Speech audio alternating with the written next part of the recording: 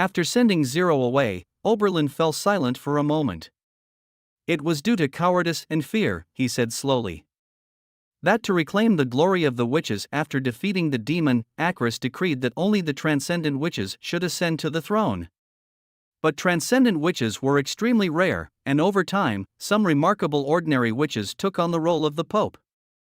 Fearful that one day they might face retribution from those oppressed witches, the mortal archbishop directly usurped the position. Oberlin intently told Maine that this secret must be kept within his heart.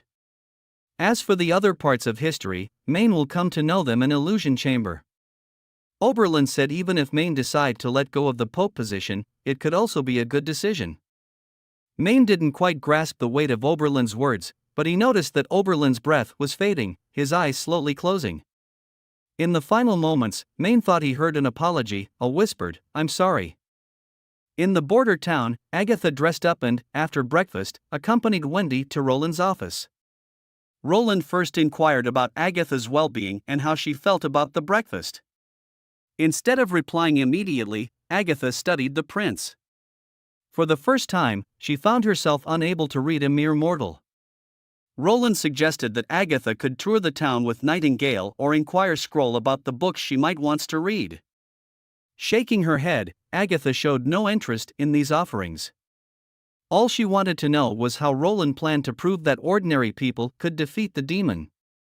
Roland shrugged. Besides heavy industry, light industry, and people's livelihoods are also important. He don't know why Agatha so interested in cannons. Agatha frowned, once again confronted with unfamiliar terms. Roland chuckled, offering no explanation, but promised to show her the latest weaponry in the afternoon. Before, Roland had wanted to ask about the daily lives of the people in the holy city of Takira from 450 years ago, such as what they ate. Agatha was taken aback by such a question, not expecting him to be curious about such matters. She explained that she never paid attention to what ordinary people ate. As for the guards and servants in her tower, they were provided with 3 meals a day. Apart from the month of the demons, they would have meat once a week. When the topic of wages came up, Agatha remarked, "Mortals serving her and dedicate their lives to her. In return, she provide them with shelter and food, and impart knowledge to them."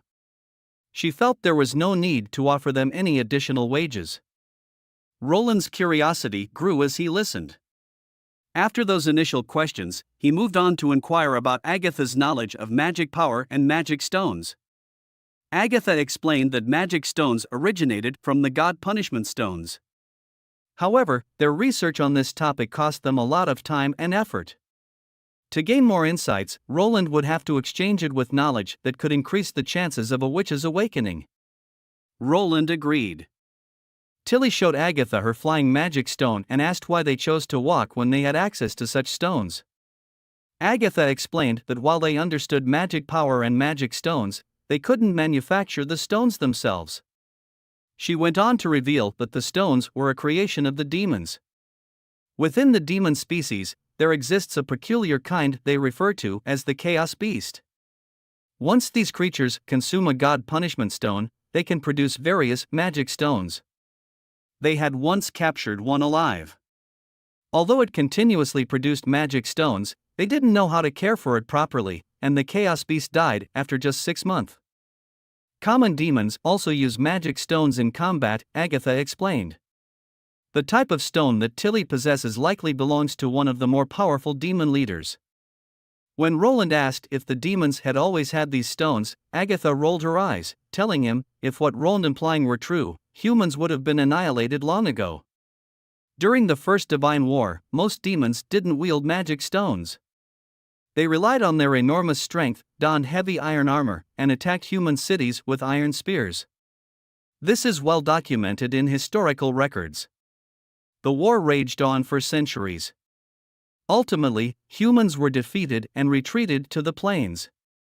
By the time of the Second Divine War, the demons' tactics had evolved significantly.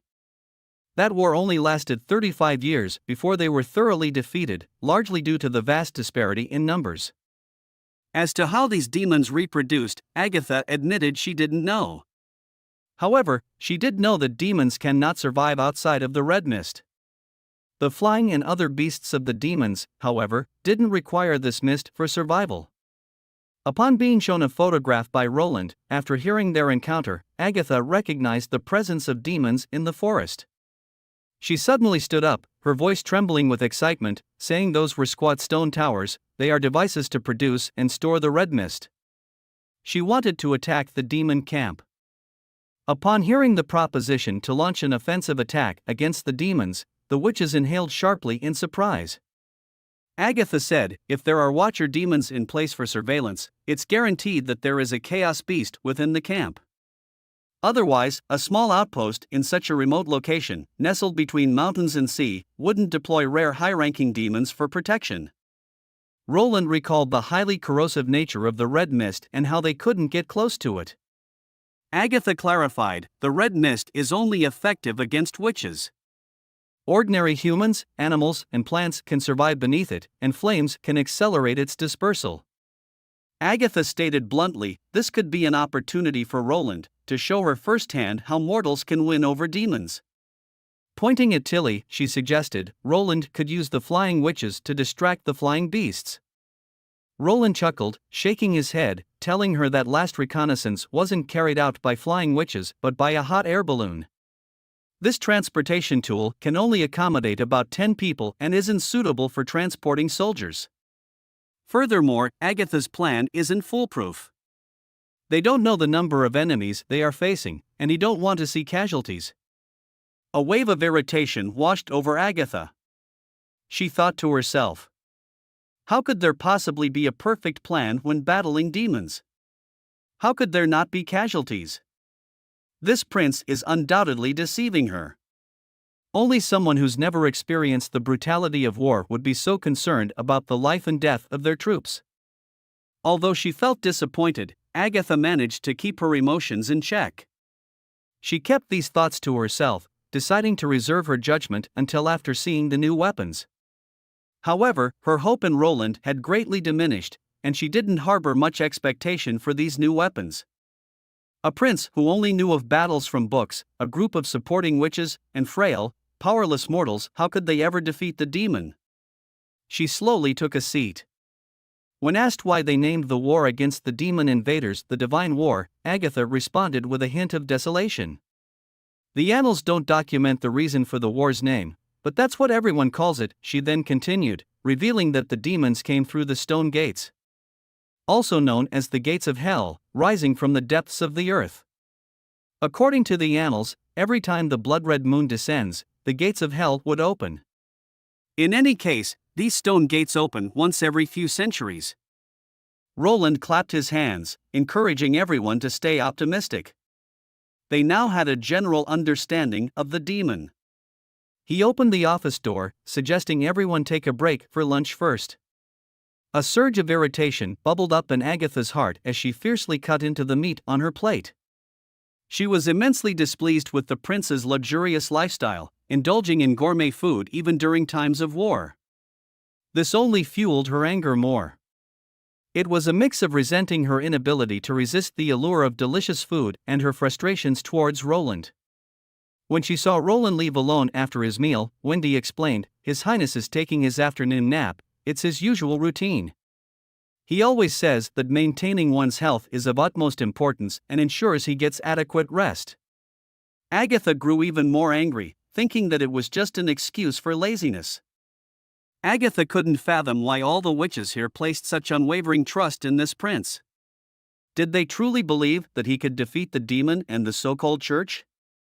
Wendy softly replied that she wasn't certain about the thoughts of the other sisters, but she believed in His Highness. Because Roland can turn things others can't even dare to imagine into reality. Wendy reminisced about Roland rescuing witches, establishing a town where witches and ordinary people coexisted harmoniously, leading commoners against the demonic beasts. Also defeating a duke with territories several times larger than his own, and even triumphing over Timothy's vast army.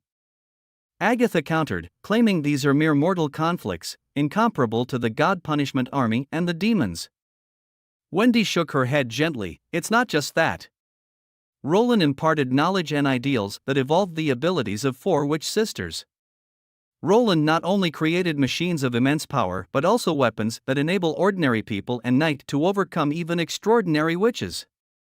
And as these miracles unfurled daily around Wendy, her eyes twinkled with mirth, yet her voice brimmed with conviction. She firmly believed that one day, Roland will become the king of Grey Castle, leading them to a brighter future. After Wendy left, Agatha was lost in thought for a long while until Nightingale appeared at the door, inviting her to witness the trial of a new weapon. Seeing Prince Roland, who looked drowsy and was yawning, Agatha had a sudden urge to splash a handful of icy slush on his face to wake him up. But she held it in.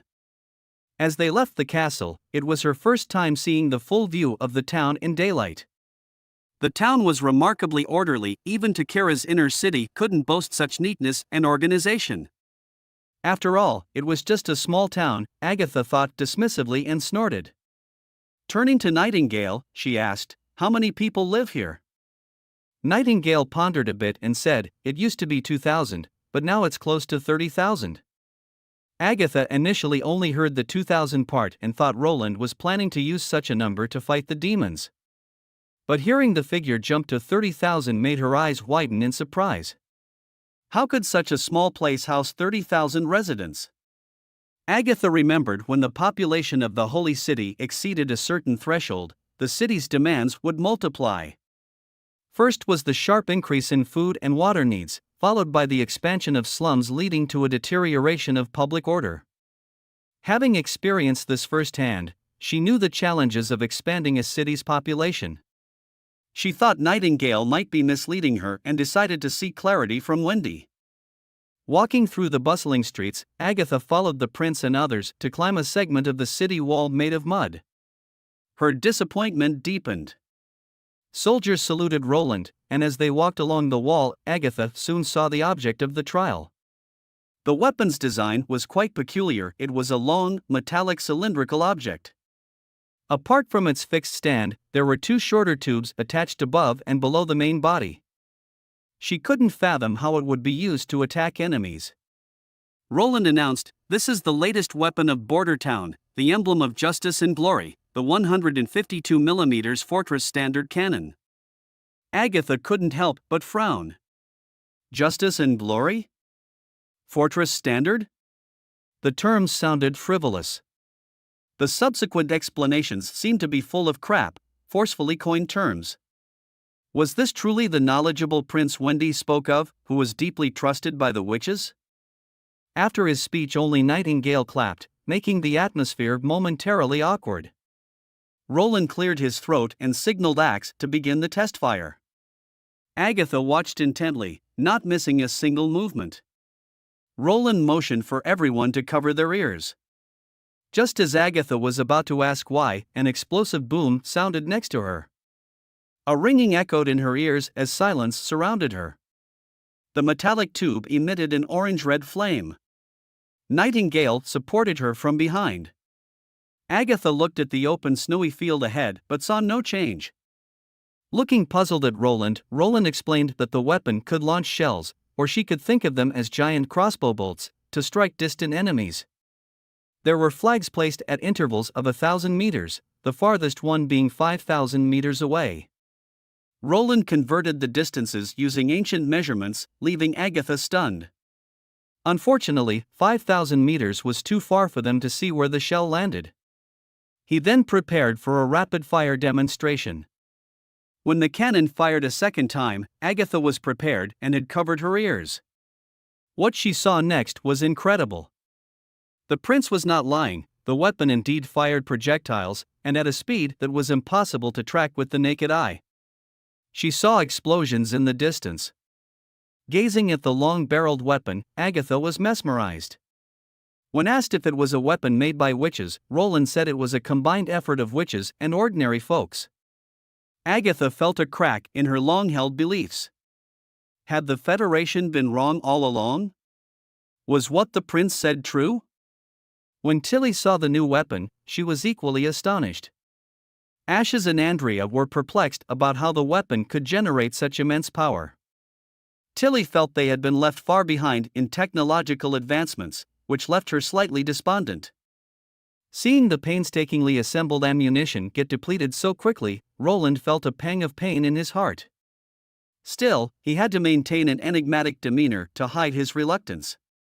The firing process went smoothly, and the results were encouraging, at least judging by Agatha's stunned expression. The cannon's performance surpassed her expectations. However, for Roland, the cannon was far from satisfactory.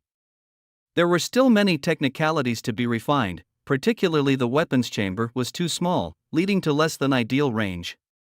After dinner, Roland awaited Tilly in his office. He wanted to discuss their strategy for the upcoming Third Divine War and their shared future.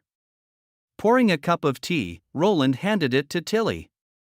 Accepting the tea, she blinked, seemingly waiting for him to continue. Roland hoped Tilly can continue saying the strength of the demons is unpredictable. They need to gather all the power they can to have a chance at winning this war.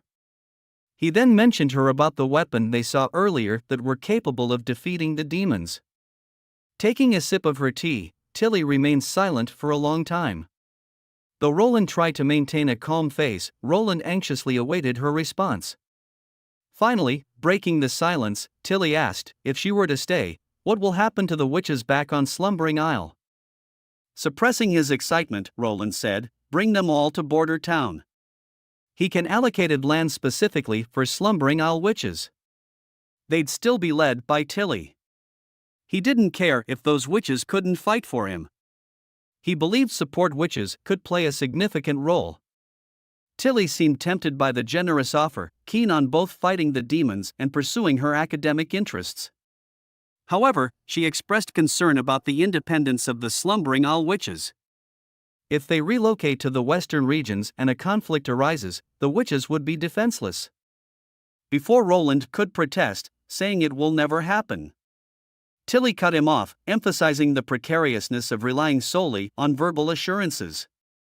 She posed a question that left Roland stumped. If the roles were reversed, would Roland simply entrust everything to an ally based on words alone? Roland hesitated. The answer was clear. He wouldn't easily trust anyone either. In a last attempt, Roland confessed, Tilly is his sister. He won't harm her. With a painful expression, Tilly closed her eyes, trying to wave off the terrible memories. For now, she only wanted to remain ally while support Border Town's development to the best of her abilities. After Tilly's departure, Nightingale appeared. Sitting atop the desk, she remarked, she didn't expect someone who wouldn't be swayed by Roland's words. Roland knew Tilly wasn't entirely convinced. Their relationship had always been tense. But Nightingale was curious about Roland's past antics in the royal palace. As he recounted tales of his mischievous youth, Nightingale commented on how terrible he had been, but also how Tilly didn't seem to despise him now. Teasingly, she added, if the Slumbering Isle witches join them and there are more witches like ashes around, she'll be too busy. Not everyone is as cute and obedient as Maisie. Perhaps it was just Roland's imagination, but Nightingale seemed quite pleased with the evening's outcome. Suddenly, there was a knock on the door. Much to Roland's surprise, for it was nearly midnight, the one who pushed open the door was Agatha. Agatha learned from Wendy that all of Roland's knowledge, be it about firearms or cannons, was documented in books.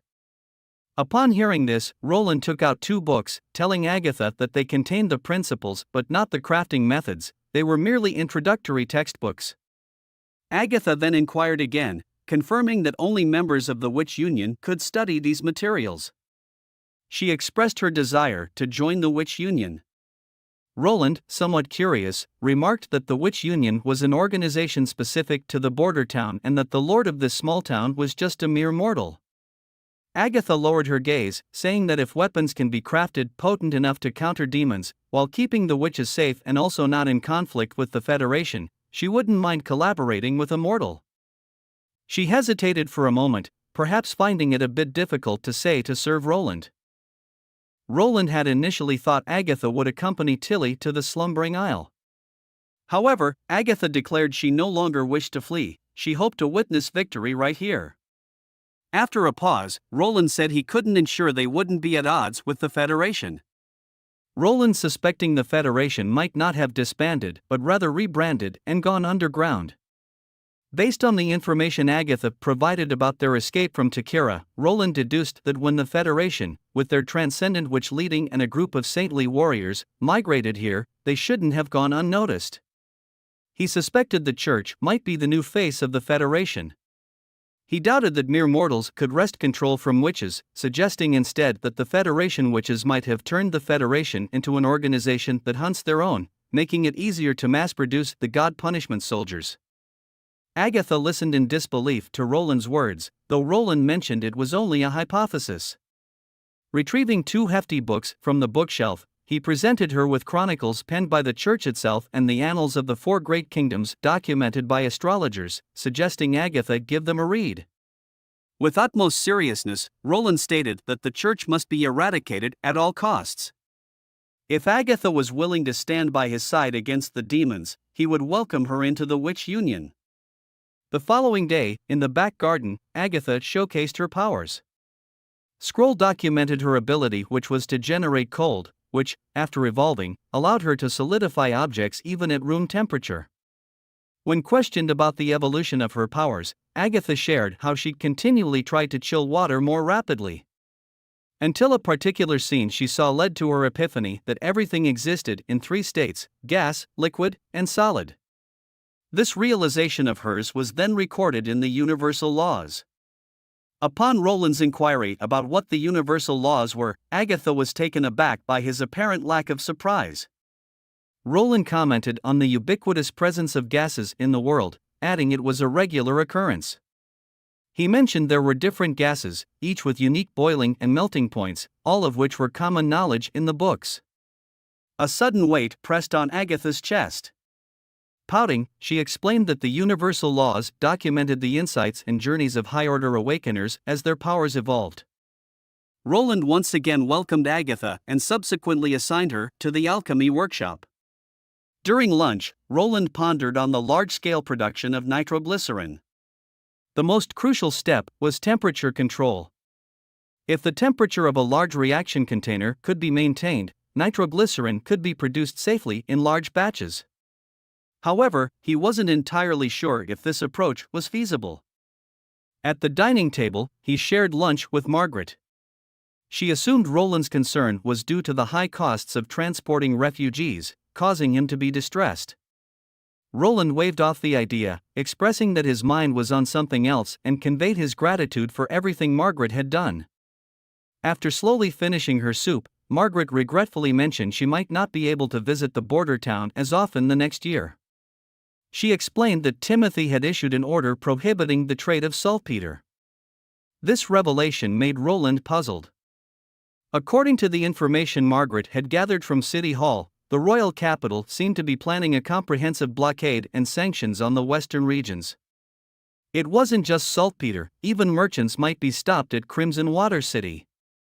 This would not only affect Border Town, but also Chang'e Stronghold and Willowtown would be impacted.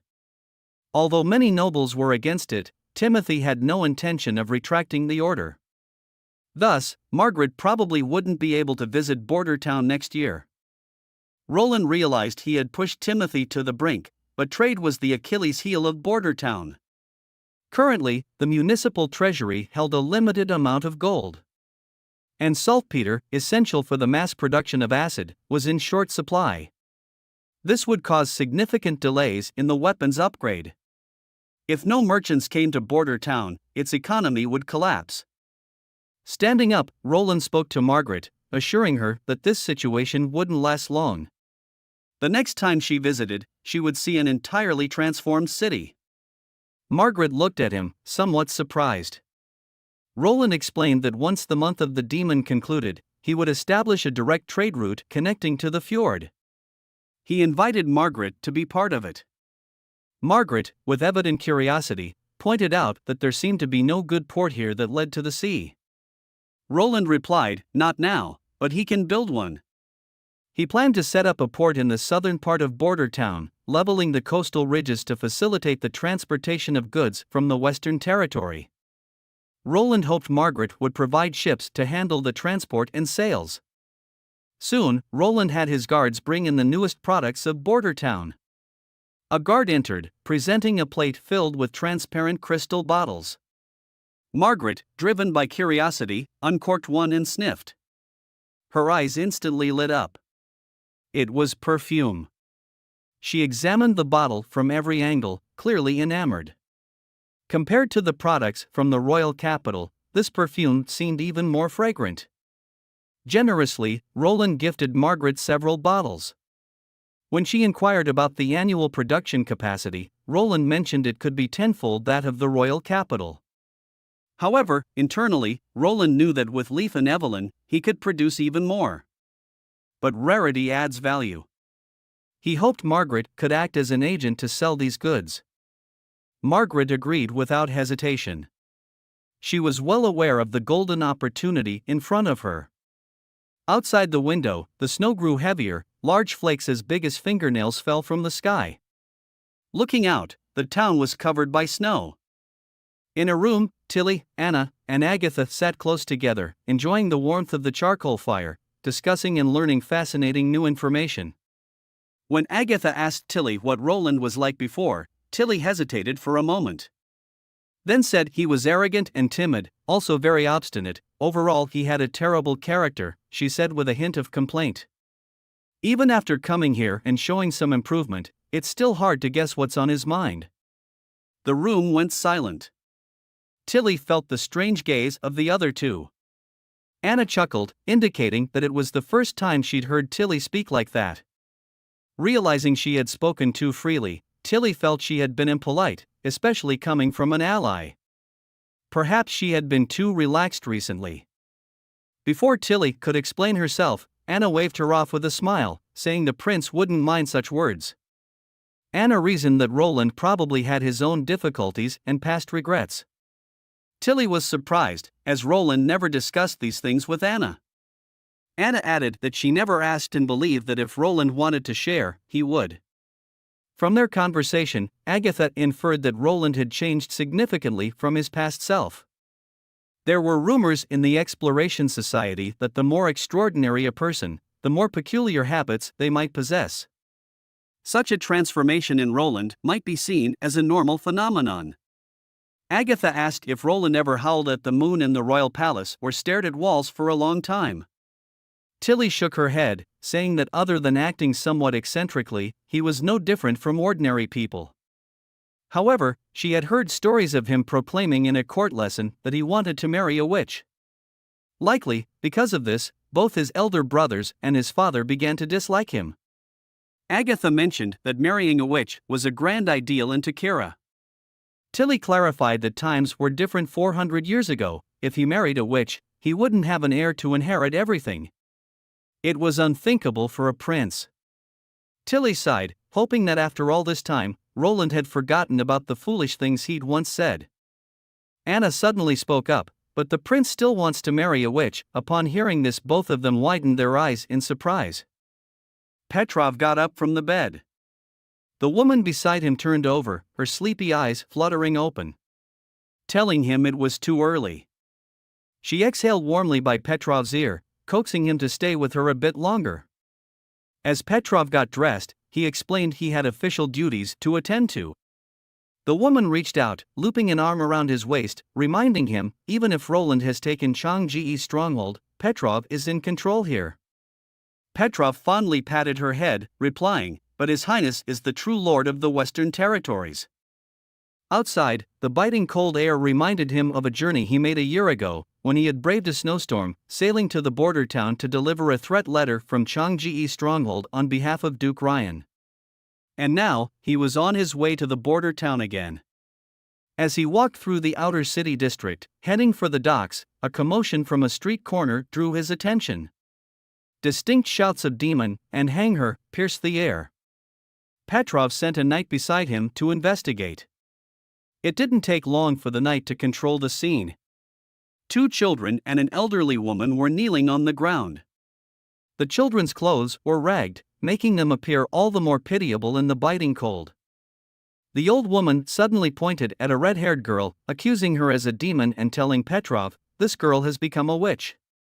A blond boy stood in front of the girl, his posture aggressive as if ready to pounce, his face covered with fresh bruises. He shouted, "Witches aren't minions of demons." Petrov disregarded the boy, addressing the old woman, asking her how is she sure that the girl is a witch.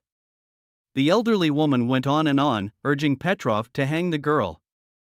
Growing impatient, Petrov demanded the full story. Reluctantly, the old woman explained that she was a follower of the church, waiting for the holy city of Hermes to send a new priest and rebuild the Western Church in Changji stronghold. By chance, she had witnessed the red-haired girl using magic to remove snow from the rooftops of local homes.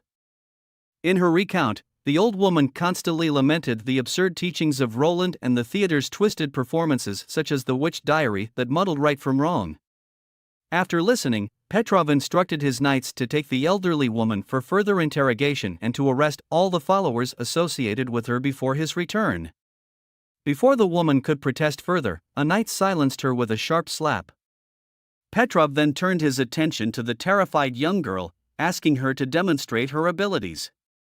The blond boy once again stepped up to protect the girl. Falling to her knees, she showed no immediate response, evidently frightened. Petrov continued, stating that if she could prove herself a true witch, he would provide her shelter. Hesitantly, she stretched out her hands into the snow, forming a snowball. Slowly, the snowball melted into water in her hands. Petrov reached for the young girl, telling her to accompany him. When she lifted her head to ask where they were going, he smiled and told her, "A place suitable for a witch." An attendant beside him gently lifted the girl, continuing their journey towards the dock. The blond boy tried to rush forward but was held back by several knights. His shouts gradually faded into the distance. Aboard the ship, Petrov draped a coat over the girl and served her a bowl of hot porridge. The girl introduced herself as Paper, a street urchin. She took a sip of the porridge and burned her tongue, but eventually managed to finish the warm meal. When Petrov inquired about the boy who had defended her, Paper revealed his name was Snake Fong, and he often brought food for them. She expressed her hopes that Petrov wouldn't capture him. Paper then shared her story. Knowing that people no longer feared witches as they once did, she used her powers to clear the accumulated snow from residents' rooftops in exchange for food. However, she had only cleared snow from 3 houses. One household drove her away, while the other 2 provided her with some food. At the 4th house, she encountered the old woman. Petrov patted her head gently, advising Paper to rest well. He promised to bring her more food later in the evening. He added, in 3 days, she'll be able to meet His Highness. Several days later, the ship docked at the border town. Petrov, escorted by guards, entered the castle. Roland welcomed Petrov's arrival, and in turn, Petrov greeted Roland with a respectful bow. After taking a seat, Roland revealed the reason for summoning Petrov. It concerned a matter of utmost importance, one that would shape the future of the entire Western territory, including the Changji stronghold. Petrov's expression grew serious. Roland presented a blueprint to him, detailing his plans to build a city on this land. With methodical precision, Roland explained his vision. Within the vast boundaries of this city and its lands, a singular set of laws would govern all, which is overseen by the newly established city hall. No noble, regardless of their rank, would be permitted to meddle in the affairs of the city. Petrov felt a jolt of recognition in his heart. He had harbored a similar idea a year ago, but Duke Ryan had dismissed it. The fact that Roland was sharing this with him now indicated that the decision had been made, and no one would be able to stand in his way. Petrov realized that his primary objective at this point was to find a way to ensure his interests were secured in the midst of this change. Subsequently, Petrov inquired, if the 5 major families are restricted from involving themselves in the city's affairs, how can his family serve and support Roland? Roland seemed somewhat taken aback by the question but was appreciative of Petrov's proactive attitude. He took a sip of his tea before replying, as long as Petrov's family is willing to accept his governance, he can continue to assist Roland in managing the Changji stronghold. Petrov quickly responded, whether it's him or his father, they have always followed Roland's will. Roland interrupted him, clarifying, he was not referring to individuals but to territories. Any noble families that seeks his protection will have their territorial governing rights revoked. Whether it's laws, law enforcement, or any other policies, everything will be based on the ordinances issued by the city hall. Petrov hesitated for a moment. Roland continued, the territories can still be passed down from generation to generation, including their noble titles. They are still free to manage various industries and own businesses. These industries and lands will belong to their family, and no one will infringe upon them. The territories they possess remain unchanged compared to before. In fact, under the stimulus of the new policy, they might even flourish even more. Petrov didn't provide an immediate answer. After excusing himself, Nightingale appeared, asking Roland whether if he think Petrov will agree. Roland took a sip of his warm tea. He was not certain. Petrov has to persuade his father first. If they don't agree, it would be very regrettable. Nightingale knew Roland was fond of Petrov. Among the nobles, Petrov wasn't narrow-minded and always seized opportunities. He was also very adept at doing business and trade. Nightingale hopped off the table, not wishing to dwell on this topic any longer. The new witch will arrive soon. She will call Wendy over.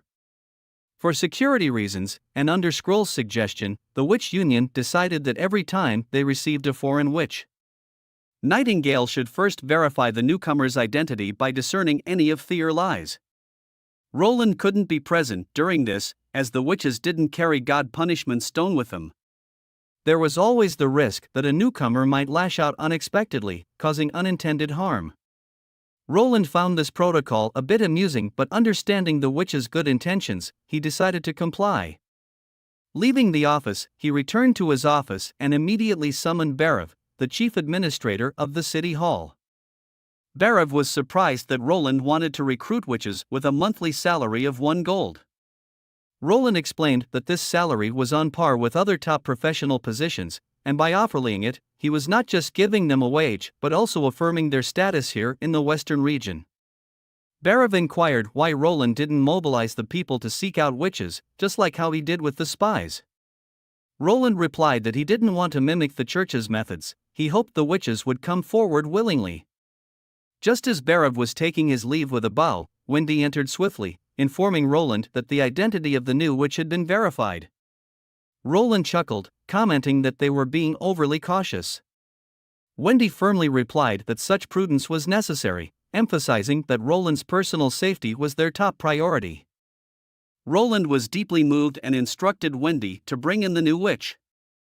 The girl was about 15 or 16 years old, with dirt-matted red hair, and her eyes radiated timidity and panic. For a moment, Roland was at a loss for words. According to the records, she called herself Paper, born on the outskirts of the Changji stronghold. She became an orphan after a heavy snowstorm 3 years ago.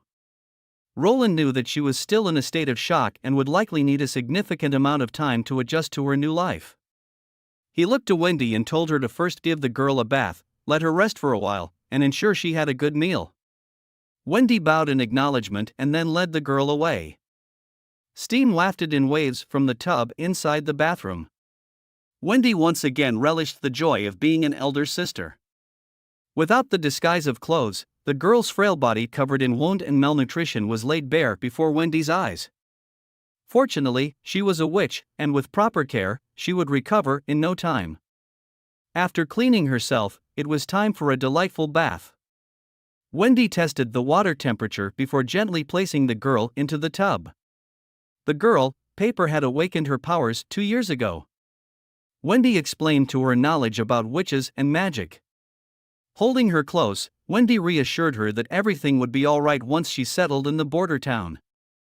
Suddenly, the bathroom door burst open. Lily, with a towel in hand, rushed in, pulling a puzzled Rem behind her. Lily leaned over the tub's edge, curiously staring at Paper, startling her. Wendy introduced them gently, saying, "Rem and Lily are witches from the border town." When they first arrived, they were just as apprehensive as Paper. Especially Rem, who was quite timid. When asked about Paper's abilities, she softly responded that she could melt snow. Paper couldn't turn water back into ice, but she could rapidly cool hot water. Lily fetched a basin of hot, bubbly water and prompted Paper to demonstrate her skill. The girl cautiously dipped her hand into the basin. In moments, the steaming surface cooled, and the bubbles dissipated, leaving the water clear and transparent. Petrov once again visited Roland's office. After bowing respectfully, he expressed his desire to serve Roland, and so did his family. Roland was immediately in high spirits. Petrov candidly spoke of the remarkable transformation he had witnessed in Border Town over the past few days, stating it was the kind of city he also envisioned. He hoped to see his own territory thrive similarly and wished for his family to join this new city. Roland was slightly moved by these words. Petrov planned to return to the stronghold to convey this to his father. Roland told Petrov that there were the other 4 major families and all the nobles of the Western Territory. Any family willing to accept this proposition would be welcomed by the new city without holding any grudges from the past. Roland hoped Petrov would convey this message and once again wished for Petrov to act as his ambassador. Petrov accepted with another heartfelt gesture of placing his hand on his chest. As he was about to leave, Roland called out to him, commending his handling of the witch matter and suggesting that there was no need for concealment in the future. Roland then stretched his arms and headed outside. Entering the garden, Roland sensed something unusual. The trees and plants were too full of life. At first, he thought he was mistaken, but as he ventured deeper, he noticed the olive tree branches bowing down, seemingly paying their respects to him. The grass at his feet leaned to one side as if greeting him. He thought he was tripping. In the center of the garden, Roland stopped in surprise. At the end of the path, there stood a quaint room constructed entirely of plants. A small bonfire burned in the center, and Wendy greeted Roland. Tilly informed Roland that Leaf's abilities had evolved. Leaf had become one with the plants. A wave of concern washed over Roland, fearing that Leaf might not be able to revert to her original form. However, Leaf's voice soon resonated, assuring him, as long as she deactivate her ability, she can return to her normal state. She seemed quite pleased and explained that she could sense every change within the garden. As she spoke, a large rolled-up leaf descended from above, gently unfurling beside Roland to reveal a cup filled with a purple-red liquid. The cup was crafted from overlapping olive leaves. Leaf's abilities had evolved during her regular care of the new crops. When asked if she could extend her power throughout the entire hidden forest, Leaf responded that it would take a long time. Expanding her control would slow her cognition. She could gradually extend her power, possibly covering the entire hidden forest in several years. However, attempting to do so instantaneously might cause her to lose her consciousness. Wendy congratulated Roland on having another evolved witch in the Union. According to Agatha's words, they now equaled half the size of the Federation. Roland smiled and then looked at the little girl sneakily peeking at him from the side. Wendy said that they still need to continue testing Paper's ability, but she noticed an odd phenomenon. She snapped her fingers, and 2 bundles of snow quickly fell from the roof. She then instructed Paper to apply her ability. Roland noticed that the snow close to the bonfire quickly turned into a puddle of water, while the one further away only melted halfway. Wendy picked up the melted water and walked to the wall, knocking on it. Tightly wrapped vines retracted, revealing a hole, and the cold wind from outside rushed in immediately. She asked Paper to use her ability again. To Roland's astonishment, the water in the leaves froze into a thin layer of ice. At first, Roland speculated that it might be a manipulation of time. Still, he quickly dismissed that theory, reasoning that time is just a concept created by humans for convenience and doesn't inherently exist. Wendy dangled a stone in front of Paper using a vine, making it sway like a pendulum. Paper used her ability again, but the pendulum's movement remained unchanged. It swung at the same amplitude. Roland realized that Paper was influencing the motion of particles, either slowing them down or speeding them up. Of course, Paper might not understand this herself, she just released her ability based on her sensations. If Roland guessed correctly, her ability was like a natural catalyst. If Paper's ability stabilizes, Border Town might witness a new peak. Just then, a melodious bell tolled from the northwest direction. It was a warning of the demonic beast attack. Nightingale suddenly appeared and rushed over. Roland told her to be careful. Perhaps on this snowy day, only witches were feeling restless, especially the combat witches Tilly brought. They were probably waiting for those mixed-breed demonic beasts that could scale the walls, eager to showcase their skills. Ever since she learned about it, Nightingale had taken an interest, rushing to the scene whenever the alarm rang, probably to see who was the strongest combat witch. Combat witches had their fun, but the support witches were missing out. Maybe it was time to create some new entertainment. With that thought, he summoned Soraya. The beautiful artist, who had made significant contributions to Border Town, looked spirited, her face radiant with a youthful exuberance she couldn't hide. Such a fulfilling life made Soraya very happy, and she was even happier that she could use her abilities to help Roland. Roland was deeply moved by her smile. He called for Soraya this time to design new playing cards. He knew that everyone had grown tired of Gwent. Pulling out a blank paper, Roland quickly sketched the rough design. He explained that there would be 4 suits, numbered 1 to 13, with an added king and queen card, making a total of 54 cards. Soraya's abilities had come a long way, and using the sketch as a reference, she quickly painted the cards with a coating. Roland told Soraya that there were many ways to play with these cards and asked her to bring Anna and the others. He would teach them how to play. Ferlin stood behind his wife, watching her with a gentle smile as she meticulously chose goods from the stall. At moments like this, Eileen's gaze was always exceptionally serious. Ferlin thought all pieces of meat were priced by weight, so it didn't matter which piece she picked. However, Eileen insisted that while Ferlin liked lean meat, without a bit of fat, the dish wouldn't be fragrant when cooked. So, she had to choose carefully. Ferlin couldn't help but chuckle, telling her to keep selecting as he'd go buy some wheat. Ever since the snowfall, Prince Roland had set up windbreak shelters around the market. There were also notices proclaiming that sales would continue even in winter. This meant that throughout the daunting month of the demons, the town would still offer a steady food supply. People in line recognized Ferlin and even offered him their spots. However, Ferlin showed his gratitude but took his place at the end of the line. A middle-aged man ahead chuckled, commenting that Ferlin truly lived up to his reputation as the once-renowned first knight of the Western Territory. Ferlin was taken aback. He hadn't expected the man to know of his past. The man laughed, saying it was no secret. His children adored Ferlin, with his eldest son even aspiring to be a knight one day. Ferlin smiled, and then realized that perhaps, in the future, His Highness wouldn't need knights anymore. When Ferlin was the Duke's knight, most commoners wouldn't dare meet his gaze, let alone having a conversation with him. After his defeat and capture, bringing him to this border town, he had assumed he would merely serve under a different lord. Yet, to his surprise, he eventually became a teacher, imparting knowledge to commoners, and during his time being a teacher, he earned people's respect. This respect felt entirely different from his knightly days.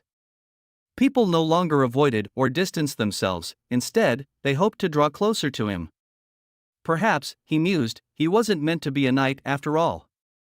Soon, it was his turn in line. Behind the counter stood a girl, one of the first students he had taught.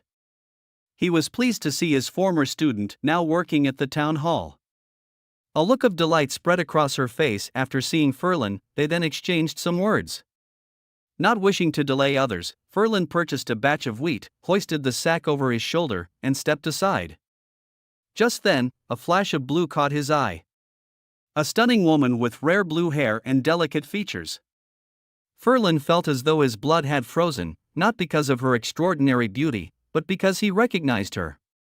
He had seen her likeness in his family's grand hall. And a large portrait of her was hanged in the grand hall. If his memory served him right, she was depicted as the founder of his family lineage. Eileen's voice pulled him from his disarrayed thoughts, and he responded distractedly. Back home, the image of the woman continued to haunt him. Why, he wondered, had he seen an ancestor of his family in the town? After much contemplation, he decided to return to the Changji stronghold.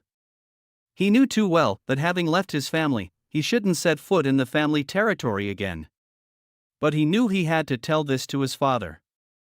Upon arriving, to Furlan's astonishment, the first to greet him was his younger brother, Miso.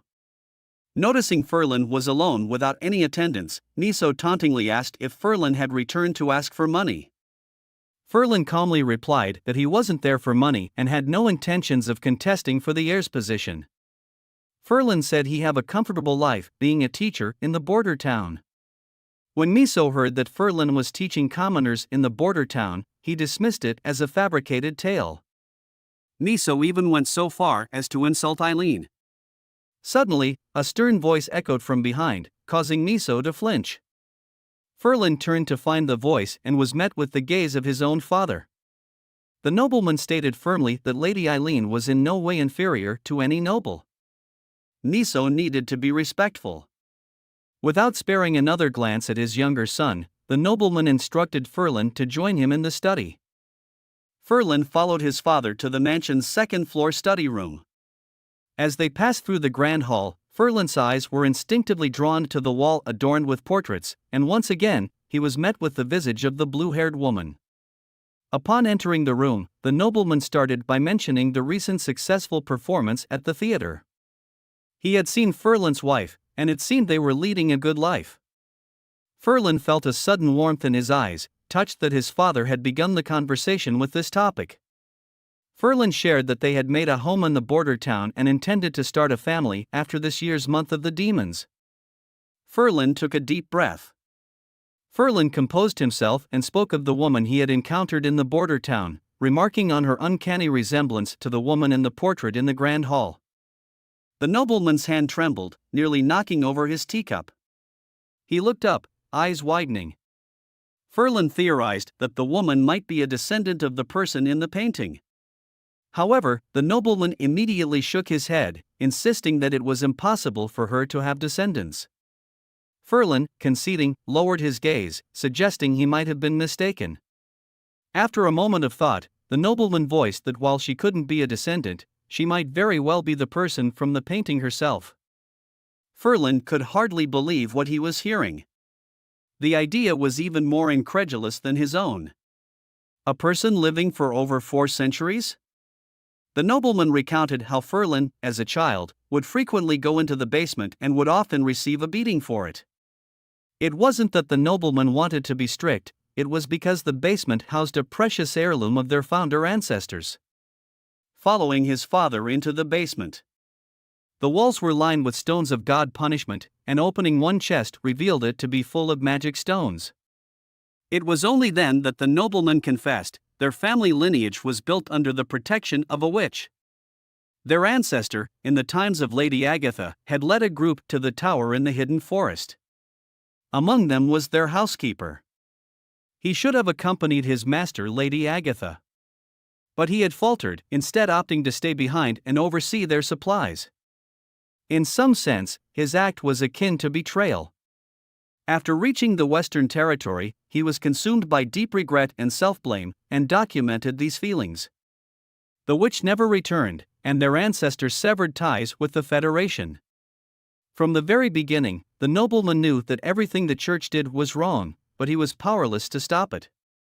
The most he could do was ensure that if a witch ever appeared in his territory, he would protect and hide her. Their ancestors, over several generations, had done the same. Furlan was puzzled as to why the nobleman believed the ancestor might still be alive. The nobleman explained that witches possessed a myriad of powers and were unable to bear offspring, leading him to believe that she might be still alive. The hidden forest was treacherously dangerous. Even witches could not safely return from it.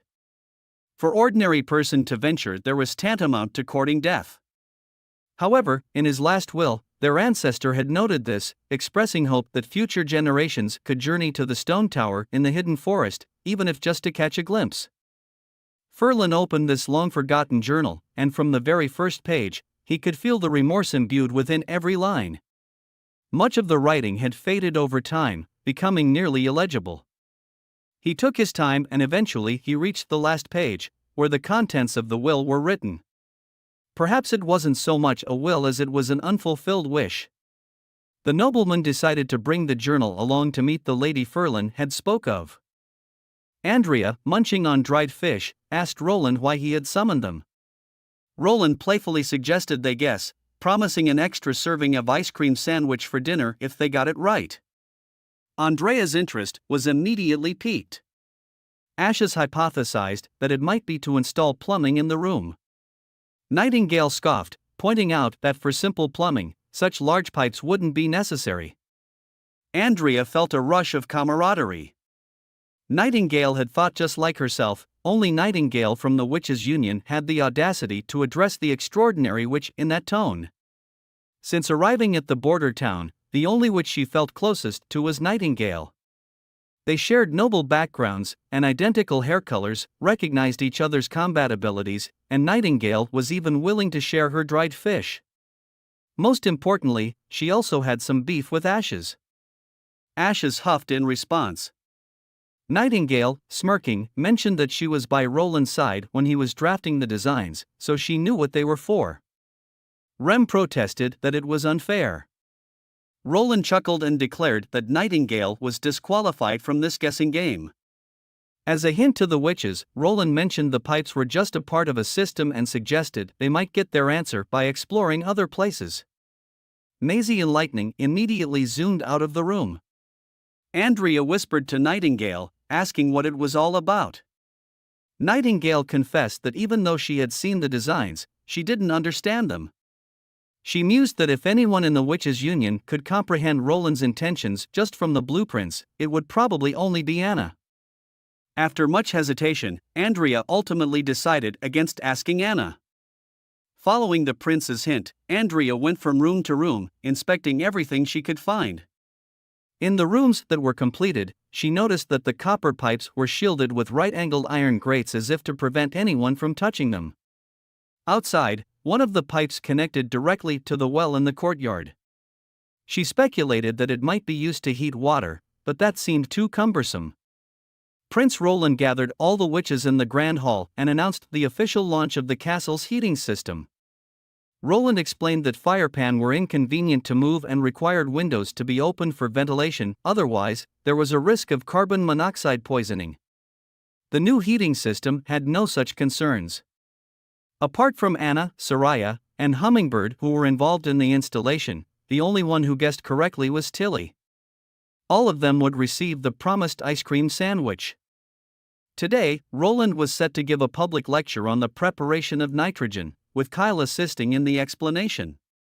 Roland initially believed Agatha and Kyle might dislike each other. Since on one hand, there was the chief alchemist of Border Town, passionate about alchemy to a fault and seemingly indifferent to others' feelings and perspectives. On the other hand, was a witch from a kingdom that existed for centuries ago, wearing the pride of being a member of the top research institution, the Exploration Society. Both were incredibly straightforward, and pairing them up seemed like putting two volatile components together, an explosion waiting to happen. Surprisingly, they got along exceptionally well. Kyle felt Agatha had done him a significant favor, while Agatha thought highly of Kyle's vast knowledge. After extracting the nitrogen, the majority exclaimed that they couldn't see it. Roland then posed a question: how could one prove that nitrogen was different from air? Tilly, Agatha, and Anna all provided the correct answers. Roland was thrilled with the deep academic atmosphere. However, the rest of the witches were utterly lost. Barav and Axe, who were also present, were just as perplexed. Nevertheless, Axe firmly believed that if it came from His Highness, then it must be correct. Atop the city walls, the riflemen were poised and ready. Facing the looming tide of darkness on the horizon, they calmly conducted their final weapon checks before resting their rifle barrels on the crenels. One soldier caught sight of the witches. Another remarked on how beautiful they all looked, recalling how the church had painted them as ugly and terrifying before he came to the border town. Yet another said, not only were they beautiful, but they were also incredibly powerful. He spoke of Ashes wielding the massive sword, able to bring down a mixed-breed demonic beast with a single strike. How he wished he had such strength. Suddenly, a third soldier shushed him, whispering fears about it being the power of demons. The pony-tailed soldier gave him a good smack on the head, scolding him for such nonsense. He reminded him that Lady Nanoa was also a witch, asking if he considered her a demon as well. Lowering his voice, he warned that uttering such things in front of the veterans of the First Army would lead to a beating. With that chit-chat settled, their gaze shifted back to the oncoming horde. This wave of demonic beasts wasn't much different from previous encounters, but then they spotted something massive within, an enormous demonic beast, unlike any they'd seen before. It was much taller than the city wall itself, its massive horns and teeth were size of a full-grown man. They knew rifles would be useless against such a creature, they'd need the artillery crew. Glancing towards the position of the new cannon, its silvery barrel was already in motion. The gun slowly pivoted, aiming directly at the charging behemoth. A brilliant flash lit the scene, followed by a deafening roar. Unfortunately, it was missed. Andrea and Ashes hurried over upon hearing the commotion. As they arrived, a second earth-shaking roar resonated, this time, striking the colossal demonic beast squarely in the chest. The monster stiffly fell sideways with a heavy thud, its immense weight echoing across the battlefield, squishing many demonic beasts along the way. Unable to contain their exhilaration, the soldiers let out a triumphant cheer. Even such a fearsome and ferocious enemy couldn't stand against the mighty weapon invented by His Highness. And everyone on the city walls began to chant Roland's name. Roland only received the news after the battle had concluded. Upon rushing to the city wall, the massive body of the demonic beast still lay silently in the snow. Agatha, who had followed him, widened her eyes in recognition. She identified the creature as a hell dread beast. Agatha explained that several towns had been flattened by the hell dread beast's rampages. However, they were only ever seen as the ominous blood moon drew near. Roland then, recalling the diary entries mentioning that when the sky displayed a blood-red moon, the gates of hell would open again, he asked for an explanation. Agatha replied, implying that their time was running short, with at most 5 years remaining. At first, Roland was shocked but felt a bit relieved after fully understanding her words. Agatha looked at Roland, noticing his lack of urgency. Roland commented that 5 years are plenty. Based on their current pace of development, he'd be able to equip the entire army with new firearms in just 1 more year. 5 years would grant him ample time to ensure that the land, population, and resources reached a higher standard. He hoped to establish 3 more industrial cities that would provide a constant supply of food and ammunition, along with providing basic education for the people. By the end of 5 years, he could line the entire city walls with these cannons. It seemed as though Agatha had made up her mind. She took a deep breath and promised Roland that she would do her utmost to produce liquid nitrogen and liquid oxygen for him. Looking at Roland straight in the eyes, before she could finish her sentence, Roland reassured her that they would definitely defeat the demons. By evening, Evelyn returned to her apartment. The warmth of the hallway enveloped her immediately. The difference between the inside and the outside of the apartment felt like 2 different worlds. Walking through the living room, she noticed Andrea, Ashes, and Savvy engaged in a game of poker. Each of them had several pieces of paper stuck on their face. Andrea explained that the one with the most paper would owe the winner an ice cream sandwich the next time. Andrea invited Evelyn to join in. Evelyn pointed out that final exams were approaching, suggesting that everyone should be studying. Andrea responded by saying that the material was easy for her, and both Ashes and Savvy nodded in agreement. It was then that Evelyn remembered Andrea came from nobility, and both Ashes and Savvy can read and write. Politely declining the invitation, Evelyn chose to head back to her room and study. The next day, the witches sat together in the classroom, awaiting Scroll to distribute the exam papers. Andrea was mentally counting, besides the ice cream sandwich everyone would receive after the exam, she'd have the additional one she won from Ashes and Savvy yesterday. That meant she could indulge in 3 portions alone. As for the exam, Andrea was fairly confident. The test papers were quickly handed out. She raced through the questions on the first page, but as she flipped the page, she realized she couldn't understand the math problems that followed. Taking a deep breath, she suddenly turned her head to sneak a peek at Nightingale in the row behind her, but Nightingale's expression showcased that she had no idea what was going on. Nightingale was staring blankly at the paper, a quill held to her mouth, her gaze unchanging for a long while. Looking over to Evelyn, she and Maisie were slowly working out the problems with their fingers. And when she glanced at Ashes, she had the same stunned look as Nightingale. During the tension, Scroll announced the end of the exam. Andrea leaned back in her chair, watching as her paper was collected, suddenly feeling that the 3 portions of ice cream sandwich that evening might not be as sweet as she'd imagined. Scroll brought all the papers back to Roland's office. Roland saw a myriad of bizarre answers, or in some cases, he could sense the test-taker's agony and anguish between the lines. Nightingale asked why Anna didn't have to participate. Roland smiled while saying that Anna and Scroll were the ones who had prepared the exam. She then inquired about Tilly, to which Roland explained that Tilly had played the role of the examiner, having done the test in advance to check for any oversights, and had scored full marks. Once all the scores were tallied, he found that the first group of witches from Slumbering Isle had all shown noticeable improvement. Everyone had passed this time. Evelyn's improvement was the most significant. The scores of the 3 newly arrived combat witches were somewhat low. Nightingale's performance was rather disappointing. Her scores in 3 subjects were even lower than her previous test, making Roland somewhat bemused. It seemed that learning truly was a natural talent, sometimes it just couldn't be forced. The only one that puzzled him was Maisie. She hardly got any computational questions right in mathematics and sciences, and the formulas she used were utterly gibberish. However, she scored 90% on the multiple choice and true or false questions, resulting in an overall score of 63, which was somewhat unexpected. Roland really couldn't fathom how Maisie managed to do it. In the kitchen, Maisie and Lightning were preparing food. Maisie joyfully remarked how lucky she was to have gotten a double-yolked egg again. Lightning commented, "How Maisie always have such good luck." Maine had become the new pope. He once again descended into the dungeon. The last time he came here, it was to secretly execute the King of Grey Castle, Wimbledon III. He ignored the lamentations and cries of the others, heading straight to a specific cell door.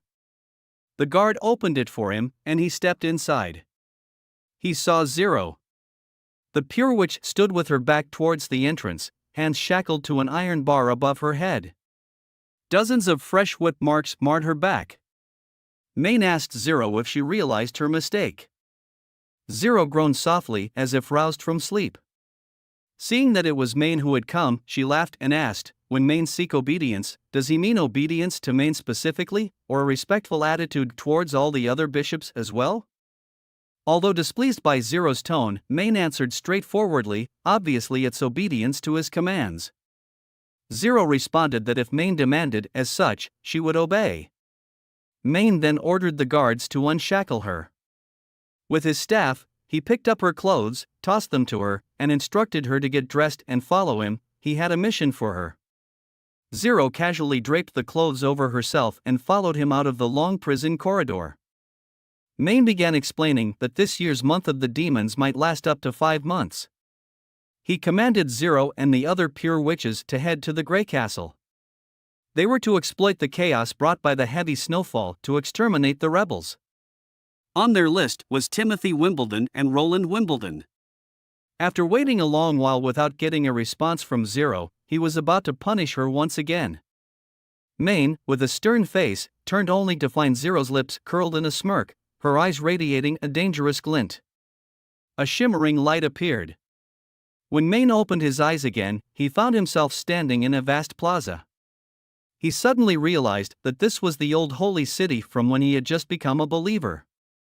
Zero suddenly materialized, mentioning that this was the place that left the deepest impression on Maine and that she admired it.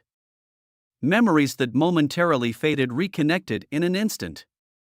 He felt a surge of anger and whipped around, his eyes locked intensely on Zero. He couldn't believe Zero dared use her powers on him. Zero spoke nonchalantly, "She is well aware of what she is doing. But for Main, perhaps he don't fully understand. Main was familiar with this power, knowing well that this was a spiritual battlefield, where one battles solely with consciousness within the world constructed by the intruder.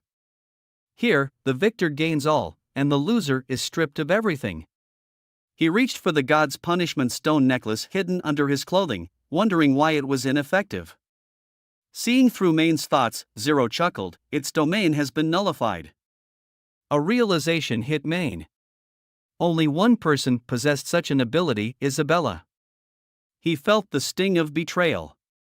If he had known earlier, he would have converted them all into God's punishment army. But regrets were futile now. All he could do was take a deep breath and probe for answers. Main quickly regained his composure. He threatened Zero, if Zero kill him, the judgment army outside will notice and apprehend her. And what awaits her won't just be flogging. Zero shook her head, she have no plans to flee. Instead, she aimed to replace Main and ascend to the position of the Pope. Main was taken aback by Zero's declaration, exclaiming, a pure one could never become the Pope. And the one to be crowned in front of the multitude of believers in the Grand Cathedral is Main. No one would recognize Zero as the Pope. Yet, Zero responded, she don't need to show her face. Acting as the Pope's messenger will suffice. After all, Oberlin remained secluded in the holy secret temple for years, and on the rare occasions he ventured out, he would wear a mask. No one will notice a change in the Pope. As Main continued with threats, Zero coolly interjected, once the spiritual battle begins, it cannot be interrupted. Furthermore, no one will apprehend her. Main were mistaken from the very start. Main gazed into Zero's eyes, finding no trace of emotion, only a serene, unwavering gaze staring back at him. Main's mind suddenly raced back to Oberlin's last words, let go of the Pope position could also be a good choice. My child, I'm sorry. He felt as if he had plunged into a chasm of ice. With chilling clarity, Main finally understood everything. Zero then elaborated, this battlefield was orchestrated by Pope Oberlin for them. Once the spiritual battle concludes, the survivor will become the true ruler of the church. Main couldn't fathom why Zero had turned out this way. Perhaps it was the memory she acquired from the king of Wolfhart and Garcia. Slowly approaching Main, Zero explained that the church was originally founded by the Federation. What the old pope did was merely to provide the witches an opportunity to reclaim what was rightfully theirs. She told Main that if he were to win, he could gain the memories Zero had accumulated over 200 years. Main thought to himself, the decision to let Zero activate the secret room was strange from the beginning. Despite being favored by Oberlin, she was just a witch, and shouldn't have access to the church's deepest secrets. Remembering when Zero had unlocked the room, and she said this was also her first time here. Pieces was coming together. Unfortunately, Main had overlooked this. Main asked Zero where she would lead the church if she won. She tilted her head upwards and responded, towards victory, or perhaps defeat, but certainly not flee to the fjord. Zero was already privy to the secret orders Main had issued. As the Third Divine War approaches, Main diverted some resources to secure an escape route for himself. A hint of sarcasm laced Zero's tone, the Divine War hasn't even started, and Main have already lost faith in victory. How can someone like Main be the spokesperson for the gods? Main couldn't hold back his fury, and started screaming if the gods truly favored them, why have they allowed humanity to suffer defeat time and time again? Main then laughed, to fight against the demons, they can only rely on God's punishment army. But with their current numbers, they can't change the outcome. Should he rely on the witches? Zero drew her long sword, pointing it at Main. She shook her head, the glint in her eyes sending a chill down Main's spine. Zero knew that this battle would determine the fate of humanity. Regardless of gender or age, everyone would become valiant warriors, rushing to the battlefield in waves, until they either defeated the demons or met their collective end. Main found this plan utterly ridiculous. Ordinary people would be paralyzed with fear at the mere sight of a demonic beast. How could they possibly combat the demon? Zero didn't respond, prompting a sudden realization in Maine. The only way to grant ordinary people the ability to fight was. He can't believe it. Zero intend for everyone to consume the church's pill. Zero replied, they can rely on sheer numbers. In 5 years, they will have stockpiled 4 million pills. Apart from the God's punishment army, the pure ones, knights, and judgment army, they will have millions of additional forces. Maine was convinced Zero had lost her mind. How could an impure one nurtured by the church ever suggest such a thing? He believed that the memories inside Zero's head must have backfired. Zero took deliberate steps toward Maine, believing that acquiring knowledge was inherently a process of self-transformation. She had no intention of continuing their conversation. It was time to decide who would rule over the church. Maine fired the crossbow he held in his hand. Zero effortlessly dodged, following it up with a swift sword strike. Gritting his teeth, Maine watched Zero intently. Suddenly, a billowing red mist began to emerge from beneath him, spreading in all directions. Zero paused, her eyes widening slightly. Then, clutching her throat, she let out a harrowing scream. Standing within the red mist, Maine introduced this was the demon mist. Lethal only to witches. If he were to fill the entire square with it, Zero would die again and again. Zero laughed. Suddenly, a strong gust of wind surged, whisking away the red mist surrounding Maine. He recognized the wind magic stone set into Zero's ring. Without hesitation, Maine produced and swallowed a batch of pills. Zero nodded approvingly, deeming it a wise choice. Maine felt a rapid surge of power coursing through him. Meanwhile, Zero began forging her weapon. The blade was as broad as her own body, embedded with numerous magic stones. It felt eerily familiar. Indeed, it was the weapon of Icarus. The magic stones on the blade lit up one by one, followed by a blinding golden light emanating from its edge. The light dispersed the surrounding red mist. Maine saw nothing but consuming golden light. In an instant, the entire world seemed to crumble and dissolve within this golden glow. Back in the dungeon, Zero casually threw her draped cloak onto the ground. The Judgment Knight standing by respectfully bowed his head, presenting Maine's golden robe to her, a garment symbolizing the pinnacle of church power. He then knelt, proclaiming welcoming their new pope. Ferlin and his father arrived to the border town to meet with Roland. They were invited in the dining hall. Due to the heavy snow outside, both Ferlin and his father were clad in thick coats. Upon entering, they immediately felt the warmth of the room. Roland suggested they remove their coats, explaining the indoor warmth was due to central heating, a concept foreign to the father and son. He briefly explained what central heating was. The primary reason for their visit was to meet Agatha. Roland advised Ferlin's father to remove the stone of God punishment as a basic courtesy towards Agatha. Shortly after, Agatha, draped in her snowy cloak, entered the dining hall.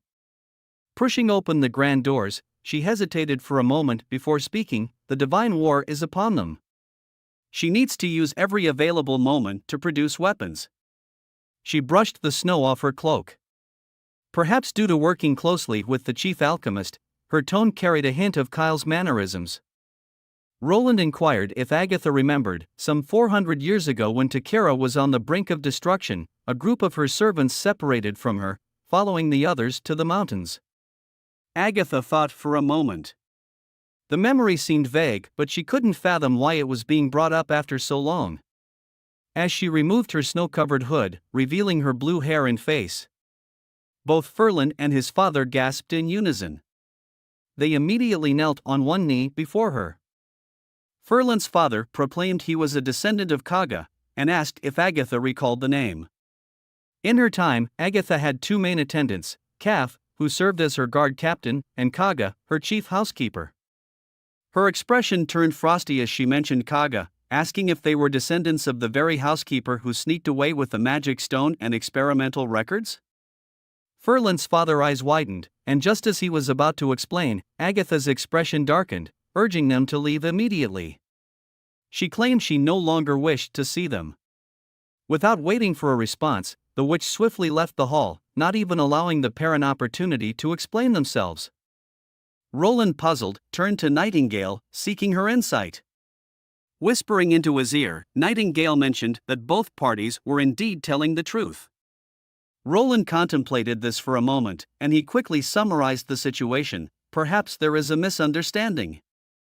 He suggested to Ferland's father to reside in Ferland's house for the time being and take the opportunity to explore the town. He promised to discuss the matter further with Agatha. Trembling from head to toe, Ferland's father gratefully thanked Roland. It was evident to Roland that Agatha's reaction had deeply shaken the noble. Roland then advised them to bring in the magical stones and the records they had in their possession. Seeing the remnants from over 4 centuries ago might alleviate Agatha's feelings, he mused, hopeful that their material proof could bridge the chasm of misunderstanding that had formed. In the evening, the prince summoned Agatha to his office. Roland recounted the story he'd been told to Agatha, informing her that regardless of how her housekeeper had acted, Ferland and his father's intention had at least been to return things to their rightful owner. Perhaps he had even hoped to atone for the responsibilities their ancestors had shirked. Agatha remarked that Kaga had merely deceived his descendants, and they owed her nothing. Besides, weren't they among the nobility of the Western Territory? If Agatha were to accept them, it would only hinder Roland in his future plans and expansions. Agatha understood Roland's ambition to bring the entire Western Territory under his control. Roland hadn't expected her to think this, yet from her tone, it didn't seem like she held it against Ferland and his father. Gently touching her hair, Agatha decided not to carry the anger from 4 centuries ago toward the present descendants. Roland was even more moved by the enlightened witch before him. He then jokingly inquired if Agatha would be interested in her inheritance. Shooting Roland a sharp glance, Agatha replied that it wasn't her inheritance but that of the Exploration Society. Tilly opened the first box. Out of 10 boxes, each was filled with magical stones. Agatha referred to them as glow stones.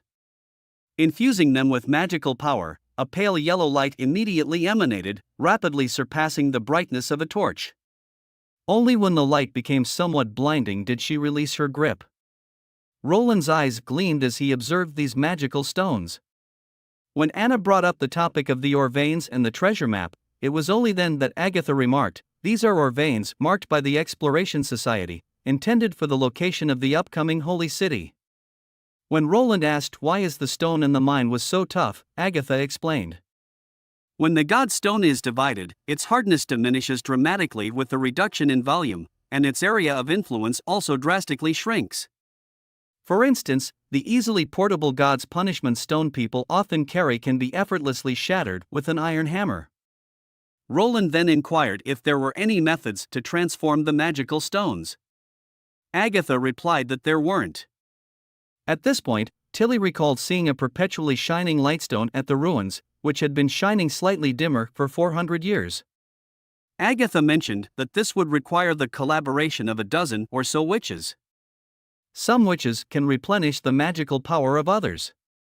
By infusing it with a substantial amount of magic, it can shine for an extended period. However, these magical stones don't offer much assistance in battle situations. Pointing to the black leather books in some other boxes, Agatha's cheeks turned a rare shade of red. Some of them are copies of the Compendium of All Magic, intended as a guide for the witches who will settle the new lands and teach them how to evolve their abilities. Why would Agatha be embarrassed about that? Roland gave her a puzzled look, continuing his search through the remaining boxes. Sylvie found a secret compartment in one of the boxes. Upon opening it, Anna took out a cast-iron square box. Agatha stared at the box in shock, her hand trembling as she looked at the divine seal imprint, unable to believe that Kaga would possess something of this nature. She suspected he might have stolen it from other witches of the Exploration Society. Roland speculated that someone might have been attacked and entrusted it to Kaga. He then inquired about the nature of this divine seal imprint. Agatha responded, certain magical stones, when connected, can produce additional effects, either altering the nature of the magical power or amplifying its outcome. This has been one of the primary research focuses of the Exploration Society. These interconnected magical stones are referred to as seals, and the divine seals are the most powerful among them. Their magical stones are all sourced from high-tier demons. Throughout the entire Takara, there are only 3 or 4 of them. When Roland asked how powerful it was, Agatha calmly responded that it could level Roland's castle to the ground. Agatha commented, "The amount of magic needed to utilize this is staggering." Back then, only the top 2 seats of the Federation could employ the divine seal. Roland pondered for a moment and considered letting Anna give it a try. Agatha shook her head and began explaining why only Transcendents could use it. Almost in the blink of an eye, as Anna took the seal, the 4 magical stones on it lit up one by one. Their golden light grew increasingly bright, making the entire seal resemble a nascent sun. Agatha shouted for Anna to let go. The brilliance vanished in an instant as if it had never appeared. Exhaling deeply, Anna gently placed the seal back into its iron box. A hushed silence enveloped the office. Sylvie covered her eyes trying to recover from the sudden light. Everyone took a moment to catch their breath. Anna commented that using it consumed a great deal of magic. She could at most use it twice. Her statement felt same as saying, "The exam was a bit challenging, I guess I could only score 99% twice." Paper had gradually become familiar with this place. She is surrounded by people who always cherished and cared for her. Without the need to search for food or worry about the firewood she gathered being stolen, she hoped to stay in this warm place forever. As she entered the main hall, Paper noticed the witches were not sitting at the long table for meals as usual. Instead, they were crowding around a wall, chattering incessantly. She blinked in curiosity but felt too shy to ask Wendy what they were up to. Wendy smiled, telling her that everyone is testing their combat strength. Paper was puzzled. Wendy added, "It's a quirky term that His Highness came up with, don't mind it." Lightning infused her magic and lit up 2 stones. Meanwhile, Maisie boasted that she lit up 2.5 stones, which Lightning found hard to believe. Wendy asked Paper if she wanted to give it a try. However, Wendy reminded her that Paper hadn't learned how to properly use her magic yet. Suddenly, Paper felt unwell and collapsed to the ground. A sharp pain racked her abdomen, and she felt as if magic quivered within her body. Wendy recognized these as signs of a magical backlash. She held Paper closely, trying to comfort her. The other witches stood up and circled her, offering comforting words and urging her not to be afraid. Wendy's suspicions were confirmed. The next day, she took Paper to meet Roland. Despite enduring pain the previous night, Paper remained conscious. Lying in the large bed and surrounded by the witches who came to visit, she listened to their comforting words and felt an overwhelming urge to cry. Roland looked at the young girl with joy, welcoming her as a member of the Witches' Union. Roland examined the experimental notes left by the Exploration Society. To him, this was an entirely new world. Roland was planning to build a mage tower for Agatha, allowing her to continue doing her research. This time, he waited until Agatha had finished her day of acid-making work before calling her to his office. Agatha declined the offer, feeling that a chemistry laboratory like Kyle's was sufficient. That would be so out of style. Roland exclaimed internally. He set aside the draft sketch, then recounted his ideas from the morning, asking Agatha if she could complete the rune crafting on her own. Agatha shook her head in response. Suddenly, Roland turned to Nightingale, inquiring about her combat strength test. Nightingale turned away, stating it was a secret. Roland surmised that she was probably disheartened by Anna.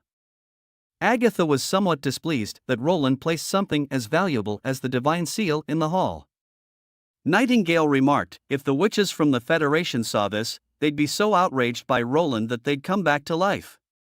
Yet, Roland thought to himself that those items weren't that precious at all. They were equivalent to just over 10 kilograms of TNT. Agatha commented that although the rune was a product linked to the magic stone, the materials guiding the magic power were extremely intricate. The most crucial ingredient was the demon's blood. After countless experiments, they discovered that the blood of witches, demons, and demonic beasts differed vastly. Fresh witch bloods can be used to create God punishment soldier. Agatha looked disheartened. This was the Exploration Society's top secret. After the experiments began, she left the society. Initially, the Exploration Society combined the blood of elderly witches with the stone of God's punishment, then infused it into ordinary people. This required more than half of the witch's blood, and it had to come from the same individual. This meant that each transformation resulted in the death of a witch. Many ordinary people also couldn't withstand the procedure and eventually died. The success chance were also very low. According to Tilly's intelligence, the church now had a large number of God's punishment soldiers. Roland was livid. He knew that the church couldn't possibly have found that many elderly witches. They captured witches, raised them, and in the end, drained them of their blood to create God's punishment army. Thousands of witches, each possessing unique powers, were mercilessly killed by the church. They were branded as fallen, despised, and shunned by the world. Nightingale might have sensed Roland's rage. Roland took a deep breath and pronounced, word by word, he will stop them. After Wendy took her bath, she was taken aback when she opened her bedroom door. To her astonishment, Nightingale was sitting at the desk, flipping through the book given out by His Highness to teach the witches in witch union. Wendy's towel almost slipped off in surprise. She thought Nightingale had an argument or a fight with the prince. Nightingale clarified that she hadn't. After listening to Agatha's words in the office, Roland feared that Nightingale intended to take on the church alone. Roland knew that within the church there must be many witches loyal to them, some of whom were exceptionally powerful. Nightingale told him to relax. She knew that going to war with the church, they need to rely on the firepower of their powerful army, was the most prudent approach. Roland reassured her that he would defeat the church, and Nightingale had every confidence in him. Nightingale exhaled deeply, recounting the experiments on God's punishment army as Agatha had described. She felt the need to become even stronger, to contribute more to the impending battle against the church. Wendy agreed with Nightingale's sentiment, thinking that perhaps the comfort of the castle had made her complacent. She suddenly realized that enemies were still near, whether it be the church or the demons. And the threat wasn't entirely gone. Yet she hadn't made much progress in a long time. Compared to those sisters who studied hard, like Rem, Hummingbird, and Echo, she seemed to have been too relaxed. Despite being the older witch, she couldn't even light up 2 magic stones. At this rate, she felt she wouldn't be deserving of standing before them as an elderly sister. Wendy took a deep breath, deciding that starting from today, like the other witches, she would spend an hour every night studying the prince's knowledge before going to sleep. After changing into her pajamas, she noticed Nightingale had already dozed off over the desk, lost in dreams. Beside the Crimson Water River, the makeshift shipyard was bustling with people. Today, Roland led everyone to witness the launch of the new ship. The workers tore down the wooden shed facing the river, revealing a gray hull. It slid down the riverbank and plunged into the waters. Everyone had expected such a massive object to sink instantly, but instead, the ship floated gracefully. Some of the townsfolk knew that this new ship had been constructed in just a couple weeks. Furthermore, His Highness was currently recruiting a captain and crew members. Nightingale didn't understand why Roland would reveal his newest ship. Roland explained that it was a display of military strength. Nightingale was still puzzled. Roland continued, saying it was to let everyone witness the monumental transformation of their town. Many probably had never seen a stone ship that could float. He hoped it would instill a deeper sense of belonging among the townspeople. Kakuzum was completely fixated on the new ship. Even for a basic sailing vessel, the crafting of the ribs alone would take over a month, not to mention waiting for the timber to dry completely. It seemed impossible to make a ship in just a couple of weeks. Wade glanced at Kakuzum, asking why he was so familiar with ships. Turned out, many years ago Kakuzum had been a captain, navigating between various kingdoms. It was only due to some unexpected misfortunes that he had ended up like this. As Kakuzum watched this miraculous ship, he pondered, within 2 years, His Highness would likely fill every river within Grey Castle with ships like this. After some thought, he decided he might as well apply for the position of captain. Out in the hidden forest, Leaf gracefully navigated between the forest searching for Lightning and Maisie. Ever since her abilities evolved, she had turned her attention to the hidden forest on the town's west side. To avoid losing her senses, she cautiously expanded her ability, starting from the western city wall.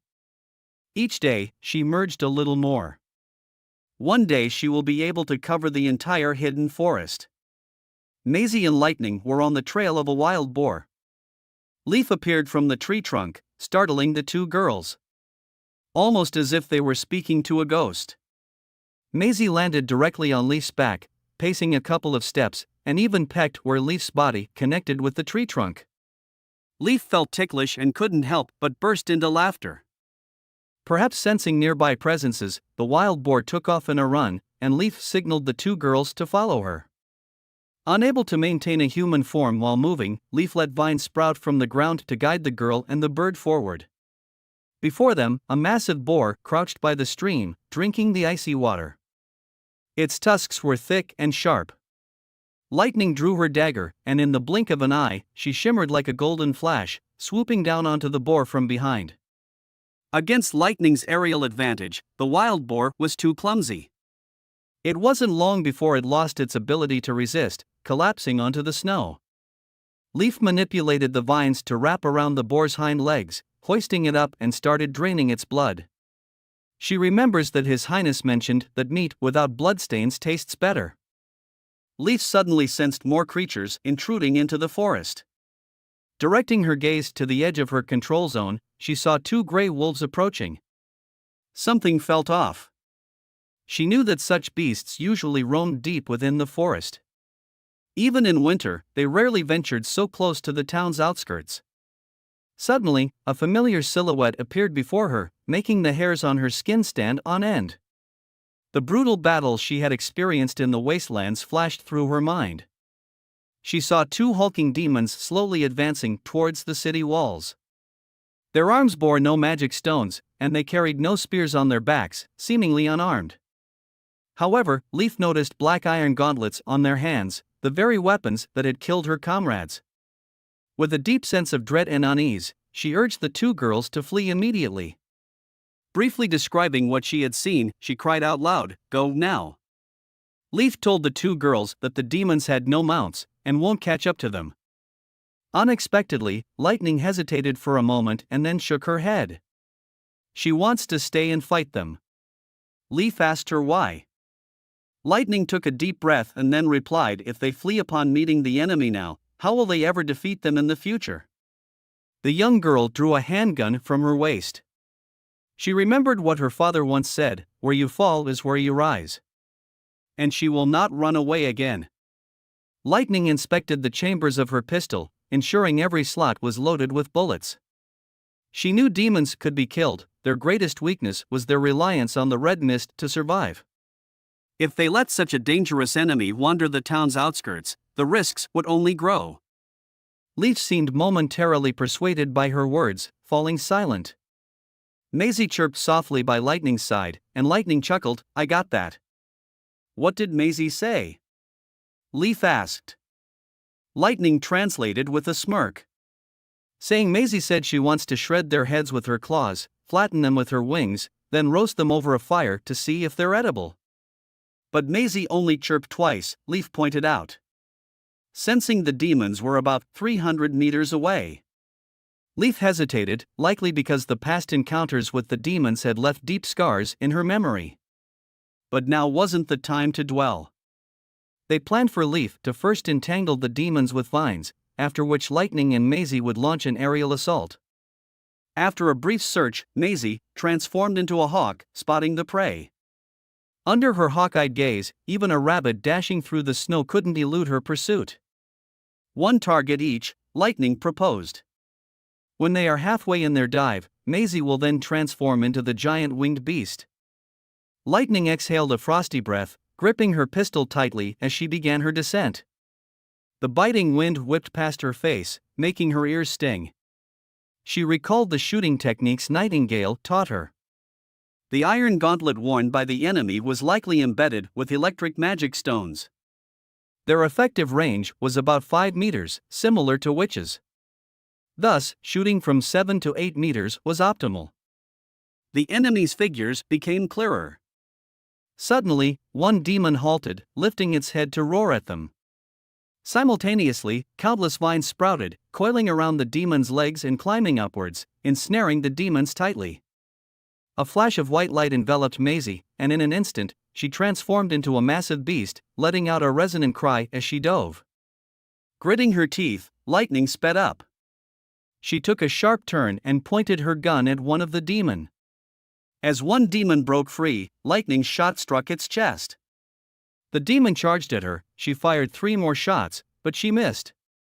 Calming her breath, she took another shot.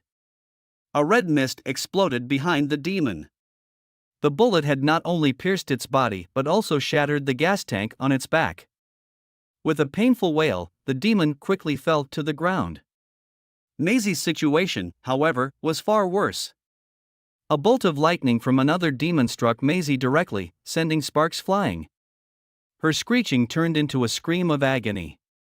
Her wings curled up, and she crashed heavily onto the demon below, sending up a wave of snow. The impact was so fierce that Lightning felt the ground tremble beneath her. Perhaps the collision had shattered the gas tank on the demon's body because a red mist began to spill from beneath the giant bird, making the young girl's heart skip a beat. Leaf reacted immediately. Dozens of vines combined into one and lifted Maisie off the demon. The giant bird rolled a couple of times in the snow before lying still. Lightning felt anxious and dashed towards Maisie, cradling her massive head and shaking it gently. Maisie opened her eyes, seemingly unable to maintain her magical form any longer, reverting to her original form. Lightning checked her over, and after ensuring she was unharmed, let out a sigh of relief. She was glad that Maisie was okay. It seemed that while in her flying beast form, Maisie couldn't be harmed by the red mist. Moreover, her resilience increased when she grew larger. The electric shock had merely knocked her out temporarily, and the demon had cushioned her fall. It looked terrifying at first, but she hadn't sustained much damage. Leaf appeared from a nearby tree trunk and inspected the lifeless bodies of the 2 demons. They decided to bring back the corpses for the Highness to handle. Roland was taken aback when he heard the news. Without taking the time to ask for details, he rushed with Leaf to the castle's back garden. There, he saw Lightning unloading the bodies of 2 demons from Maisie's back. Just as Roland was about to ask if anyone was injured, the young girl jumped down, darting straight into his arms, proudly announcing they had defeated the demons. She tilted her head upwards, her eyes gleaming with a "praise me" look. If she had a tail, it would undoubtedly be wagging. Roland exhaled deeply. Thank goodness that none of them were injured. Seeing Lightning like this, he couldn't very well yell at her for not reporting back after encountering the demons. He decided to set that issue aside for now and began asking about the details of the event. Listening to their back and forth recounting, he was finally able to grasp the gist of what had happened. The battle might have looked easy, but it carried significant risks. If Maisie hadn't miraculously withstood the bolt of lightning unscathed, or if the demon had managed to break free from Leaf's binding, the outcome could have been unimaginable. Nightingale couldn't help but appear and reprimand them for taking such risks. But we won, Lightning pouted in response. Nightingale retorted without hesitation, saying it was mere luck. Had Maisie been severely hurt by the electric strike, things would have gone very badly. She then turned to Maisie, saying that she should have reported back, instead of frolicking with Lightning. Make such a mistake again, and she can forget about getting any dried fish treats from Nightingale. With that, Maisie lowered her head in guilt. Truly deserving of her title as the strongest witch in the border town, Roland thought to himself with an approving glance at Nightingale. Looking at the 2 bodies in the back garden, Agatha wore a somber expression, warning everyone not to underestimate these demons. Roland closely inspected the 2 demon corpses. Their frames were massive, both standing over 2 meters tall. The variance in their blood color made sense. Human blood is red because it's rich in oxygen transporting hemoglobin. These creatures might not even need to breathe oxygen, so any blood color wouldn't be surprising. What puzzled Roland, however, was the fact that even though the two demons resembled humans so closely, they seemed to lack certain parts. Roland wondered how the demons reproduce. Roland curiously asked Agatha if the demons had genders. Agatha replied, "There's no concept of gender among them, and how they reproduce remains an enigma." Over the hundreds of years of battling the demons, many had noticed an intriguing phenomenon: the evolution of these creatures. Some demons, previously gravely wounded by witches, would reappear on the battlefield in a different form. Yet from the remnants of their old wounds, it was evident they were the same demons. This suggested that the higher-ranked demons weren't born that way but evolved through countless battles. Once their evolution was complete, even their physical form would change. With the advancements in demonic stone technology already being a major concern, the enemy's ability to evolve made it no surprise they had dealt severe blows to humanity in the two divine wars. Crouching down, Roland examined their clothes and belongings. Thankfully, these items didn't seem technologically advanced, some even appeared rather outdated. Among the items, Roland came across a stone tablet. "It's their way of recording information," Agatha explained, "but they've never managed to understand the writing." The remaining magic stones were standard gear for scout demons. A dull ache began to throb at the base of Roland's skull. He thought the demons were aware of the existence of the town, and now sending scouts over. Agatha shook her head, saying if they were truly intent on scouting human settlements, their movements wouldn't be so careless. For effective reconnaissance, they would send 2 to 3 squads, usually accompanied by demonic beasts as mounts, and they wouldn't stray far from each other, at least within the support range of their spear-throwing fiends. Ashes chimed in. Could it be that the demons deemed border towns too insignificant, so they casually sent just 2 of their kind? Agatha pondered the suggestion and eventually rejected it. During the Federation era, even the smallest of border towns would have a witch stationed for protection. The demons can't possibly be aware of the human world's changes over these past 4 centuries. Hence, their scouting should still be based on the tactics from the Second Divine War. Roland felt a weight lift from his chest. Agatha believed the demons might not even be aware of a human settlement here. They might just be surveying the surroundings of their camp, expecting to encounter primarily demonic beasts. That's probably why they didn't bring the magic stones or spears and chose the more convenient lightning stones instead. However, when he learned of the nearby demonic camp, a fresh wave of headache washed over Roland. Having the enemy set up a base right at one's doorstep was vexing. How are they supposed to live their days peacefully now, he mused. Tilly cast a concerned glance at Roland. Roland knew he needed to locate the camp and eliminate the threat. The praise from Ashes says this is the decision a good lord would make. They will support Roland wholeheartedly. Entrusting the task of scouting to Lightning and Maisie, Roland instructed them with emphasis: under no circumstances should they engage the demons on their own. Their safety is the most important. After a pause, he added, if they successfully locate the camp, there will be an ice cream sandwich for dessert every day for the next week. Salivating at the thought, both promised to accomplish the mission. Days later, not far from Border Town, a site resembling a demonic camp was discovered. A deep cave mirrored the one previously found at Agatha's experimental tower site. To ascertain the situation, Roland consulted Sylvie and Soraya. Upon viewing the sketches, Roland was taken aback. Another cavern? Could there be another massive creature inside? If the previous one devoured the experimental tower, he wondered if this one swallowed the demon camp? He pondered if he had missed crucial information linking the 2 incidents. To Roland's unease, Sylvie pointed out that the underground tunnels were directed towards the snowy mountain, aligning perfectly with the direction of the cave found in the hidden forest. All signs led to one location, the Grey Castle, specifically beneath the palace. Inside the palace, Timothy sat languidly on the throne, his right hand propping up his face, displaying slight impatience as he observed an assassin demonstrating his skills. Perhaps Timothy's generosity has made these jesters overconfident. A man in a black hat proclaimed, "Should the traitor Roland ever cross his path, he will easily take Roland out." Casting a fleeting glance in front of the man, Timothy noticed 4 daggers impeccably lodged into a barrel not far from him. Timothy coldly watched the man in the black hat boasting about his skills. Without much of a word, he signaled to one of his knights. The man in the hat started to panic, inquiring about Timothy's intentions. "Defeat the knight, and his reward shall be granted," Timothy declared. A scream soon filled the hall, revealing the outcome. Timothy, without casting another glance at the fallen assassin, shifted his attention to the status of the new weapon made from the snow powder.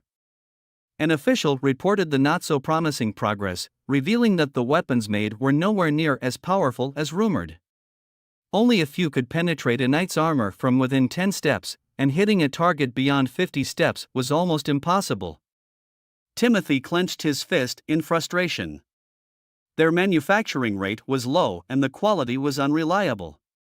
Many of their metal tubes had exploded, causing the soldiers to distrust the new weapon. He couldn't fathom how Roland, in a town much poorer than the royal capital, managed to produce hundreds in just one winter. To Timothy, it could only be the aid of the demons. A minister interrupted his thoughts, announcing the arrival of envoys from the Kingdom of Dawn. Since the palace was bombed, Timothy had to receive guests in his study. To invite the foreign envoys into a basement would be a grave insult. As Timothy entered his study, 2 young envoys, one male and one female, with strikingly similar features, awaited him. After formal greetings, Timothy assumed they were there to beg for resources or food. But the male envoy corrected him, "They are not here to seek aid, but to address a greater threat." Taken aback, Timothy inquired, "What threat?" The young woman continued, "The church has occupied 2 kingdoms. Numerous refugees are flooding into their borders. Their king believes the church's ambition does not end there. Both Grey Castle and the Kingdom of Dawn are in grave danger. Their king wishes to ally with Grey Castle to stand against the church." As she finished, they presented an agreement, a potential treaty for mutual defense. The gravity of the situation was undeniable. The world was changing, and alliances were becoming more vital than ever. Taking out a map, the young male envoy spread it out in front of Timothy. "If the church launches an attack from the Holy City against either the Kingdom of Dawn or Grey Castle, then the other kingdom will lead their forces northward to lay siege to the Hermes Holy City. This move will halt the church's advance, leaving them vulnerable at both ends. Timothy still relies on the church for supplies of the pills. With this agreement, the chances of obtaining pills from the church were dimming. Without the pills, how can they expel Roland from the western regions? However, the church was an entity they had to be wary of. It would be ideal to purchase enough pills and unify the entirety of Grey Castle before forming an alliance with the Kingdom of Dawn." Timothy mentioned that he needed to consult with his ministers. He then asked, "How much do they know about the situation in Everwinter and the Wolfheart Kingdom?"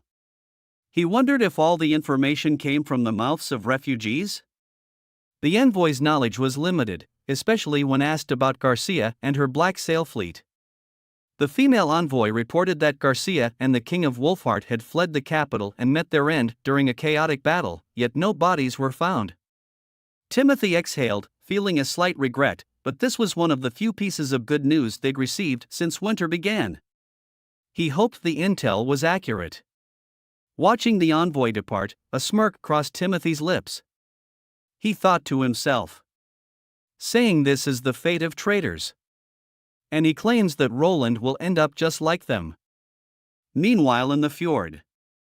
By the time the last house was built, the horizon was already turning a dusky hue. A man clapped his hands in delight, gazing at the newly built structures. Lien adjusted her scarf to cover her ears, enveloping them in the soft warmth of cotton wool. She had picked up this warming technique from the western regions and introduced it to Slumbering Isle to keep the residents warm. The man inquired about the cost if he were to hire her long-term, hoping to have Lien develop other areas of his territory. He was keen to find out how much it would take to persuade Tilly to let Lien go. Lien had no intentions of leaving, but the man interjected, painting a picture of a better life elsewhere, where she could stay with him, enjoying fine wine and delicacies from the 4 great kingdoms, and always having attendants by her side wherever she went. Lian frowned, recognizing this all too familiar attitude. They claimed it was employment, but in reality, it felt almost like she was being bought. Just as she was about to retort, Breeze pulled her hand. Standing between them, Breeze obstructed the man. The man's tone shifted irritably. He claimed that the sleeping curse promised to grant any request. Suddenly, a hand landed on his shoulder. The man turned to look and was taken aback. It was Thunder. Seeing Thunder, the man changed his demeanor, muttered a thanks, and hurriedly left. Lian sighed in relief and expressed her gratitude to Thunder. Thunder had just finished an adventure and happened to be passing by. Speaking of his adventure, his eyes lit up with enthusiasm. For the first time, he saw the sea with completely different heights. It was as if the ships were flying towards the towering walls of waves without falling into the deep sea. If he hadn't seen it with his own eyes, he'd never believe such bizarre sights existed in this world. In the evening, the witches gathered. They snuggled together on the warm heated bed, sharing tales of their experiences in the border town. The group would chat deep into the night, answering their curious and envious questions. When the conversation turned to the Western Territory and Prince Roland, the atmosphere was jubilant. Amid the overlapping chatter, a thought uncontrollably popped into Lian's mind. What if it was Prince Roland who wished to employ her long-term, instead of the fat merchant? Would she have accepted? Thinking about it, she realized that if it were Roland, she wouldn't be able to refuse. How embarrassing. Lian nestled deeper into her blanket, glancing around. Thankfully, the lamp was already extinguished, so nobody could see how red her face was. She wondered when would Lady Tilly finally accept Prince Roland. Wouldn't it be wonderful if they could be together forever in the border town? Lian hugged her scarf tighter. That way, both she and the other witches could happily live in the border town. Back in border town, Manhwa stretched and yawned as she rose from her bed. Reluctantly leaving the warmth of her blankets, she slipped into her thick winter coat and made her way out of the bedroom. There, she found Aunt Ada tidying up the living room. Munching on a piece of bread, she greeted her, to which Aunt Ada responded with a warm smile. Soon after, Manhwa stepped outside, greeted by a gentle snowfall. Every morning, she followed the same routine, leaving her house to go to the medical center. If there were injured people, she would help them. Otherwise, she would practice her skills on injured animals. Waiting at the medical center could sometimes be dull, but she persisted for the sake of treating the wounded as quickly as possible. Another thing that kept her going was the smiles and warmth of the townsfolk. Everyone would greet Manhwa, often inviting her for meals. As she walked, she was continuously showered with greetings. This contrasted sharply with a year ago, making it seem like 2 different worlds. Her sisters often said that she had become the most popular witch in the border town, even surpassing Anna. But Manhwa didn't care about popularity. She simply cherished her life in the border town. Every townsfolk she had treated would greet her warmly, filling her heart with a sense of accomplishment. Upon reaching the medical center, the soldiers by the door saluted her with respect. Manhwa, in her typical energetic manner, ran up to the 2nd floor. But as she opened the door, she found Rem, Hummingbird, and Lily lying listlessly by the table. Seeing her, they immediately stood up to greet her. Manhwa was overjoyed to have her friends around. Rem brought a deck of playing cards, mentioning she learned a new game from Andrea. Lily chided her, suggesting if Rem put the same effort into learning the prince's new knowledge, she wouldn't be lagging behind. Manhwa chuckled at the scene, feeling like she was back in Professor Carl's academy, living those carefree days. By evening, everyone had returned home. Rem, drying her hair, leaned close to Lily, who was seated by a desk. Rem admitted her envy of Manhwa. Without even turning her head, Lily just nodded. Rem had mentioned how both the soldiers and townsfolk deeply respected Manhwa. Rem too yearned for such regard. Lily explained that it was because over half of the people living in the town had received Manhwa's help. Rem wanted the same. Then learn from Manhwa, Lily advised. Proactively help the townsfolk or evolve her own abilities. By bedtime, Rem still had these thoughts weighing heavily on her mind. Although she knew that what Lily said was true, she couldn't shake the feeling of being useless within the witches' union. She didn't want to continue feeling this way and certainly didn't want to take this opportunity for granted. After all, it had taken her so long to find a place where she truly felt at ease. Spending her days aimlessly made her feel restless. During the night, she hardly slept. The next day, with dark circles under her eyes, Rem knocked on Roland's office door. Roland, seeing her, assumed Rem had recently been bullied. She shook her head, leaning over his desk. She reminded him that Roland once said she had great potential, yet her abilities hadn't evolved. Roland couldn't help but chuckle. He had been pondering the same issue. Agatha mentioned that aside from constant practice, another way to evolve one's skills was through sudden insight. Wanting to assist Rem, he posed a question about her understanding of magnetism. After hearing her textbook response, Roland realized that while she could recite the concept, she didn't genuinely understand it. He drew a diagram and started explaining. Rem's eyes widened as she tried to follow, but she was lost. Seeing her confusion, Roland reassured her. He told her it was all right if she didn't understand right away. He asked her to follow a specific method of practice, if possible, try to change the direction of magnetic field lines, like switching from the left hand to the right. If she can get a hang of this method, Roland said, he will then prepare a small toy for Rem as a gift. Once Rem masters this technique, Rem will naturally evolve her ability. Returning to her bedroom, Rem held in her hands what His Highness referred to as a little toy. Along with it, Roland had included a set of instructions: hold both ends of the square frame and practice her abilities. Note, remember to draw the curtains. Rem examined this so-called toy. It was a square frame crafted from copper wire, with a clear spherical glass attached at the top. Upon closer inspection, she could see that the copper wire inside the sphere was replaced by a much thinner metal filament. Scratching her head in confusion, she decided to follow the instructions anyway. After all, it was all in the name of practice. Taking a deep breath, she began to channel her magical powers. At first, nothing seemed odd, but soon, a glimmer of light caught her eye. The filament within the glass sphere had turned into a fine line of yellow light, and its brightness intensified rapidly. In moments, the radiance was so dazzling that Rem could barely believe her eyes. The dark room was illuminated by a soft glow, far brighter than that of any candle she'd ever seen. That is, until a soft pop extinguished the glow, plunging everything back into darkness. Rem was still in shock. In a rush, she hurried into Roland's office. Pushing the door open, she blurted out her question: why did the glass light up? But no matter how she tries now, it doesn't light up. Roland looked surprised as he set down his quill, taking the toy from Rem's hand. He hadn't expected Rem to achieve it so quickly. Roland told Rem that this was a light bulb. Twirling the glass bulb in his fingers, Roland removed it and then started to explain. The lightning Rem harnessed ignites the filament, causing it to emit a continuous light.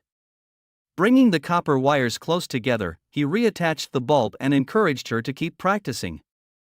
When Rem returned to her bedroom, Lily was lounging at the head of the bed, reading the textbook titled Fundamentals of Natural Science.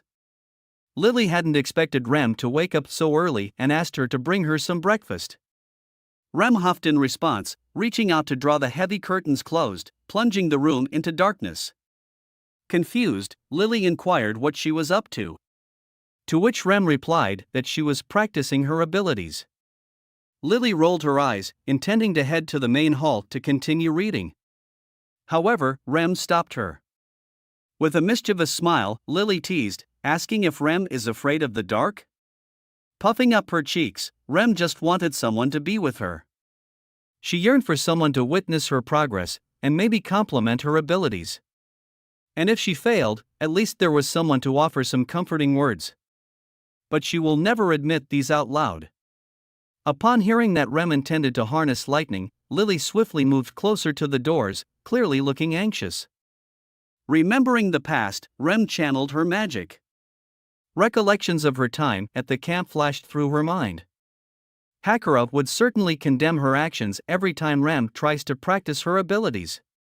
Yet the prince, in help with her training, had replaced all iron objects in the room, down to the smallest nail, with copper equivalents. Such experiences in the border town further fueled her desire to be more useful. With these memories stirring within, she found herself quickly tapping into her abilities. Magic leaped from her hands, increasing in both speed and intensity. Then, Rem saw a spark. Then after a brief moment, she distinctly saw the arc of electricity. For the first time, she had witnessed the true extent of her power. Electricity generates magnetism and magnetism generates electricity. She finally understood that's how it worked. She suddenly felt a newfound clarity in her own abilities. The door to Roland's office was suddenly flung open as Rem rushed in, cradling the copper wire frame. Roland opened his eyes just in time to see her place the device on the desk. Even though she wasn't touching the frame, an arc of light persisted at the point where the copper wire was broken. Gazing at this astounding sight, Roland involuntarily dropped his jaw. The quill slipped down, tumbling to the ground. What was he witnessing? A system that continues to produce electrical energy without any external source. Roland inquired how Rem had accomplished this. Her eyes shining, she excitedly explained that since Roland had mentioned that electricity and magnetism are intrinsically linked, she wondered if her ability to magnetize objects could also be used to induce electrical current. Roland had mentioned that generating lightning would require changes in magnetic forces. So she experimented by continuously altering the magnetic force she applied to the copper wire. The result was the phenomenon before him. Roland knew better than to measure a witch's abilities using common knowledge. Rem had the power to make magnetism change autonomously without any external interference. What puzzled him was whether Rem had never noticed changes in the magnetism of enchanted objects before. Rem explained that during her time at the Witch Association, she had contemplated allowing an object's magnetism to change at will. She thought of decreasing its magnetic strength when not needed to avoid inconveniencing her fellow sisters. However, it seemed to have no effect. The object's magnetism always remained constant. She believed that her idea was unattainable, so she never tried it again. Roland then turned his gaze to Nightingale, inquiring about the Rem's magic. Nightingale appeared from the mist, smiling as she described it to be like flowing water. Rem's voice quivered with excitement upon hearing this. Roland affectionately patted her head, informing her that her abilities had truly evolved. He commended her, stating that without relentless practice over a long period, one couldn't grasp and ascend their abilities so quickly.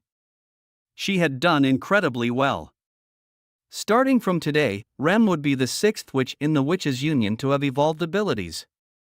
Rem's eyes sparkled as she questioned when she started helping Roland. Roland smiled and replied, "There will be countless things, just as he mentioned before. Rem's potential is boundless." However, Roland hopes Rem to take a good rest first. He noted the dark circles under her eyes. Rem nodded vigorously. After Rem left the office, Nightingale immediately closed the door, then locked the door and came over. Instead of going back to the desk or standing by the window as usual, she teleported right next to Roland. Excitedly, she gripped his shoulders, bending slightly so her golden hair tickled his face. As Roland gazed into her dewy eyes and soft red lips, his heart raced. Is she thinking of, right here, right now? In broad daylight? Nightingale's next words caught him off guard. She wanted Roland to tell her a method to evolve her abilities without understanding the textbooks. She knew that Rem probably didn't understand the contents of the book either, but she still evolved a new ability. Nightingale inquired about what she should do, asking if she needed to practice with toys too. The direction the conversation took was slightly disappointing for Roland. Clearing his throat, Roland explained that it might be challenging for Nightingale's ability to evolve just by practicing. According to Agatha, one would need to witness a phenomenon related to their ability in reality to trigger an evolution. Nightingale's ability is too mystical. Roland doesn't fully understand its principles, let alone guide her in understanding it. Roland said. To consolidate her magic, Nightingale may have to master all of the scientific knowledge, including advanced mathematics. Nightingale's face became fairly disappointed at his words. She slowly walked backward and leaned back in disappointment. After Rem had rested, Roland conducted a comprehensive test on her new ability. He named it Indeterminate Magnetism. Like her previous ability to bestow magnetism, it could be attached to any object and followed the cycle of the magic infused at the time of enchantment. However, for insulators, there was virtually no electrical effect. Moreover, among the evolved witches, Rem's magical energy ranked the lowest, only lighting up 2 stones on the divine emblem. After a series of tests, he found that Rem's new power was relatively stable when used as a battery. However, it was nowhere near sufficient to drive large motors or match the power of a steam engine. Despite this, Roland did not reveal these findings to Rem and instead encouraged her to continue honing her new abilities. After the tests, Roland rewarded Rem and Nightingale with the latest chocolate cake to share. Furthermore, Roland recalled Agatha's mention of a method involving multiple witches injecting their magic power into magic stones. If there was a witch who could manipulate or transfer magical energy, it would bypass Rem's limitation of insufficient magic. During the evening, he sought out Tilly. Tilly confirmed that no one on the slumbering isle possessed such abilities. However, she knew where he could find someone. Tilly introduced a witch. Her name is Spear Percy. She possesses the ability known as the Magic Channel, which allows her to link the magical energy of several witches. She resides at Dragon Fall Ridge. Not only is she a marquis, but she is also the Lord of Dragon Fall Ridge. Tilly went on to explain, her father, the former Lord Percy, bequeathed all of his titles and lands to her, rather than to his second or third sons. Due to her high status, she had managed to conceal her identity and has lived a much more comfortable life than most witches.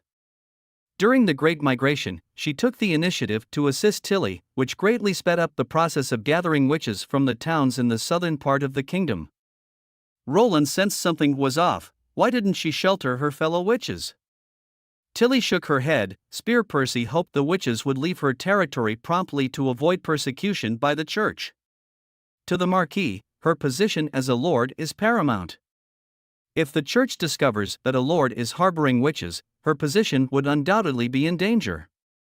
During their conversation, Spear had once told Tilly that if witches are captured by commoners, she'll try to replace them in prison with other death row inmates and then smuggle them out of her territory. But if they're caught by the Judgment Army or by the church, she'll likely turn a blind eye. Roland wasn't sure if they could persuade her to come to Border Town. Tilly wasn't very hopeful either, but thought it was worth a shot. Roland decided to send a messenger to discuss it with her, with Nightingale undoubtedly being the best choice. Suddenly, Tilly mentioned that another witch had evolved their ability in the castle. Roland nodded and briefly described the process of Rem's evolution. He hypothesized that the witch's power was the specific manifestation of magic, not a naturally occurring phenomenon. They conversed for a while until Tilly abruptly asked if Roland comes from a world without magic. Taken aback, Roland almost spat out his tea and questioned her meaning. Tilly explained that she had read all the books Roland had written over the past month, and something felt off. Roland had consistently excluded magic from nature. Every textbook failed to mention the concept of magic. Yet, Tilly asserted that magic was an intrinsic part of nature, causing Roland to be stunned. He suddenly realized that he had forgotten he was interacting with someone from a world where magic was a natural phenomenon. He had inadvertently placed magic in opposition to natural occurrences and took such a stance for granted. Roland felt at a loss for words. He knew Tilly was no ordinary witch. Besides being his sister, she was also an extraordinary witch. Within just a month, Tilly had read all the books Roland had written and keenly noticed this inconsistency. During the awkward silence, Tilly spoke again, her voice much gentler this time. She wasn't in a rush to hear an answer from Roland and decided to rest for the night, suggesting Roland do the same. As she was leaving, Roland watched her, momentarily forgetting even to stand to bid her goodbye. At the door of his office, Tilly paused and looked back, questioning, "Can I trust you?" Usually, Roland would have confidently said yes, but at that moment, he hesitated. In the end, he could only give a slow nod. Nightingale suddenly appeared, remarking in surprise that Tilly had left without getting a response from Roland. Roland gave her an irritated look. Nightingale had a look of regret, casually sticking out her tongue and saying, if Tilly had pressed Roland a little more, she might have known about his real origin. Roland sighed deeply, knowing Tilly did not want to strain their relationship by pushing too much. Leaning back in his chair, Roland felt a chill run down his spine. Tilly's behavior was impeccable. In the face of the present dangers, trust in an ally was more crucial than learning their true identity. That's why Tilly posed her questions and chose to depart, giving both of them some breathing space. But it didn't mean she didn't need answers. If Roland continued to evade, once the external threat was dealt with, their trust could still be lost. Yet Roland wasn't ready to reveal everything to Tilly, unsure of how she truly felt about him. Shaking off these worrisome thoughts, Roland turned to Nightingale and asked if she, along with Maisie and Lightning, could investigate the situation in Dragonfall Ridge. Nightingale agreed without hesitation. However, Roland continued, while holding her hands, expressing his concerns for her safety. Nightingale's voice became slightly soft as her face started to blush, but she reassured Roland to not worry. Even if she has to tie the Marquis up and bring her here, she will manage. Roland rapped on his desk, saying that was exactly what he was worried about. He does not want Nightingale to kidnap her to Bordertown. If she did that, the Marquis would be so angry. Roland told Nightingale to not act recklessly. First, he wanted Nightingale to gather information and then find an opportunity to meet with Spear Percy. If she refuses, it's okay. Do not threaten her. That's it? Nightingale sounded disappointed. Furthermore, Roland needs Nightingale and Lightning to scout the surroundings of Dragonfall Ridge, note down the city's defenses, patrol teams, and garrison deployments, and then return as soon as possible. Nightingale muttered a response of acknowledgement. Finally, Roland said, pausing for emphasis, remember, their safety is most important. Soon, the three witches set off on their journey. Roland worked tirelessly to record his knowledge. Roland hoped that Scroll could transform the Book of Magic into a storybook, just any story that Anna hadn't read before. Suddenly, Scroll remembered that tomorrow would be Anna's awakening day.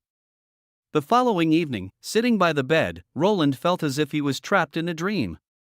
It seemed as though he wasn't in the outdated age of monarchs nor a modern society filled with electronics, but rather in a childhood that was sandwiched between the two. Thinking about this, he couldn't help but look at the girl seated beside the bed. She was flipping through a storybook, but what stood out the most were her sapphire-like eyes. At some point, Roland realized she had put down the book and was tilting her head, looking at him curiously. She asked if he was watching her. Instinctively, he averted his gaze, only to return it moments later, admitting that he was. After a year of being together, they had become very familiar with each other. They locked eyes for a moment and then broke into simultaneous laughter. Anna wondered aloud if her request was too capricious. Everyone cared about her and wanted to be on her side, but she pushed away those who cared about her. Roland reassured her that it wasn't. And everyone understands her decision. Blushing, Anna admitted that if Agatha hadn't mentioned those ancient methods, she wouldn't have made such a request. However, in the future, the other sisters would likely follow suit, and then Roland would truly have his hands full. With a wry smile, Roland said, most of their requests would mostly be about wanting more ice cream sandwiches. Upon learning that Anna's awakening day was approaching, Agatha immediately shared her experiences from the Federation.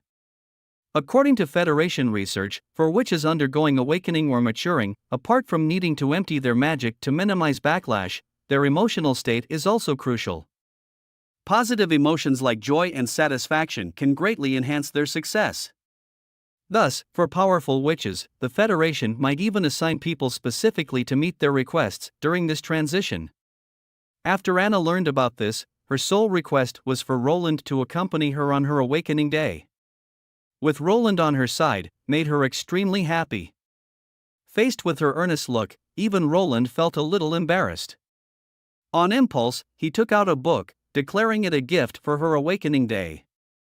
He had painstakingly tried to transfer the knowledge about calculus and advanced mathematics, all for this significant moment. To a witch, the awakening day held more importance than even a birthday, representing a second rebirth. Anna was very happy about her gift. But when she took the book, she didn't open it immediately as usual. Instead, she placed it beside the storybook, murmuring her thanks. Suddenly, Anna stood up, coming closer to Roland, saying she wanted to hear something special. A thought crossed Roland's mind. The last time he'd shared a story, Anna had drifted to sleep before he could finish. Anna wanted to hear the rest. Back then, Roland had spoken of living in a vast city, but he wasn't referring to the Grey Castle capital. In a soft voice, Anna said she knew. Unexpectedly, she pushed Roland gently. Looked into Roland's eyes. Anna understood that it wasn't easy for him to speak of certain things. But if that was the case, he didn't have to. As she leaned against him, she felt certain she wasn't the only one who felt this way. The closer everyone was to Roland, the more they felt that Roland was unlike anyone else. Playfully, Anna suggested a wager. She believed she could guess a lot about him. She'd record her speculations in a notebook. When the time came that Roland no longer hesitated and wished to share, they could see how much she had guessed right. He didn't ask what the bet entailed, winning or losing held no significance between them. Anna probably proposed this more to comfort Roland than to genuinely want to bet.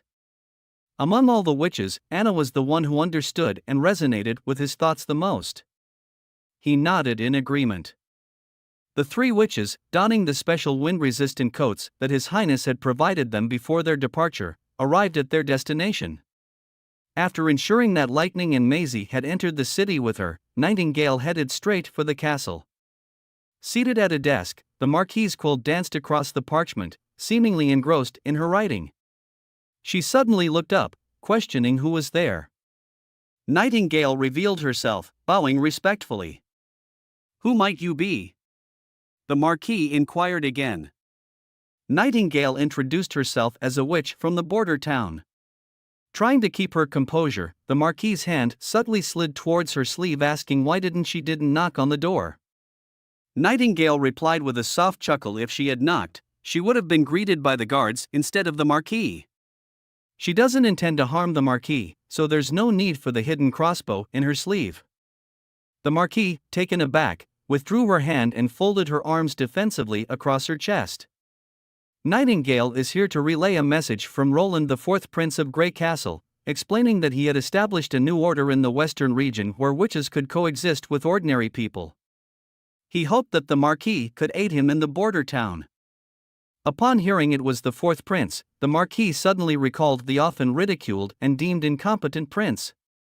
A look of disbelief crossed her face. She thought Nightingale was lying. The Lord of Border Town was nothing but a rebel prince exiled to some desolate place. Nightingale promptly corrected her, stating that it was Timothy who was the real usurper. Moreover, it wouldn't be long before Prince Roland would reclaim his rightful throne. But that wasn't the main point. All Nightingale wished for the Marquis's assistance with her magical channel ability in the border town. The Marquis remained silent for a moment before finally asking if this was a threat or an invitation. Nightingale shrugged. Obviously it's an invitation.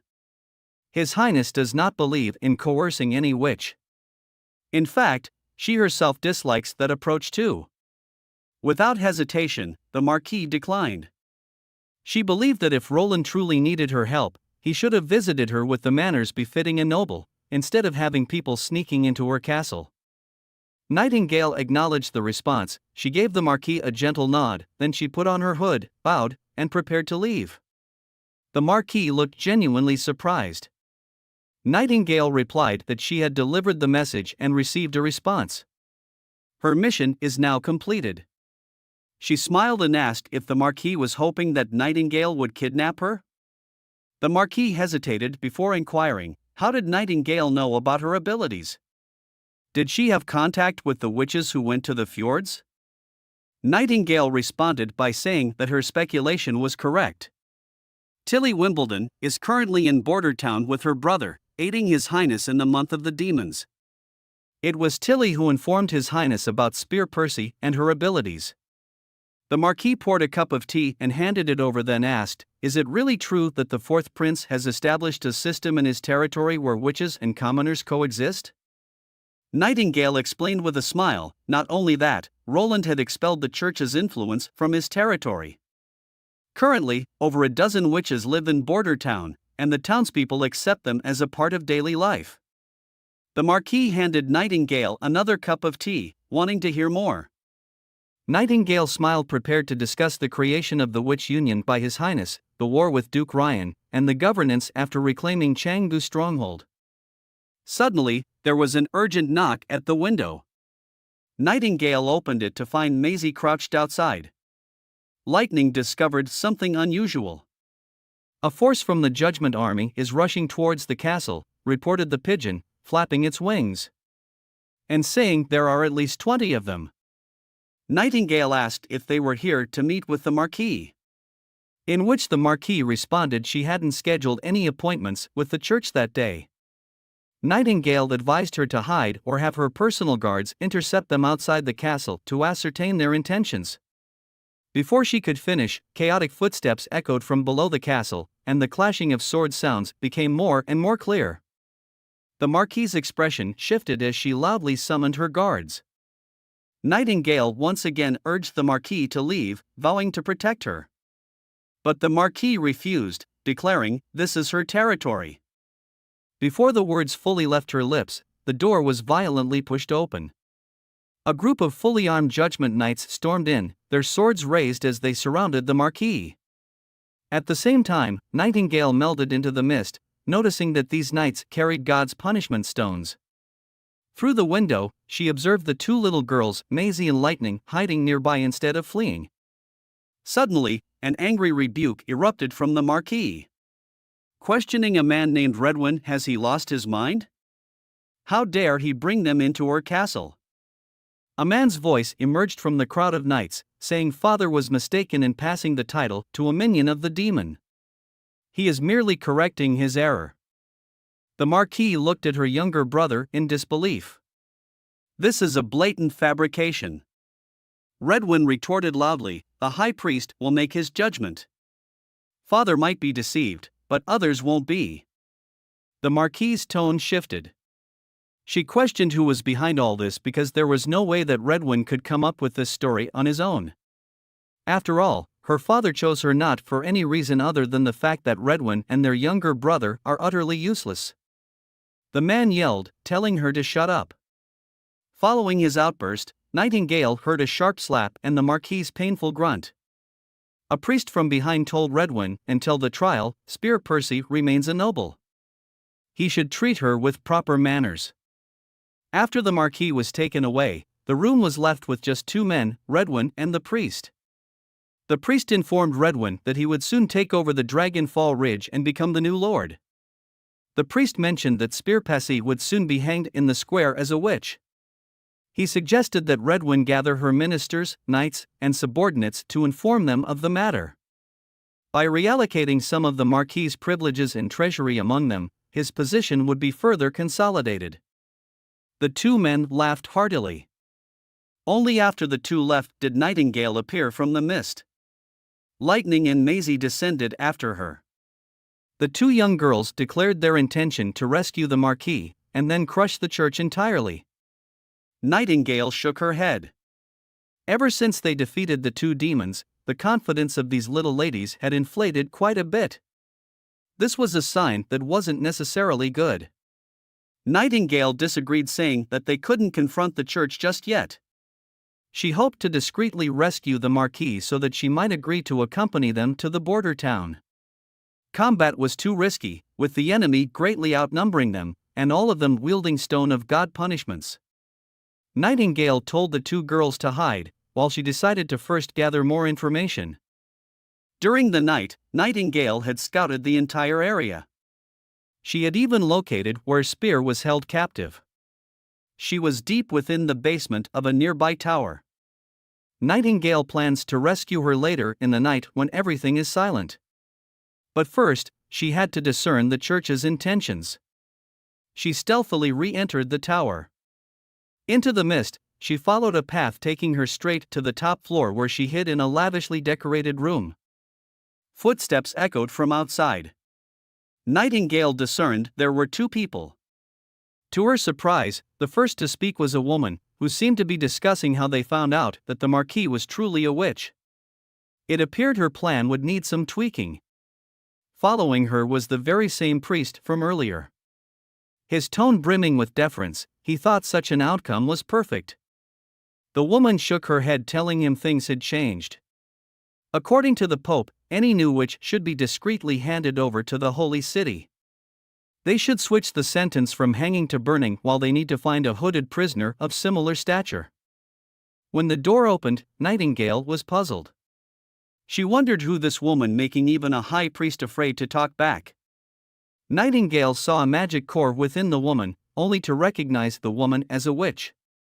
Nightingale's first instinct was to retreat. The woman responded with swift precision, unleashing a blinding silver whip that lunged at Nightingale.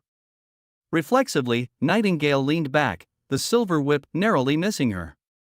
Using the momentum, she rolled away, creating distance between them.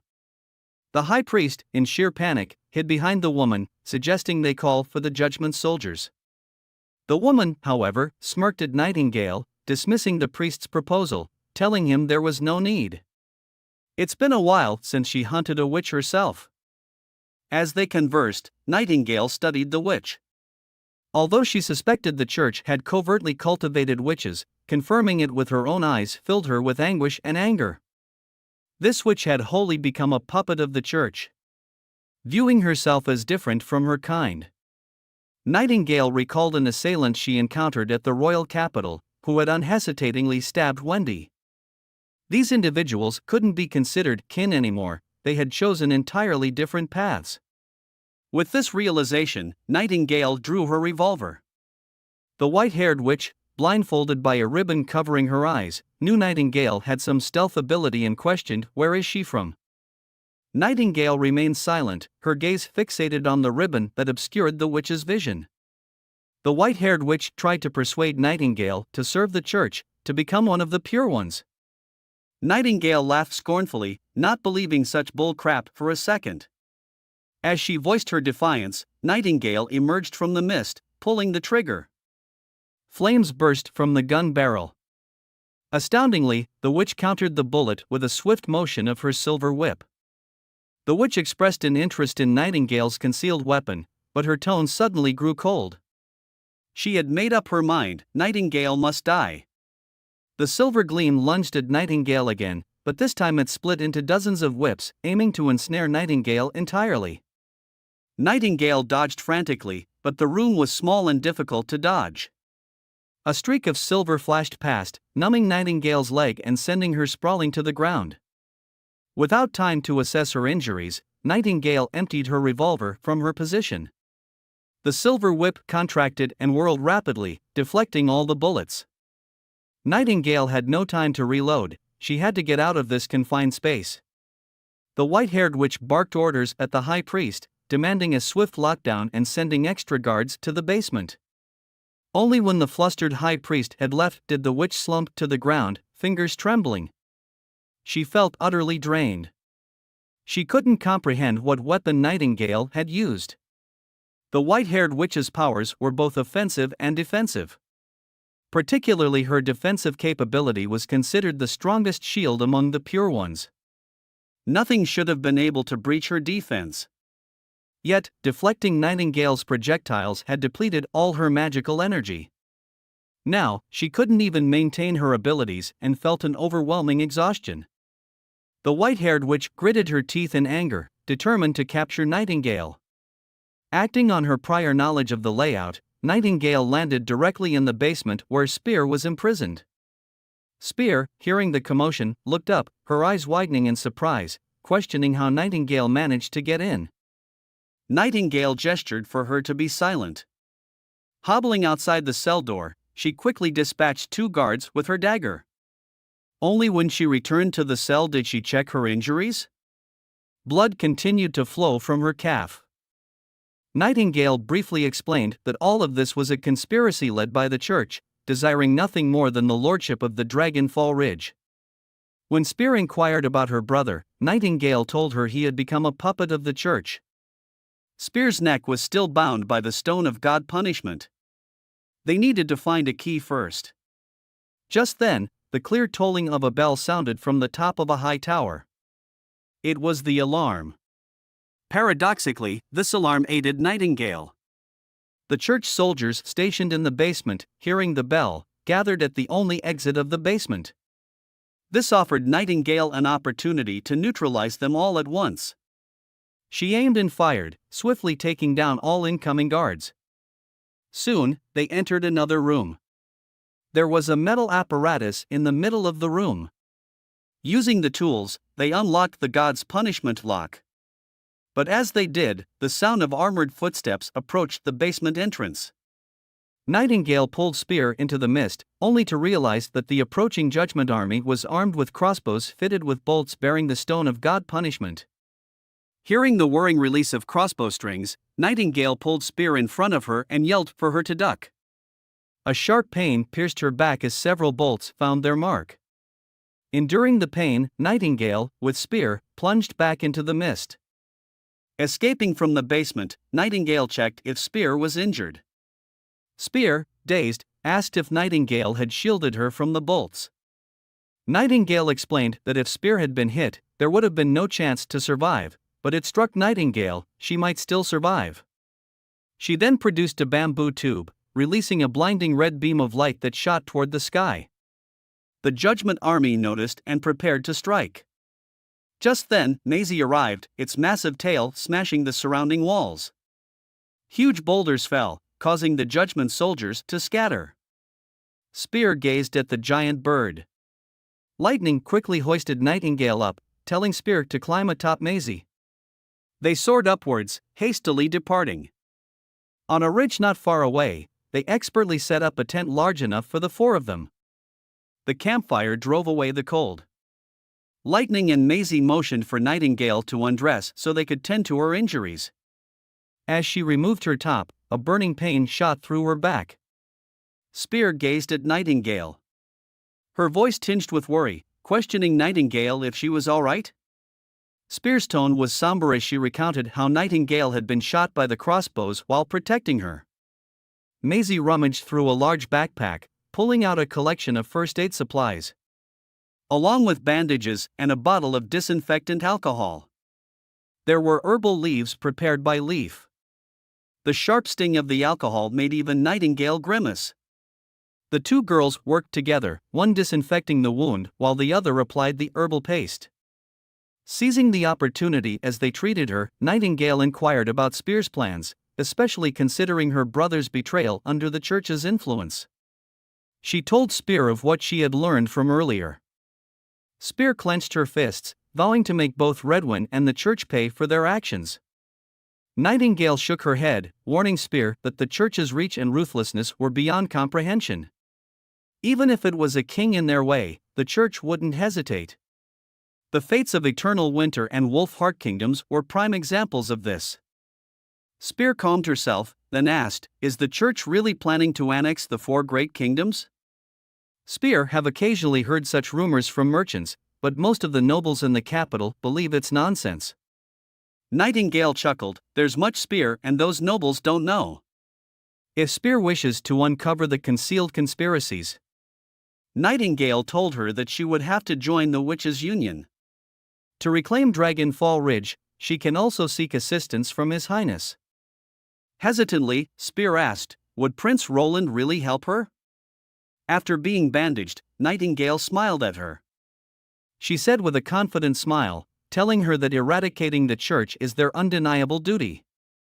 Moreover, if Spear ever wishes to leave the Western Territory, she can leave any time. His Highness never forces anyone. Spear fell silent, seemingly contemplating something. Again, Spear sought confirmation, questioning if Roland truly achieved harmony between witches and commoners. Upon hearing this, a sense of pride surged within the hearts of the witches from the border town. Nightingale looked at her intently and replied, "His Highness's territory is precisely such a place. It's the holy mountain for witches." Spear nodded, suggesting they should set out tomorrow then. Both Nightingale and Lightning simultaneously responded, "Not yet." After glancing at each other, they burst into laughter. They knew that in the coming days, the church would surely send messages to the new holy city. Their task would be to intercept all carrier pigeons. Maisie was set on returning Lady Spear to the border town, while Nightingale and Lightning had other tasks at hand. 3 days later, Lightning and Nightingale were perched on a tree, watching the church's envoy. Unexpectedly, Maisie appeared, and following right behind her, a witch gracefully descended. With one swift motion of her massive sword, she cleaved the lead envoy in two. The entire envoy army drew their weapons, but none could withstand even a single strike from Ashes. At the same time, Andrea made her entrance, releasing arrows shimmering in golden radiance from her fingertips. The duo worked seamlessly, swiftly eliminating the church's envoy. Nightingale glanced to the other side. With the support of the Witch of Slumbering Isle, they could undoubtedly defeat the entire envoy group this time.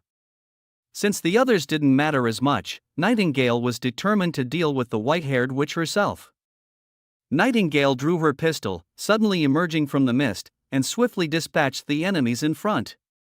She then fired at the carriage, prompting the church's Pure One to immediately leap out and flee towards the forest. Although the Pure One managed to deflect several bullets, this was no longer the confined room. Nightingale's evasive maneuvers kept her safe from the gleaming silver whip of the Pure One. As Nightingale fired a few more shots, the light of the Pure One's whip began to dim. Seizing an opening, Nightingale's bullet struck the Pure One's shoulder, causing her to lose balance and fall to the ground. Nightingale quickly subdued her. Attempting to harness her power, the Pure One saw Nightingale throw a stone of God punishment at her, mentioning that it was taken from her own followers. Nightingale looked at the Pure One while telling her the church uses these to control and harm witches, and yet she abides by such evil. Gritting her teeth, the Pure One hissed, calling Nightingale a damned demon, saying the gods will punish her. Nightingale, her face void of emotion, aimed her gun at the Pure One's chest. She felt no remorse, as she had made a vow to Roland that she would become the shield and blade for him. Then, she pulled the trigger. Moments later, the forest returned to silence. Nightingale examined the items on the Pure One. From the inner pocket of her robe, she found a letter, a seal, and a badge. Other than that, she had nothing. Perhaps, she never enjoyed anything in her life. Removing the ribbon from the witch's face, Nightingale discovered an unexpectedly youthful face. However, scars around her eyes marred her beauty, appearing as though they had been repeatedly seared with a red-hot iron. Whether these scars were from before she became a witch or after serving the church remained a mystery. Lightning suddenly appeared from mid-air, carrying a struggling man, before effortlessly dropping him onto the ground. The man appeared to be a high priest. Lightning glanced at the fallen Pure One on the ground. Given her appearance, it's hard to believe she sees them as enemies that must be killed. Nightingale cast a cold gaze at the captured man. As she began to draw out a piece of cloth in his mouth, the man shouted, proclaiming the woman to be Archbishop Tayfun's Pure One and vowing that the church would hang them on the city gates to be fed to the crows. Unfazed, Nightingale coldly reminded him to be more concerned about himself. He continued cussing. "This is exactly why they should gag him," Lightning remarked with a shrug. Nightingale stuffed the cloth back into the man's mouth. Let's hand him over to His Highness. She has heard that Axe is quite adept at interrogations. Andrea, Ashes, and Maisie soon arrived. Andrea cast a fleeting glance at the fallen Pure One, seemingly expecting Nightingale to spare her life.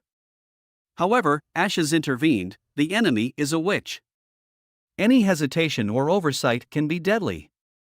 If it were her, she wouldn't let her live either. She reminded Andrea that these witches tend to be even more brutal to their own kind. At least she had never seen a monster or a demon imprison someone and torment them continuously for years. Finishing her thought, Ashes removed her blood-streaked gloves, extending her hand towards Nightingale in a gesture of appreciation and agreement with Nightingale's actions. Nightingale took Ashes' hand and smiled, realizing that even someone like Ashes would comfort her. Perhaps Ashes didn't want Nightingale to feel overly burdened about taking the life of a witch. Lightning placed her hand on top of theirs, followed by Maisie. Andrea rolled her eyes but eventually joined in reluctantly and placed her hand on top of everyone else's. With a tsundere tone, she quipped, if it were just Ashes' hand, she wouldn't want to touch it. She is doing this for Nightingale's sake. Subsequently, all 5 of them raised their united hands towards the sky. This marked the first collaboration between the Witches' Union and Slumbering Isle, delivering a resounding counterstrike against the church. A few days later, everyone returned to the border town and landed in the castle's backyard. Nightingale was immediately surrounded by her sisters. Manhwa hurriedly asked Nightingale where she was injured. Lily pointed out that Manhwa had been waiting for days and wondered why it took so long to return. Lucia anxiously inquired if her wounds still hurt. Nightingale patted Lucia's head, assuring her that she was fine now. Wendy was quite upset, condemning Nightingale for her recklessness. How could Nightingale wander around the church by herself? It was far too dangerous. Scroll comforted, saying it's good that they returned safely. Leaf mentioned she had prepared a new batch of herbs that could help reduce swelling. Lily insisted on disinfecting Nightingale's wounds before using the herbs. Witnessing their genuine concern, Nightingale felt a warmth surge within her heart. There was no doubt that this was the place she would give anything for. Then she saw Roland. Lightning had already darted into his arms, clinging to him like a gecko. Maisie too flew over, landing on Roland's head and nuzzling his cheek. Nightingale had the same urge, but she reminded herself that she was no longer a child. Suppressing the impulse to hug him, she approached the prince.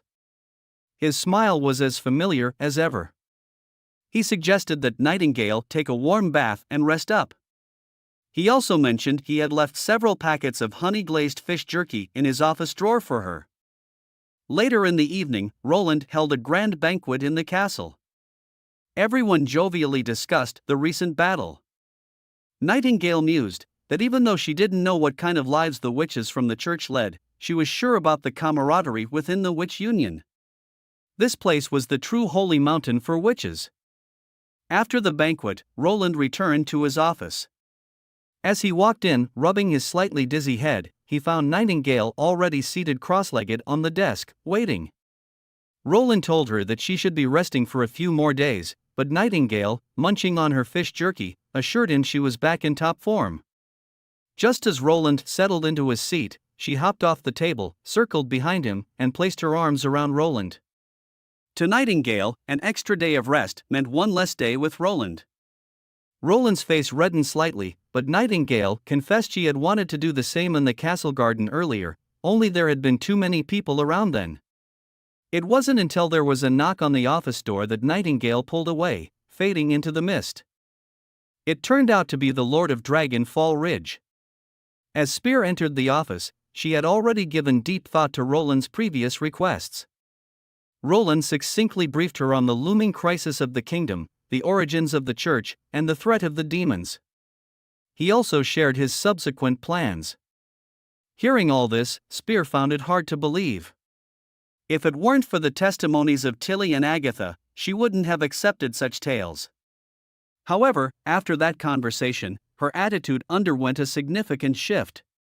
When discussing Roland's future plans for the Western Territories, she was agreeable but was curious about how to promote it across all territories.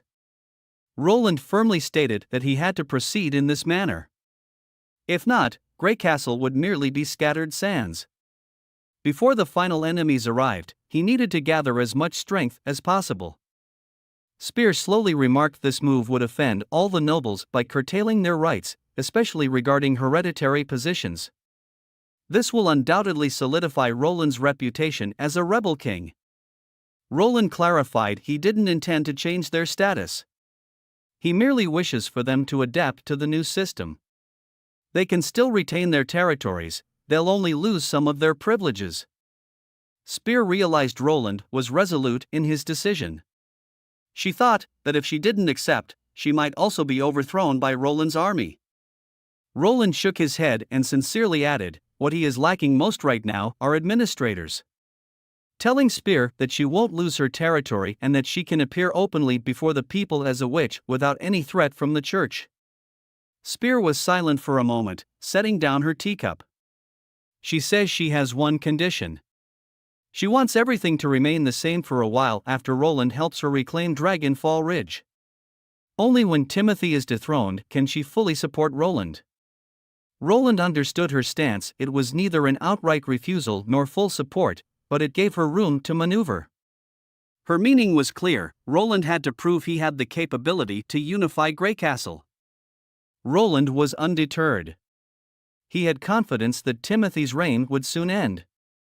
Hesitating, Spear inquired about joining the evening lessons. This took Roland by surprise as those were foundational lessons, seemingly of little use to a noble like Spear.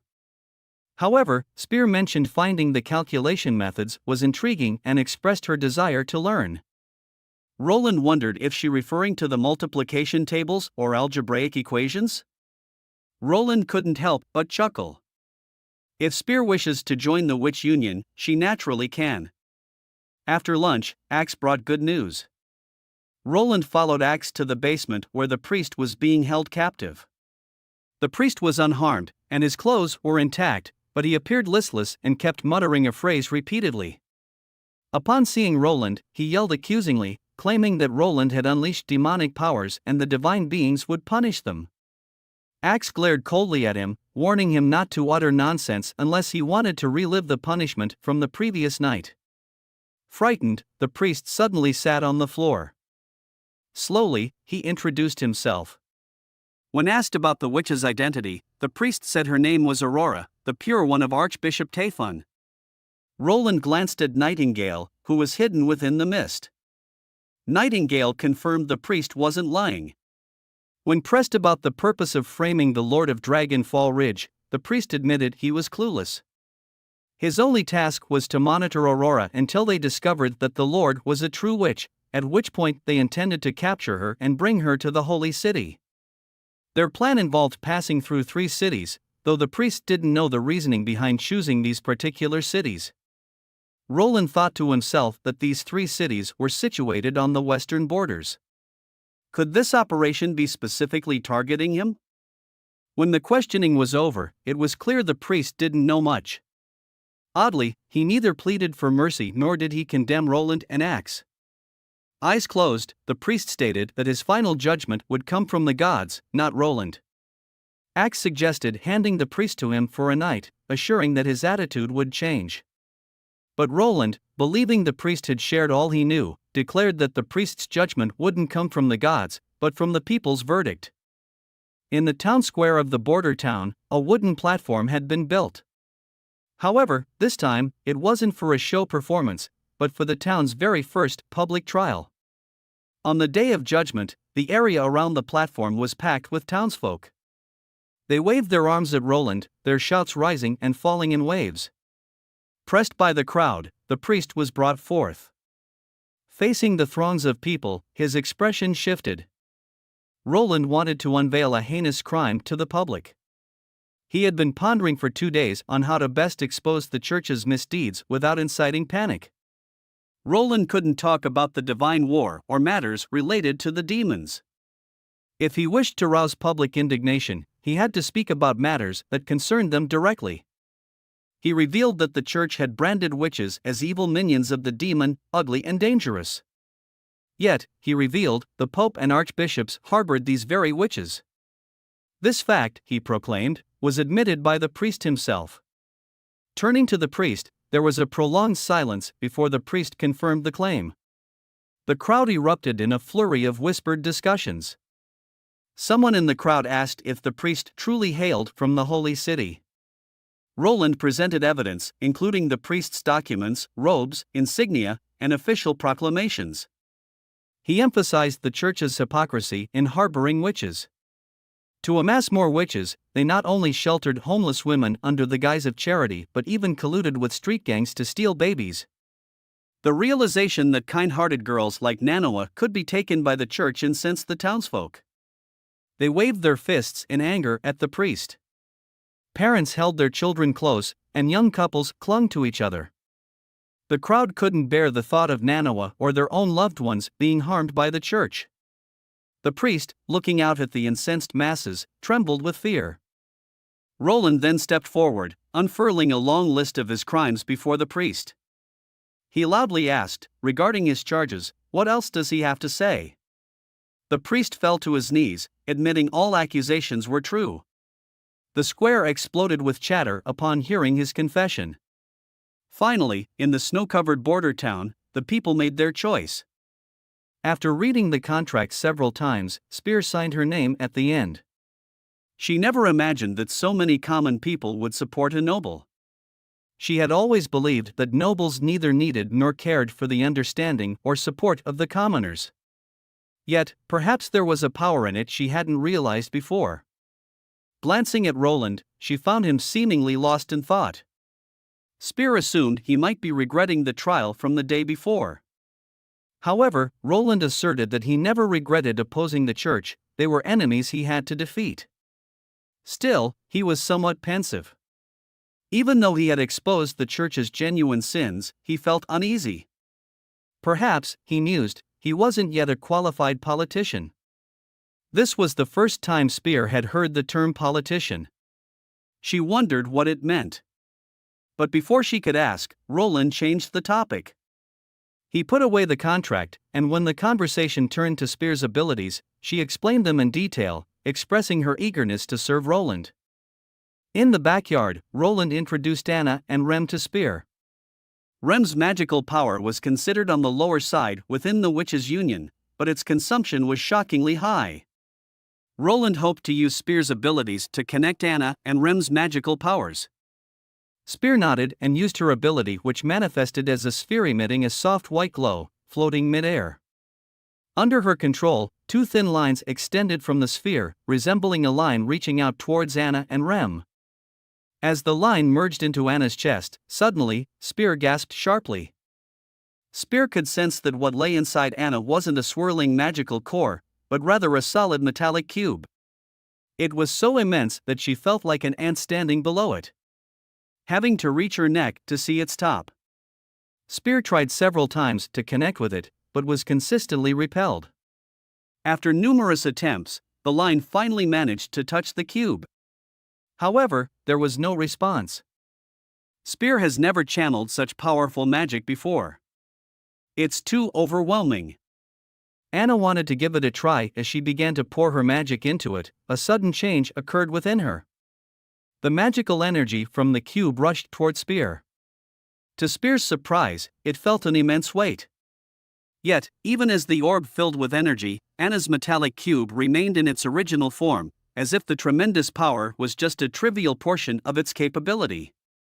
As all preparations were in place, Roland handed a cylindrical object to Rem.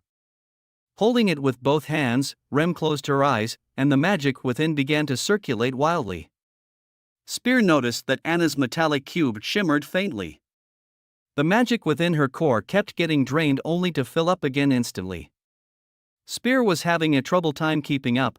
With the massive amount of magic surging within her, she knew that the receiving end. Rem should have felt much worse, but how was she able to continue channeling power for so long? Minutes later, she wasn't sure how she endured till the end. By the time Anna's magical power was nearly spent, Spear felt her legs wobbling, hardly able to stand. Opening her eyes, Rem excitedly held up the cylinder rushing towards Roland. Roland clapped in joy and carefully held the cylinder with wooden tongs, saying this was a magnet whose polarity keeps shifting. Spear looked puzzled, but Nightingale chuckled, telling her that these conversations were best left for Anna to join. Anna revealed a brand new electric motor nearby and Roland placed the cylinder inside. Rem grabbed a wooden lever attached to the machine and pulled it. The machine came to life instantly. Spear noticed the sparkle in Roland's eyes as if this crude iron instrument was a dazzling jewel. Watching this group, Spear was truly amazed. Whether it was the Witches' Union or Roland, they all seemed so different. The electric motor ran for 5 days, tirelessly working day and night, before finally stopping today. Roland leaned back in his office chair, letting out a long sigh of relief. He finally had a brand new power source. But the drawback was that each time, it would drain all of Anna, Spear, and Rem's magical energy completely. After some thought, Roland turned to Wendy, questioning if she could help tally up the daily magic usage of all the members of the Witches' Union. Then, they can systematically channel the surplus to Rem. This method would not only maximize the witch's power but also serve as intensive training. It would significantly boost their magical growth, especially during the Awakening Day. Wendy smiled, saying that sounds like a great plan. She then remembered that today was Lucia's coming-of-age day. She asked if she should gather everyone to celebrate with her tonight. Roland paused, almost having forgotten about it. Wendy gently said she recorded each sister's important dates in a notebook so that she never missed anyone. Roland nodded in appreciation. Tonight, he will prepare a grand feast. And it won't be just the Witches' Union, Roland himself be there to celebrate with her too. After dinner, Lucia's room was packed with witches. Seeing their comforting and encouraging expressions, her eyes moistened. Holding back the tears, she took a deep breath. Agatha was also present, and despite her yawning and the evident dark circles under her eyes, she seemed determined. Roland gave her a concerned look, hoping she wasn't pushing herself too hard. Agatha murmured, "The divine war is looming." Roland confidently affirmed that this time, they will surely defeat the demons. After a pause, Agatha turned her head and whispered, "Even if Roland doesn't keep his promise, she won't be able to hold him accountable anyway." Wendy interrupted, suggesting that they avoid such heavy topics today. Turning to Lucia, Wendy asked if she had any wish she wanted to be granted. As everyone's attention shifted to her, Lucia hesitated. Ling, hugging her sister, innocently telling her sister to ask for 10 ice cream sandwiches. Lucia lightly tapped her younger sister on the forehead, playfully chiding her for always thinking about food. Lucia then asked Roland if she could save her wish for later. Roland smiled, assuring her that it was possible. Lucia expressed her gratitude. She thought to herself that living in this town was all she desired, and she only wished for Ling to live a happy life. Knowing her sister was not a witch, and would one day leave her side to start her own family, Lucia hoped her saved wish might come in handy should any unforeseen event occur. Suddenly, Lucia felt a tremor within her body. "It's beginning," Nightingale said gravely. Even though her sisters assured her not to worry, Lucia instinctively clutched her blanket tighter. Wendy tried to soothe her, advising her to relax. The others attempted to divert Lucia's attention by sharing lighthearted stories and jokes. Lucia wanted to laugh, but her expression felt rigid, and her body was increasingly uncomfortable. Soon, her eyelids felt heavy, and the voices of the witches around her grew fainter.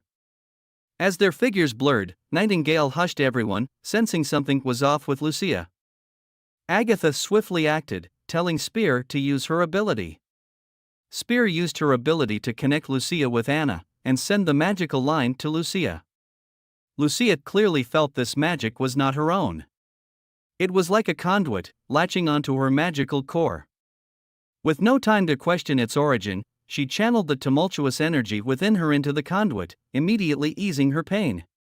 Like finding a lifeline, Lucia continued to pour her magic into it, alleviating the anguish in her body.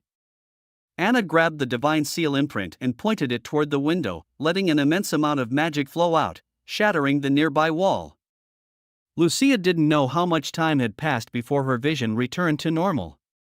Seeing her younger sister Ling on the verge of tears, she gently tapped her on the head, assuring her that everything was fine now. She noticed the sudden drop in temperature and turned her head only to be stunned.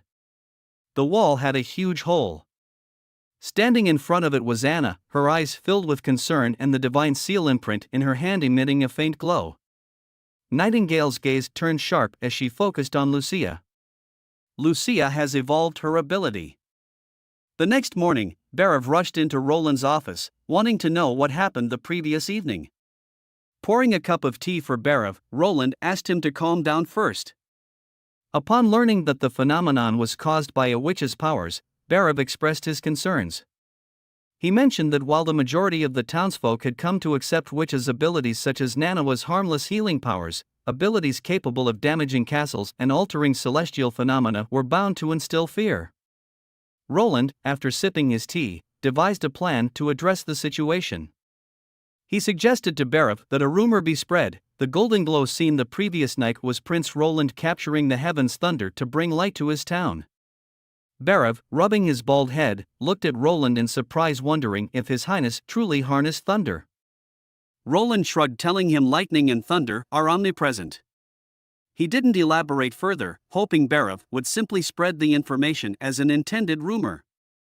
To avoid any negative implications for future educational efforts, such information shouldn't deeply penetrate the public's beliefs. It merely needed to provide a temporary explanation for the time being. Soon after, Karl arrived with his plans to reconstruct the apartment, followed by others.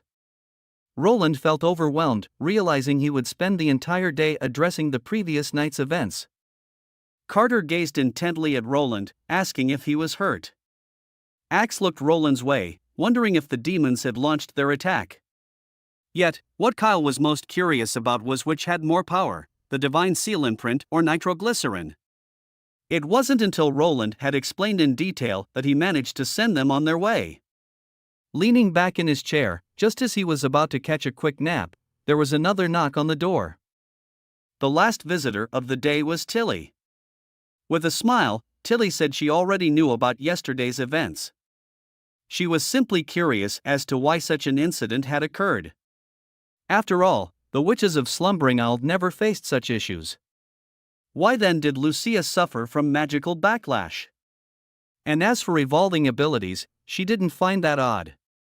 To her, every few days, someone in the border town would evolve.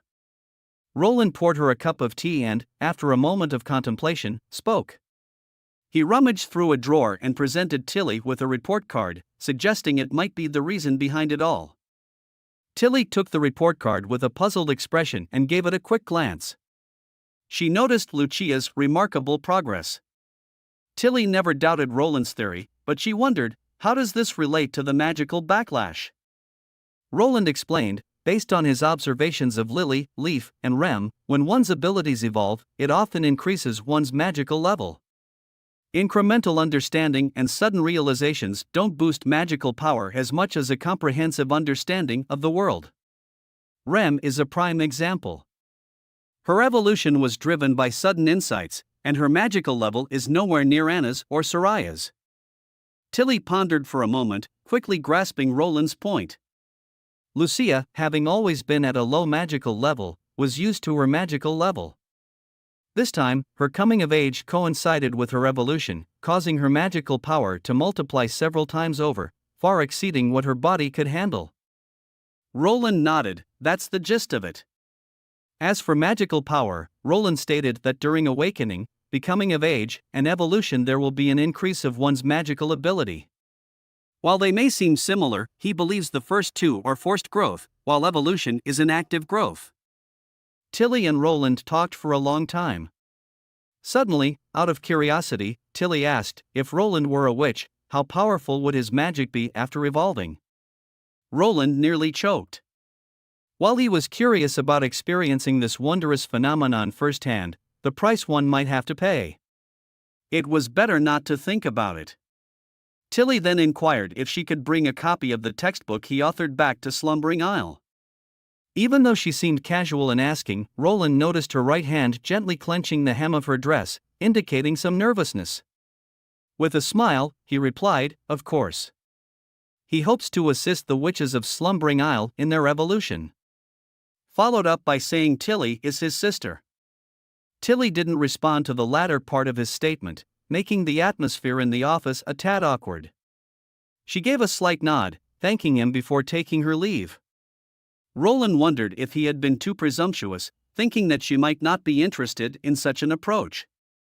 Yet, to his surprise, as Tilly reached the door, she paused, turning back to softly say, "Sometimes, I wish you weren't my brother." After Tilly left, Roland sat still at his desk, lost in thought about her last words. Nightingale appeared, noticing Roland's prolonged silence. What did Tilly mean? Roland suddenly inquired. Nightingale shrugged. Perhaps Tilly sees Roland more as an ally than family? Roland didn't venture into uncharted speculations. Having spent half a winter with her, he had come to deeply understand the nature of this princess. Could it be that she wishes the real fourth prince doesn't return? Or did Roland's efforts to bond backfire? Nightingale remarked nonchalantly, saying Roland wasn't her real brother anyway. She could tell Roland was lying even without using her ability. Feeling a tad embarrassed, Roland touched his nose. Nightingale then asked, since Tilly isn't his real sister, is it okay to give her the textbooks? Roland looked at Nightingale, telling her that this winter, she could have copied the entire book. Roland was sure Tilly was already familiar with its contents. Yet, she formally requested, which speaks volumes about her intentions. He paused for a moment, then continued, moreover, the Slumbering Isle is primarily composed of witches. Even if all of them evolve, their strength still derives from the witches. But Roland is different. This knowledge can empower not only the witches but also the citizens. Roland relies on the strength of all the people.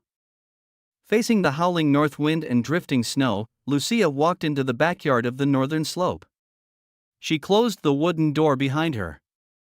Anna, who was standing in front of a workbench, turned her head, signaling Lucia to come and warm up by her side.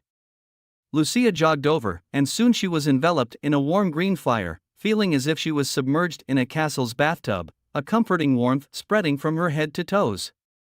Looking at the workbench, Lucia noticed Anna crafting parts for a new firearm. Anna curiously asked, "How has her ability evolved?" Followed by a smile, Anna bet no one in the Witches' Union has caused as much of a stir as Lucia when they evolved their ability. Flushing, Lucia touched her head modestly. She said if it weren't for everyone back then, she might not have made it to the end. Anna reassured her, advising her not to dwell on it, and then asked Lucia to demonstrate her new power. Lucia nodded, beginning to harness the magical power within her. The peculiar sensation she felt that night resurfaced. The outlines of objects around her no longer seemed familiar and continuous, but rather fragmented into tiny blocks. However, this time she didn't feel the painful backlash of magic, allowing her to calmly observe each block in detail. After describing her vision and thoughts to Anna, Anna pondered for a moment before saying, "This might be a kind of branching ability. Agatha once mentioned that only a few possess it. It seems it only appears on one's coming-of-age day, and if missed, can never be acquired again." Anna believed it to be closely linked, perhaps a complement or enhancement, to a witch's primary ability. For instance, Soroya's magical pen requires no ink, as she would otherwise need to mix pigments before drawing. The same goes for the magical books of scroll. Perhaps Lucia's main ability involves decomposition and reconstitution. Anna speculated that these colored blocks might guide Lucia in precisely isolating specific elements. Anna then asked Lucia if she could try separating a single color block. Lucia nodded and focused her ability on an iron ingot by the workbench. Unlike her previous disintegration, this time she carefully channeled her magic into thin strands, pulling at the small blocks. The blocks began to loosen and were drawn out of the ingot, causing the remaining colors to shift and change. Subsequently, the entire ingot collapsed, curling into a yellow-green crystal the size of a fingernail. Beside it lay the remaining block of iron. Anna picked up the tiny crystals. This might be a compound formed from the other elements in the iron. She prepared to conduct a small experiment to verify her theory. Anna speculated if Lucia can extract a specific element from a whole object, and the remaining elements don't just disintegrate but instead recombine according to the conditions after losing that element, then any obsolete or inferior material can be reborn as valuable materials in Lucia's hands. Floating on the sea was a ship. The captain asked a blond man why he wanted to visit the Western Territories, telling him things aren't like before. The captain advised the blond merchant that he won't find any jewels and furs anymore. The merchant feigned curiosity. Why is that? Don't they make a living off of that? Have the people of the Western Territories turned to banditry now? The captain looked away. Ever since the fourth prince took over the border town, the Western Territories have become peculiar. No one really knows what he's up to in his territory. But traders and merchants have a wonderful time. Whether it's grains, fabrics, or general goods, everything gets sold out in the border town. Otto put on a conflicted expression, saying he hoped he wouldn't return empty-handed.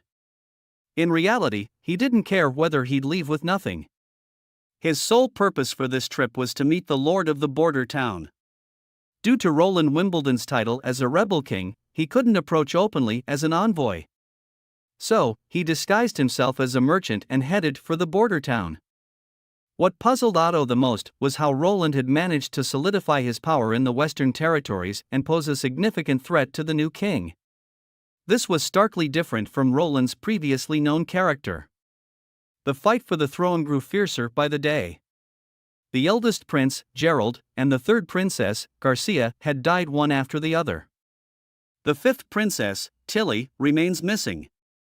Cities in the south and east had been destroyed during the relentless war, while only the Western Territories remained untouched. Only by arriving at border town could Otto ascertain the reasons for this. Upon reaching the dock, Otto took a deep breath of fresh air and stepped out of his cabin. The moment he set foot on the port, he was taken aback by the scene before him. He couldn't believe that a border town could possess such a dock. Even the dock of Greycastle's royal capital wasn't half as big. But what surprised him even more were the ships docked beside the pier. A line of unprecedented wide-bodied gray stone ships stood in front of him. Otto got on the carriage. As they passed the first checkpoint, Otto couldn't believe that no one asked them for any tariffs. The captain chuckled, informing him that those were the border town's police, not bandits or mountain robbers. Witnessing the smooth, hard roads beneath his feet, rows of neat houses, and the bustling residents, Otto, a noble, had seen grand architecture in his time. However, in his kingdom outside of the inner city, dilapidated houses, muddy paths, and sewage were common sights. Yet here, he couldn't find a single house that looked old or worn. As the captain and his crew left to unload their cargo, Otto decided to explore on his own. He saw goods he had never seen before. Then, a commotion arose in the crowd. Turning his head, he saw two women walking past him. Upon seeing the blonde woman, Otto felt his blood boil with recognition. His hands trembled slightly, and he rubbed his eyes to ensure he wasn't mistaken. He shouted the name Andrea. Ashes and Andrea turned to look, and upon spotting him, recognition flashed in Andrea's eyes. In a nearby tavern, they settled down at a table. Even now, Otto's heart raced uncontrollably. His eyes were fixed intently on Andrea, fearing she might suddenly vanish. Otto spoke up, saying that he, Belinda, and Oro had thought Andrea was dead. They never imagined they'd see her again. Ash, sitting next to them, teased, "Is he an old friend of Andrea?" Why'd Andrea rush into the tavern the moment she saw him? Andrea shot her a glare. Ash laughed and said, "She came here to protect her." After all, it was Andrea who dragged Ashes here to buy gifts for Tilly's birthday, and now Andrea trying to chase Ashes away. So much for being noble, like Ashes said. Andrea retorted she doesn't need to act noble around Ashes. Otto, feeling left out of the conversation, felt a bit awkward. He turned to Ashes and hesitantly asked if she was a friend of Andrea. Before Andrea could respond, Ashes introduced herself to Otto and then asked, "How did Otto know Andrea?"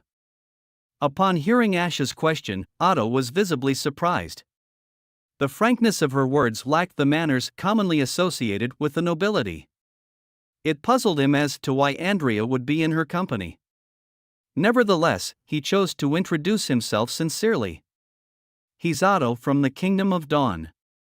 He's known Andrea since they were children. They grew up side by side alongside Otto's younger sister and Oro. Ashes, not missing a beat, asked why had he mentioned Andrea was dead. Before Otto could respond, Andrea interjected, not wanting to dive into that painful memory, simply stating that the eldest daughter of the Quinn family, whom everyone knew, is dead. However, Otto felt compelled to clarify. He needed to understand what had happened. In the Kingdom of Dawn, aside from the royal family, the most distinguished noble families were the Tokate, Quinn, and Loxi. The patriarchs of these families were not just close confidants of the king but also influential ministers. This age-old tradition was still very much alive in their generation. Andrea, being the firstborn of the Quinn family, was flawless, both in appearance and lineage. She had countless admirers, Otto and Oro was among them. Yet, tragedy struck during a spring excursion. Andrea's carriage had veered off its path and tumbled into the mountains. The calamity was so severe that even the king was alerted. The three noble families, collaborating with the royal family, mounted an extensive search. At the base of the mountains, they discovered her mangled remains. Everyone was in sorrow for a long time. In his own mind, Otto had harbored feelings for Andrea but hadn't had the chance to reveal them. He believed that he'd never get another opportunity. Yet, in this unfamiliar territory, fate had reunited them. After a pause, Andrea sighed softly, revealing that the carriage accident 5 years ago wasn't an accident at all. It was orchestrated by the Quinn family when her father discovered she was a witch. Otto froze at the revelation of witch. Andrea, paying no mind to Ashiz's reactions beside her, continued. When her father learned of her identity, he immediately arranged the accident. The people on that carriage weren't her, but the groom and her maid lost their lives because of it. Subsequently, she was exiled from the Kingdom of Dawn by her father and sent to a small town up north in Grey Castle. Otto remained silent for a moment, processing the information. In his mind, fabricating the accident might have been an attempt to protect Andrea. After hesitating for a brief moment, he voiced his thoughts only to be interrupted by Andrea's cold laughter.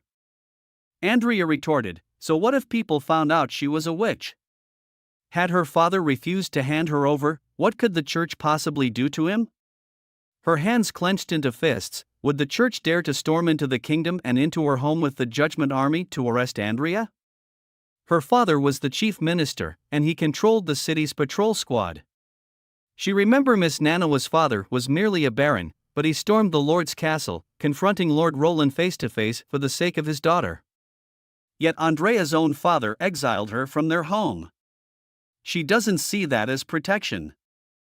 For a moment, Otto was left speechless. Andrea stood up, telling Otto she was glad to see an old friend once more, but she hoped he would forget everything that she said today. Because the daughter of the Quinn family had died 5 years ago. As Andrea was about to leave, Otto finally spoke, telling her that Oro visited her grave every year, unable to forget Andrea. As she reached the door, she whispered softly, "One day, he will forget." Watching the two disappear outside, Otto sat back onto the chair. He despised his own weakness. Even now, he brought up Oro instead of confessing his true feelings. He too couldn't forget Andrea. In Roland's office, Roland learned from Anna that Tilly was approaching her 20th birthday. While Anna was considering what gift to present to Tilly, it was only now that Roland remembered Tilly's birthday. The original fourth prince, he hadn't cared about Tilly. Previously, when Wimbledon III was still alive, grand birthday celebrations were held annually for Tilly, a privilege that even the highly favored Timothy had never enjoyed. Roland recalled that during Tilly's coming-of-age ceremony, the 4 great border generals had returned, and she had even received congratulatory gifts from the other 3 major kingdoms. Timothy and Garcia were somewhat jealous at the time. The two of them approached the fourth prince, trying to instigate him to do something horrible. However, ever since Tilly had sternly taught the fourth prince a lesson 8 years ago, Roland, the fourth prince back then, had been too cowardly to participate. He wasn't sure about Timothy's actions at the time, but the end result was the poisoning and death of a bear cub, a gift from the Wolf Heart Kingdom. It had been Tilly's favorite present. Regardless, it must have been a terrible memory for Tilly. Having reflected on the past, Roland's thoughts shifted, and he quickly came up with an idea for a gift. He spread out a sheet of paper and began to sketch his gift. Anna noticed the outline of a bear. Roland smiled, explaining that as Tilly's brother, he wanted to craft a unique gift himself. When the time came, he would need Anna's technical expertise. On Tilly's birthday, Roland arrived at her room with a gift box in hand. After knocking on the door, he found her alone. Seeing that it was Roland, Tilly looked a little surprised. Roland mentioned that it was her birthday today and that he would host a grand dinner in the evening. But before that, he wanted to give her a gift. Tilly seemed a little taken aback as Roland placed the gift on the floor of the living room. It was a large pink box. Tilly noted that Roland had never given her a gift before. Roland corrected her, mentioning the quill he gave her when she was born.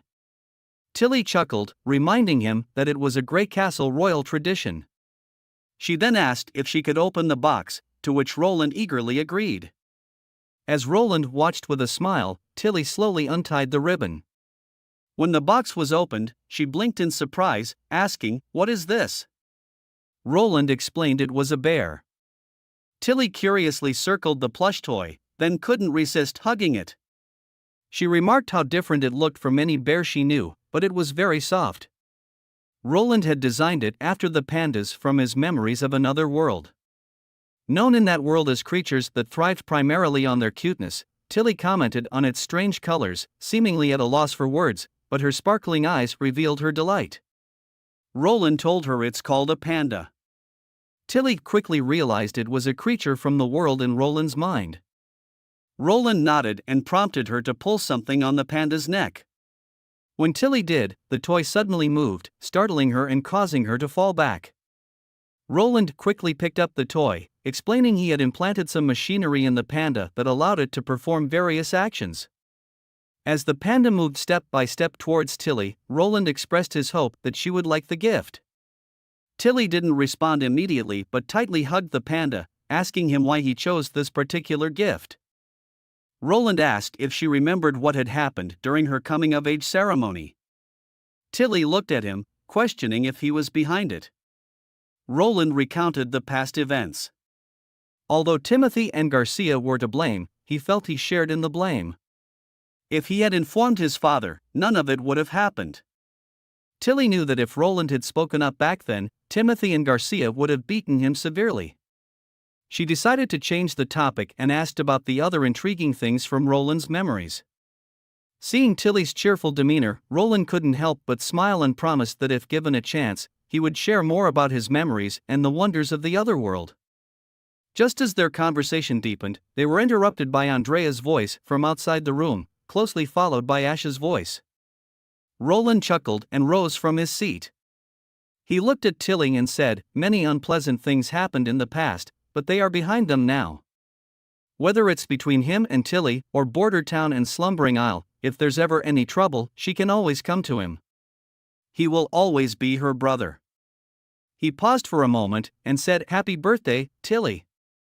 As he opened the door, the two witches outside stared at each other in surprise. The prince grinned and said, "There's no need to compete, I was the first to give a gift." Otto walked despondently through the streets, the words of Andrea still echoing in his ears. He made his way to a stone bench in a corner, brushing off the accumulated snow before sitting down. Although he couldn't forget Andrea, he still remembered the purpose of his visit. Apart from the military camp, he had explored every corner of the town, gaining a comprehensive understanding of the place. According to the townsfolk, this was once an impoverished land, and all the changes were due to Roland. He not only led the people to fend off the terrifying demonic beasts but also invented various amazing machines and tools to improve their lives. Otto documented everything he saw, including those machines. As he spread out his notebook to document the day's findings, two figures appeared before him. It was what the townfolks called policemen. They called out the fake name he used when posing as a merchant. When Otto inquired about their purpose, the policeman's reply caught him by surprise. They had received a report of suspecting Otto of a spy and asked him to come with them, instructing him to put his hands behind his back and not to resist. Seeing the two policemen trying to arrest him, Otto dodged and continuously argued that he was innocent and claimed to be a nobleman from the Kingdom of Dawn. He managed to break free from their grasp but was suddenly punched hard in the stomach. Just a few days ago, he had claimed to be a merchant, and now he was a noble? The policeman sneered. After struggling briefly, the two policemen overpowered him, suggesting that if he confessed, there might be a way out. After a day in jail, Otto was met by Carter. He quickly identified himself, stating that he was on a mission from the King of the Kingdom of Dawn. He soon presented his identity seal and claimed that he was seeking an alliance with Grey Castle against the church. He demanded to meet with Prince Roland Wimbledon. Looking over the records Otto kept, Roland shook his head. Recording so much is bound to raise suspicions. He told Otto that he shouldn't take to heart about the rough arrest. There had been malicious individuals in the past who had resisted arrest, while pulling out daggers to injure two officers in the process. Otto added that such a policy might wrongly accuse innocent outsiders since not everyone carries documents to prove their identity. Roland looked toward Nightingale in the mist and reassured Otto, saying they had various measures to ensure the innocence of the wrongfully accused. Prince Roland spread his hands and remarked, "Perhaps in this endless winter, Timothy is growing restless. After all, every month he seems to send some people to stir up trouble." Roland made no effort to hide his hostility towards the new king. Otto realized that the differences between the two sides had become irreconcilable. He earnestly asked Roland if the popular rumors were true. Was Roland genuinely planning to overthrow Timothy? Roland responded bluntly, stating Timothy should never have been anywhere near the throne. In his pursuit of power, he had murdered their father, framed the eldest brother, and driven their sister out of Grey Castle. The entire southern territory was ravaged by war, with its people displaced, all because of Timothy's misdeeds. Only by throwing him off the throne could Grey Castle regain its past prosperity. Otto was taken aback. Timothy lacked the character that Roland displayed, and their auras were distinctly different. Otto slowly stood up and gave a formal bow. As a friendly neighboring nation, the Kingdom of Dawn hoped for Grey Castle's swift stabilization. He was here to bring the treaty from the King of Dawn. Roland, intrigued, asked where it was. Otto explained that to avoid any leaks, he hadn't brought the written treaty. However, the King of Dawn had granted him the authority to formalize the agreement. He reiterated the terms of the defensive and offensive alliance given by the King of Dawn. Such an alliance would effectively counter the Church's advances, avoiding the fates suffered by Eternal Winter and Wolfheart. Roland's response took Otto aback. "That's it?" What did Roland mean, that's it?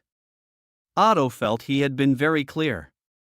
He assumed Roland hadn't understood and wanted to explain again, but Roland interjected while saying this plan will not work. The Church's determination to conquer the four great kingdoms is much stronger than Otto or the King of Dawn have imagined. Clearly, they are unaware of the Church's secrets. Roland would provide the Kingdom of Dawn and Otto with the intelligence he had, hoping Otto would relay the information to their king. Otto glanced at the documents in his hands: transcendent warriors, pure ones, demons. These terms caused cold sweat to drench his clothes, realizing that the Church's purpose to annihilate the four kingdoms was to prepare for an impending doomsday battle. This information was utterly mind-boggling. Stammering, Otto said he couldn't make the decision alone. He must report immediately to their king. Prince Roland calmly responded, "The matter concerns the life and death of both of their nations. Caution is necessary, but they don't have much time." Andrea stood atop the castle, gazing southward towards the direction of the flowing Crimson Water River. Seeing the howling cold wind, Shavy asked Andrea if she wanted to say goodbye in person. Andrea shook her head, saying it was the same whether she did it here or there. Reflecting on what Prince Roland had told her, Otto had mentioned Andrea before leaving, earnestly requesting Roland to take good care of her. Watching Shavy curled up from the cold, Andrea told her to head back inside. Shavy shook her head, mentioning that if she caught a cold, she could take a couple of days off to play cards after Lily treated her. This seemed reasonable, and Andrea gave her a thumbs up, then looked towards the dock again. The ship began to sail, and Andrea thought that time would heal all wounds. Forgetting might be the best outcome for everyone. She was well aware of Otto's feelings. But as members of the most prominent noble families, they should marry more suitable ladies, not waste time on a witch. Staying away was the best choice. Such a relationship would surely be fruitless, and she didn't want to return to the land that had forsaken her. Goodbye, my friend, thought Andrea. Roland entered the workshop and pushed open the wooden door. Anna and Lucia immediately noticed him. Anna quickly warmed up Roland, who nodded with a smile. He then approached Anna and asked what she was working on. She pointed seriously at the steel barrels on the table, mentioning she was manufacturing new gun barrels and locking mechanisms based on Roland's blueprints. Anna suggested some improvements, and Roland, unable to resist, tried to pat her head, but she playfully swayed away. Roland didn't mind her questioning his designs. After all, the firearm blueprints were inferred by him based on his memories, and there might be room for error and improvement. Especially considering Anna's exceptional learning aptitude and leadership abilities, he believed that one day her understanding would surpass even his expectations. After a while, Anna put down the components she was working on, walked over to Roland, and slightly bowed her head. Roland was momentarily surprised, wondering if this was her way of accepting the earlier patting. He tentatively patted her soft hair. Turning his attention to Lucia, she reported on her work. The mine had produced a vast array of ores, and she had been working tirelessly to break down the elements. She needed more time to document them. Roland nodded approvingly. He then inquired about the samples from the 12th test. Lucia promptly presented the sample. Observing the element, Roland felt a sense of familiarity. He asked Anna to process the ore into fine metal wire, suspecting that this might be tungsten. Tungsten is an extremely hard metal with a very high melting point. In many applications, it's typically used as tungsten wire, especially in light bulbs. Roland instructed Anna to process the material into extremely fine metal wire, twisting it into a spiral shape and affixing it to a glass frame. This frame was then encased within a glass bulb, thus completing the primary part of the electric lamp. However, for it to emit a stable glow, two more crucial steps were required. These were also the most challenging aspects of creating a light bulb. Firstly, the bulb needed to be evacuated to prevent the tungsten filament from reacting with oxygen, and secondly, it had to be sealed to ensure that air wouldn't penetrate inside. Two witches had the capability to perform these steps. Roland first approached Agatha, using her abilities to fill the bulb with pure nitrogen as an ideal inert gas. Then, Soraya was responsible for sealing it. With that, a rudimentary incandescent lamp was successfully created. That evening, Roland gathered all the members of the town hall in front of the castle, ordering his guards to extinguish the torches in the courtyard. Everyone surrounded him, curious about his intentions. With a clearing of his throat, Roland drew everyone's attention. In the midst of a snowy evening, as the entire courtyard was pitch black, Roland flipped the switch. In an instant, the center of the courtyard was illuminated by a warm orange-yellow glow. At that moment, words were unnecessary. The unwavering stares of everyone and the silent atmosphere said it all. Roland has brought electricity to this world. Roland then declared. From now on, every household in Border Town will be blessed with this kind of light. A few days ago, the Justice Department received a tip-off. Some serfs were secretly peddling grain. After some investigation, they had a lead. Some police decided to shed their uniforms, put on tattered jackets, and brought along a sweeper while keeping an eye on all suspects. A man pushed a cart full of snow quickly appeared, and saw a serf at a street corner. He cautiously looked around before slowly approaching the blonde serf. After inspecting the contents of a cloth bag, the man pulled out a bag of coins. But just as the blonde serf began counting, police officers rushed from all directions. The man was pinned to the ground. Seeing the dire situation, the blonde serf tried to escape. Wade quickly swept at him with his broom, picked up the coins, and told them they were under arrest.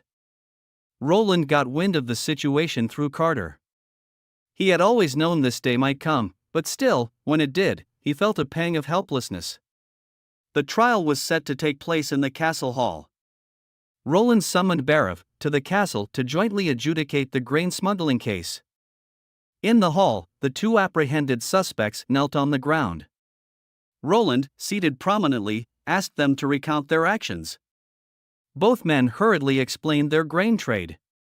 The balding man is a resident of the town and explained that he hadn't consumed all the grain he'd bought from the city hall. He processed the remainder into flour, mixed it with wild vegetables, and sold the resulting pancakes in the market. He made a decent profit each month, but to earn a bit more, he had to scrimp and save. Since he couldn't save enough, he approached serfs who hadn't sold all their grain to the city hall. Hearing this, the serf also confessed, yelling out that he was guilty. But he explained that if he didn't sell the grain, he wouldn't survive. He claimed that the officials didn't purchase grain as per Roland's instructions, leaving him with no other choice. By then, the entire case was quite straightforward. From their testimonies, Roland had a clear understanding. After all, the strict prohibition against selling grain privately had been repeatedly emphasized. Still, some would risk it all for a small profit. However, what did the serf mean that the officials weren't buying grain according to the rules? When questioned, the officials responded without hesitation. They had followed Roland's directives. After a bountiful harvest, they never halted their grain purchase. However, they gradually lowered the buying price based on the grain's quality. For the first couple of months, the price was the same throughout. But as winter approached, most serfs lacked proper storage facilities, leading to a sharp decline in the grain's quality. During the purchase, they frequently found damp, discolored, or moldy grains. That's why the price has been reduced by 20 to 30%. As for the blonde serf's grain, the majority was damp and moldy, unedible grain that was nearly impossible to store any longer and would have to be thrown out upon purchase. Therefore, the only price they could offer was about 20% of the price compared to the first couple of months. Before Roland could question why didn't the serf sold the grain upon harvest, the serf suddenly shouted, 20% is no different from not buying at all. He then played the victim card, saying he has been toiled in the fields all year, and the price he got from his crops is merely nothing. He even claimed that even the back alley dealers wouldn't be so ruthless. Barav snapped back, had the serf sold on time, none of this would have happened. Everyone here is aware of the serf's true intentions for hoarding grains.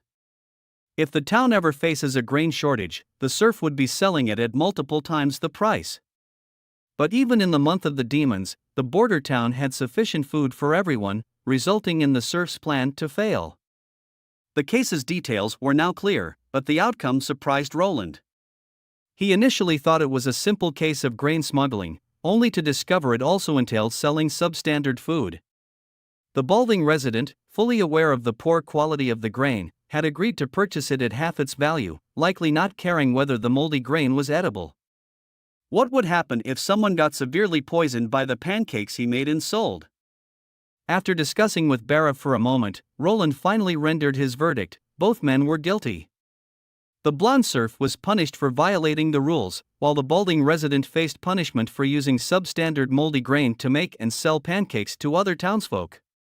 While Roland felt a twinge of regret, as the inaugural case of its kind, a stringent penalty was needed. He instructed the officials to create a public notice about the incident, hoping to deter such occurrences in the future. When Roland asked Carter if Wade had been responsible for the arrest, Carter nodded. However, the fact that Wade had ditched his uniform and was reported by citizens as being involved in a brawl during the apprehension made Carter feel he should reprimand him. But Roland shook his head, believing Carter should commend Wade instead. Wade knows how to adapt, Roland thought. This time, acting undercover to arrest the culprit shows he's a natural investigator. When the time is right, he should recruit Wade into the security bureau. Inside a secret chamber of the Hermes Cathedral, Isabella held a torch in one hand and gripped Taefun's arm with the other. Though Tayfun was puzzled as to why the newly appointed pope had requested to meet him here, Isabella explained that Maine had a profound trust in Tayfun, the archbishop with whom he'd worked for so long. It was time for Tayfun to be privy to deeper secrets. Tayfun sighed, thinking of the two new archbishops. They had already struggled with merely accepting the existence of the pure ones. How long would it take them to adjust? Isabella whispered, the new archbishops haven't fully understood the pure ones yet. Of course, assist archbishops in tasks that cannot see the light of day. Besides that, they can offer companionship at night, serve as an outlet for anger, or even provide other forms of entertainment. She drew nearer to Tayfun suggestively. Tayfun swiftly pulled his arm away, admonishing her to refrain from making such a joke with an old man like him. They soon arrived at another room, guarded by a witch named Black Veil. She instructed Tayfun to entrust her with the god punishment stone he was carrying. Her gaze felt as if it pierced through him, prompting Tayfun to reluctantly take the stone hidden within his robes. Once the stone was secured, Black Veil opened the chamber's doors. Inside, Maine stood playing with two magic stones in his hand. He warmly greeted his old friend, assuring Tayfun that they were in private and he could be at ease. Tayfun felt a comforting warmth in his heart, yet he remained ever conscious of the church's hierarchy. Pope Maine chuckled, asserting that his words were the new embodiment of order. Quickly shifting the topic, he inquired about what was happening outside. Tayfun reported on the church's recent affairs, notably the order to apprehend witches. One of the witches had escaped, and in the pursuit of her, many believers, including prospective judgment soldiers, had died. He feared that such incidents, if they persisted, would instill a dread of witch hunting among the church's members. Maine had summoned Tayfun primarily for this very matter. He stated that combat witches were only a minuscule fraction. Most of the witches lacked the power to resist. Such confrontations would be rare. He hoped that Tayfun would increase his efforts so they could produce even more god punishment soldiers. The pressure on the Hermes defensive line grew daily, and they urgently required more god punishment soldiers to combat the demonic beasts. Looking at Maine, Tayfun observed how the former youngster had become more decisive and mature since his ascension to the Pope. Tayfun also brought good news. Apart from a few cities that continued to resist, the majority of nobles in the Wolfheart Kingdom had already pledged allegiance to them. However, when the conversation shifted to the Kingdom of Dawn, the Kingdom of Dawn had recently been expelling church believers, leading to uprisings and riots. His men were covertly aiding the rebels. Maine nodded in understanding. He believed that next year's offensive strategy needed adjustment, prioritizing the capture of the Grey Castle. Maine perceived signs of decline in Grey Castle. Maine knew the fight for the throne decree and the church's pills had achieved their intended effects. The Kingdom of Dawn was also plagued by internal strife. The downfall of both was inevitable, so the order in which they were dealt with didn't matter much. Maine was most concerned about Roland Wimbledon, saying he is not just an ordinary lord. Maine believes that Roland might be the greatest threat they've ever encountered. There was an unmistakable seriousness in his voice. He knows their believers are powerful, but they must not underestimate this man. He is not suggesting Roland possesses supernatural abilities, but Roland certainly has some sort of talent or strategy that has allowed him to defeat both Church and Grey Castle forces. Tayfun nodded in agreement. Maine then explained the reasons why he wanted to capture Grey Castle first. The first reason is that the Grey Castle covers the most extensive territory and has the richest resources, offering greater benefits than conquering the Kingdom of Dawn. The second reason, a chilling look appeared in Maine's eyes as he uttered the name Roland Wimbledon. Tayfun looked a bit taken aback. Maine turned to him, explaining that over the past year, Maine had come across an astonishing piece of intelligence. No matter whether it was actions taken by the church or those by the Grey Castle against Roland, every attempt failed without exception. Outsiders believed that Roland had allied himself with demons to defeat Duke Ryan's knights. Yet, the church knew that apart from those witches with extraordinary abilities, one or two witches wouldn't pose any threat to fully armed knights equipped with stones of god punishment. Subsequent intelligence became more and more baffling. For instance, a secret letter sent to the Holy City 2 months ago mentioned that the new King Timothy had dispatched nearly 2,000 soldiers, all consuming the church's pills, to attack the Western territories. Yet, they were defeated upon the first encounter. What did this imply? Taefun couldn't help but take a sharp intake of breath. 2,000 frenzied soldiers. Even in Hermes, this was a force to be reckoned with. If things drag on for another year, perhaps the Grey Castle would fall into Roland's hands. And by that time, the cost to annex Grey Castle would be significantly higher. Maine looked to Taefun. With so much on his plate, Maine hoped to delegate some responsibilities to Taefun. After the archbishop left, the two witches waiting outside bowed. Taefun acknowledged them with a nod and then departed. As the archbishop exited, the room underwent a transformation. The Pope's figure gradually faded, morphing into Zero. Zero praised the illusion created by Black Veil, noting how it's becoming more and more realistic. Zero patted her chest. Though she had consumed Maine and was familiar with his memories and consciousness, she found it relatively easy to deceive the old man. However, whenever Maine's conservative thoughts resurfaced, she found them quite tedious. Isabella sat on a table, twirling her hair, remarking how interesting the fourth prince of Grey Castle appeared to be. She even thought he held more promise in defeating the demons than the church. Black Veil shot her a displeased glance, asking what she meant by that. Was she suggesting a betrayal of the church?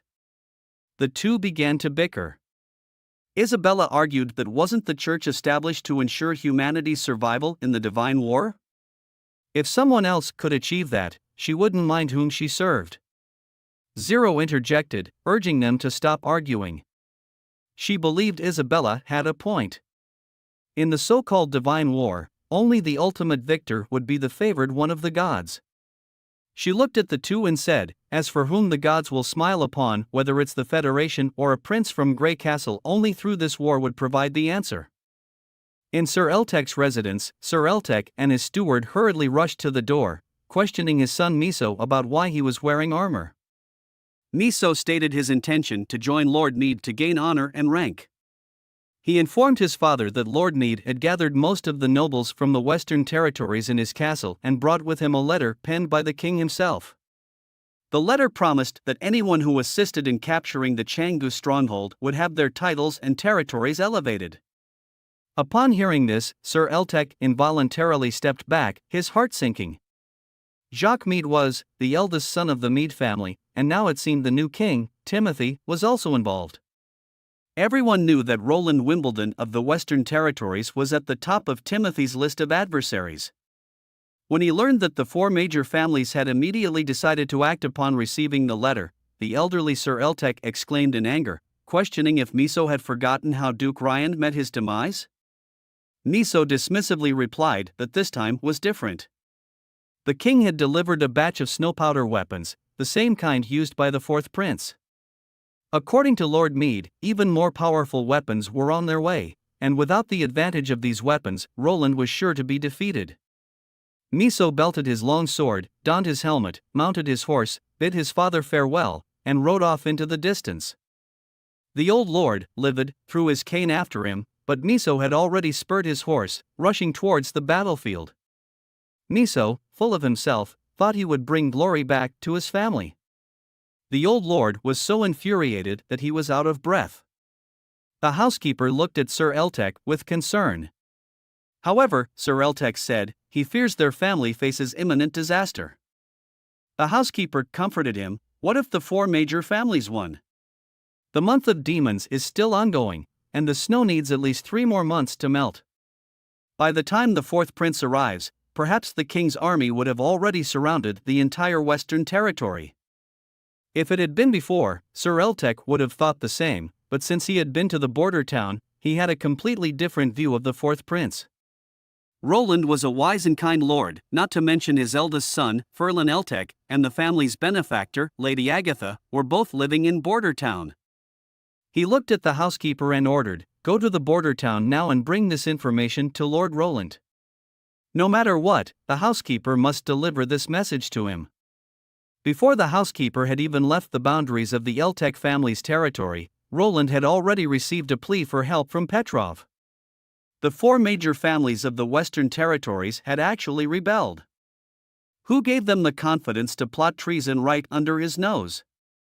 Roland immediately summoned Carter and Axe, slapping the letter in front of them. After reading it, Carter speculated that they had been planning this uprising for some time. For them to unite like this, there must be a new influential leader driving them. Axe concurred, suggesting that perhaps a larger power was now involved. They quickly deduced that it was Timothy from the royal capital. This didn't surprise them, but the second letter mentioned that the enemy had firearms. Roland wasn't overly concerned because the snow powder was no longer a secret to Timothy. However, for them to effectively utilize it, they had a long way to go. What Roland didn't understand was, even if they had the support of powerful forces behind them, where did they get the confidence to go against the soldiers of the First Army? Nightingale speculated that it might be because of the month of the demons. Currently, the roads were blocked by heavy snow, and with the demonic beasts constantly attacking the border town, they probably thought that border town would need at least 2 months to recapture the Canggu stronghold. Axe suggested they might think that having the same kind of weapons would allow them to resist the assault from border town. However, they knew nothing of the true power that border town possessed. Roland then called out Axe's name and Axe immediately stood at attention. Roland ordered Axe to put the First Army into a state of readiness for deployment and to set off early the next day. The prince loudly declared, 500 men, equipped with 6 field guns. Axe will be in charge of arranging the teams. Axe saluted in standard military fashion. Roland instructed Carter to stay and guard border town. The corner of the knight's mouth dropped instantly. He didn't want Roland to leave him behind. Roland looked at him seriously and pointed out that it was the month of the demons and the threat from the demonic beasts was greater than that from the nobles. Roland hoped Carter would guard his town well. Roland turned to Nightingale, telling her that he needed the witch's company for this journey.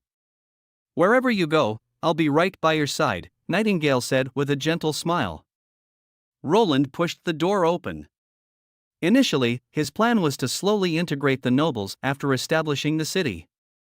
However, this rebellion presented him an opportunity to swiftly annex the lands beyond the stronghold, and this time, he wouldn't let those nobles off the hook. In the early hours of the morning, the housekeeper reached the docks, seeking an old boatman to transport him to the border town, offering a handsome payment of 10 gold. The boatman, stuttering, explained, his boat doesn't even have a proper shelter against the snow. It's fine for river crossings, but if they head to the border town, they might survive the journey, but the freezing nights would be their end. When the housekeeper inquired if there might be someone else capable of making the trip, the boatman waved his hands dismissively. Only the larger ships in the stronghold can manage such a journey. All they have here are small boats. The housekeeper's face contorted in despair as he stared at the crimson water river. Suddenly, a massive fleet of ships was approaching. Kakosin commanded the sailors to keep stoking the coal. They were making a beeline for the stronghold. Roland was aboard, with Wendy manipulating the wind direction. Lightning had already scouted the situation inside the city and briefed the prince. Roughly 200 men besieged the castle. They had already breached the first layer. These attackers wielded weapons resembling firearms, yet they were nothing like what Roland's side used. Roland's primary concern was for Petrov's safety. Lightning relayed that Petrov was unharmed, but shaken. However, there was a pause, and Lightning somberly added that Petrov's family had suffered greatly. It seemed that Petrov had received word beforehand and had summoned his father into the safety of the castle. Yet, the rest of his family, including the countess who remained in their home, were taken hostage by the treacherous nobles and executed one by one as a ploy to force Petrov's surrender. Seizing an opportunity, Lightning managed to slip into the castle and relayed the news of Roland's impending arrival. Petrov only had one request for Lightning to transfer to Roland. Roland listened intently. Lightning turned to him. "Petrov says the debt must be paid in blood." A chilling look overtook Roland's face. Among the nobility, there was an unwritten rule: rarely would one lay lethal hands upon another of a noble title. The audacity of these nobles to inflict such harm on Petrov's family, aside from their resentment towards Roland's substantial profits from the partnership with the merchants, indicated another force was likely pulling the strings. Roland was now fairly certain that the person behind this assault was the newly crowned king, Timothy Wimbledon. He gazed towards the direction of the stronghold, and ordered coldly, "Full advance into the stronghold. Secure the docks." Atop the city walls, soldiers from the Second Army relentlessly fired upon the enemies below. The invaders had secured the city gates and launched several waves of attacks, yet they had not been able to capture the northern section of the wall. The battle had raged on since noon the previous day. The Second Army's ammunition was quickly depleting. Enemy troops, shielded by heavy shields, inched closer. Watching his comrades fall one by one into pools of blood, he found himself unable to think of anything else. The captain signaled to his squad to fix their bayonets, preparing for a final, bloody standoff. They would not surrender. They knew that surrendering would lead them down a path to certain death. He lunged at an enemy shield with his bayonet, only to be knocked off his feet by a powerful kick, his weapon flying from his grasp. Despairingly, he looked up, thinking his end was near, but suddenly noticed a looming shadow in the sky rapidly descending onto the steel-clad soldier. As the person became clearer, he realized it was a massive creature. Just as he thought they were faced with a demonic beast, a silhouette jumped from atop the creature. The giant creature tells him they are the reinforcement. The sight of the talking beast still instilled fear in the soldiers, until they saw the giant creature approach the injured among them. She helped lift them onto the creature, reassuring them to hang on, and that she'd swiftly take them to where Manhwa was for treatment. The man looked at the beautiful woman with numerous questions, still unable to believe they were the reinforcements dispatched by Prince Roland. The enemies swiftly reached the top of the city walls. When they realized it was a woman defending, they burst into laughter, spouting derogatory remarks. The captain raised his weapon, thinking he'd need to protect Ashes. However, Ashes grinned, and in a flash, a silvery light slashed through the air, immediately silencing their laughter. The enemy leader was cleanly cut in half, with neither his shield nor his iron armor able to halt the blade even slightly. He hadn't even seen how the woman had attacked. The once laughing faces now froze in horror. Yet, this was merely the beginning. Ashes took a step forward, swinging her great sword in a wide arc. The movements were so swift that they were nearly imperceptible, and in moments, the adversaries lay defeated on the ground. Ashes turned to the captain, instructing him to gather the remaining comrades atop the wall, assuring that someone would soon come to transport them. Ashes immediately leaped off the wall, charging through the enemy lines with unrivaled ferocity. Her weapon danced fluidly in her hands, cutting down any who dared stand in her path as if she was merely harvesting wheat. In less than minutes, the enemy forces had collapsed. The captain sat on the ground, cold sweat drenching his back. So, this is the power of a witch, he thought to himself. Regardless, he had survived. The stronghold was surrounded by the forces of the four major families, making escape seemingly impossible. After a day and night of relentless combat, the second floor of the castle was taken. Petrov's family and his guards had been pushed back to the very top, presumably enduring the tortures of hunger and fear.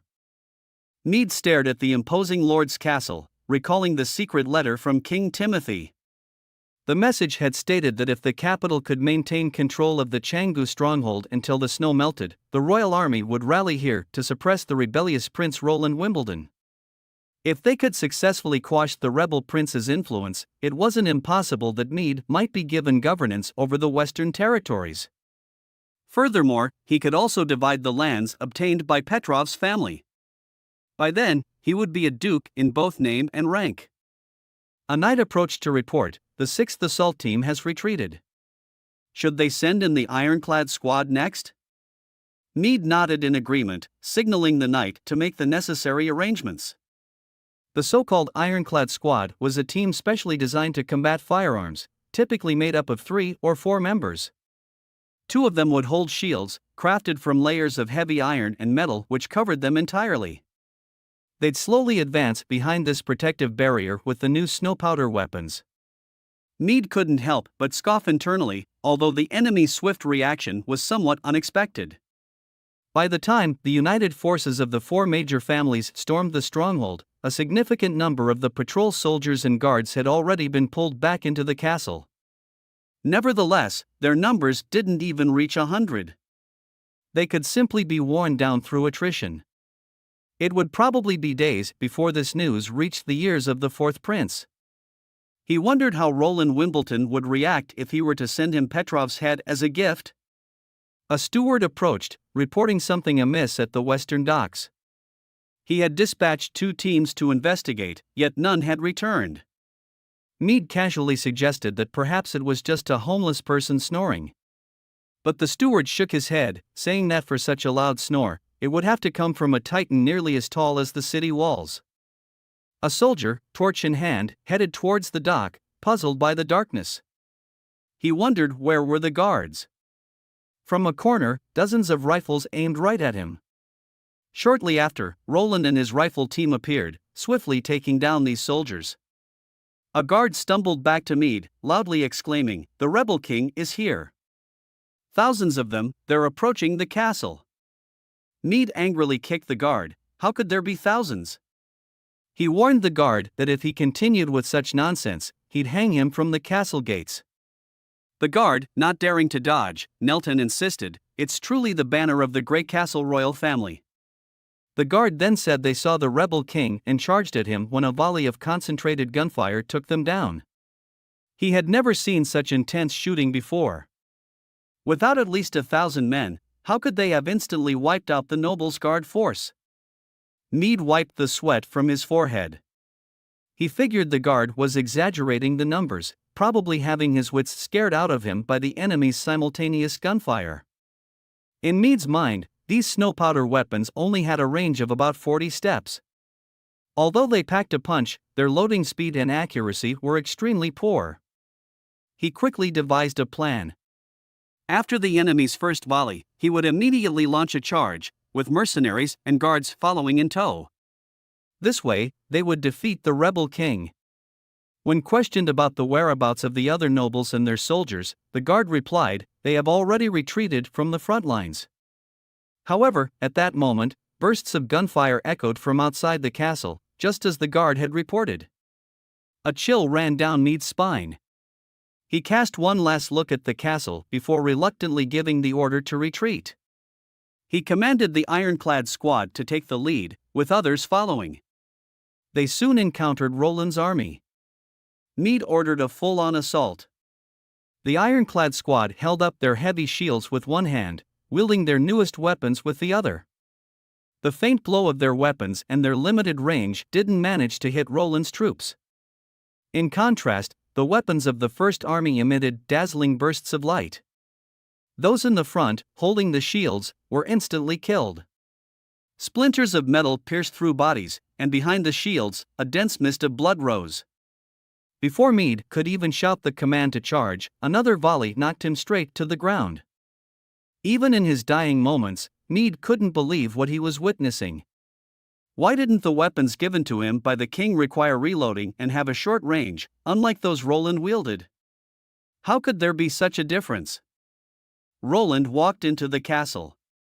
Petrov and his father were already kneeling in the hall, awaiting his arrival. The lingering scent of blood permeated the air.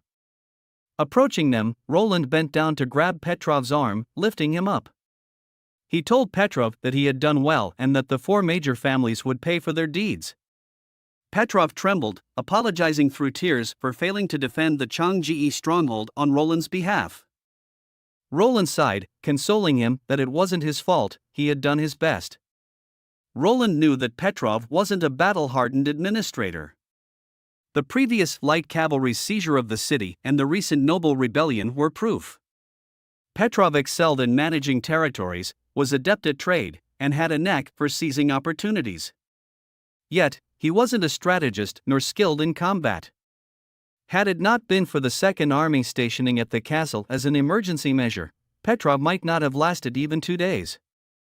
However, this didn't mean that Petrov wasn't a competent administrator.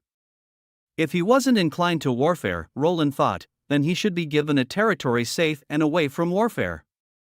Compared to military talents, Roland favored Petrov for what he was good at. He scanned everyone present, calmly claiming that there was a catalyst behind this uprising.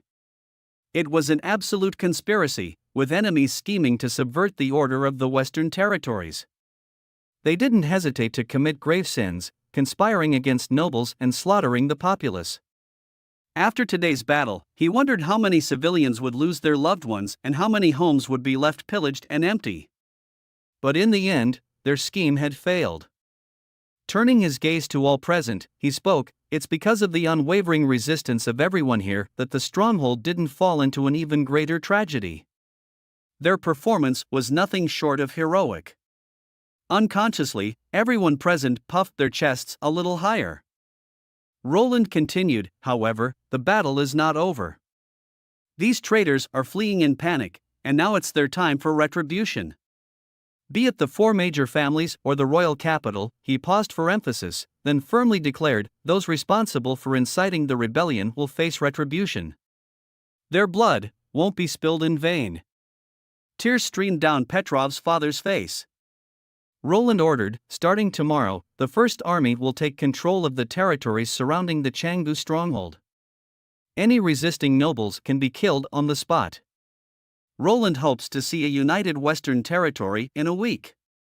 Petrov and father kneeled once more.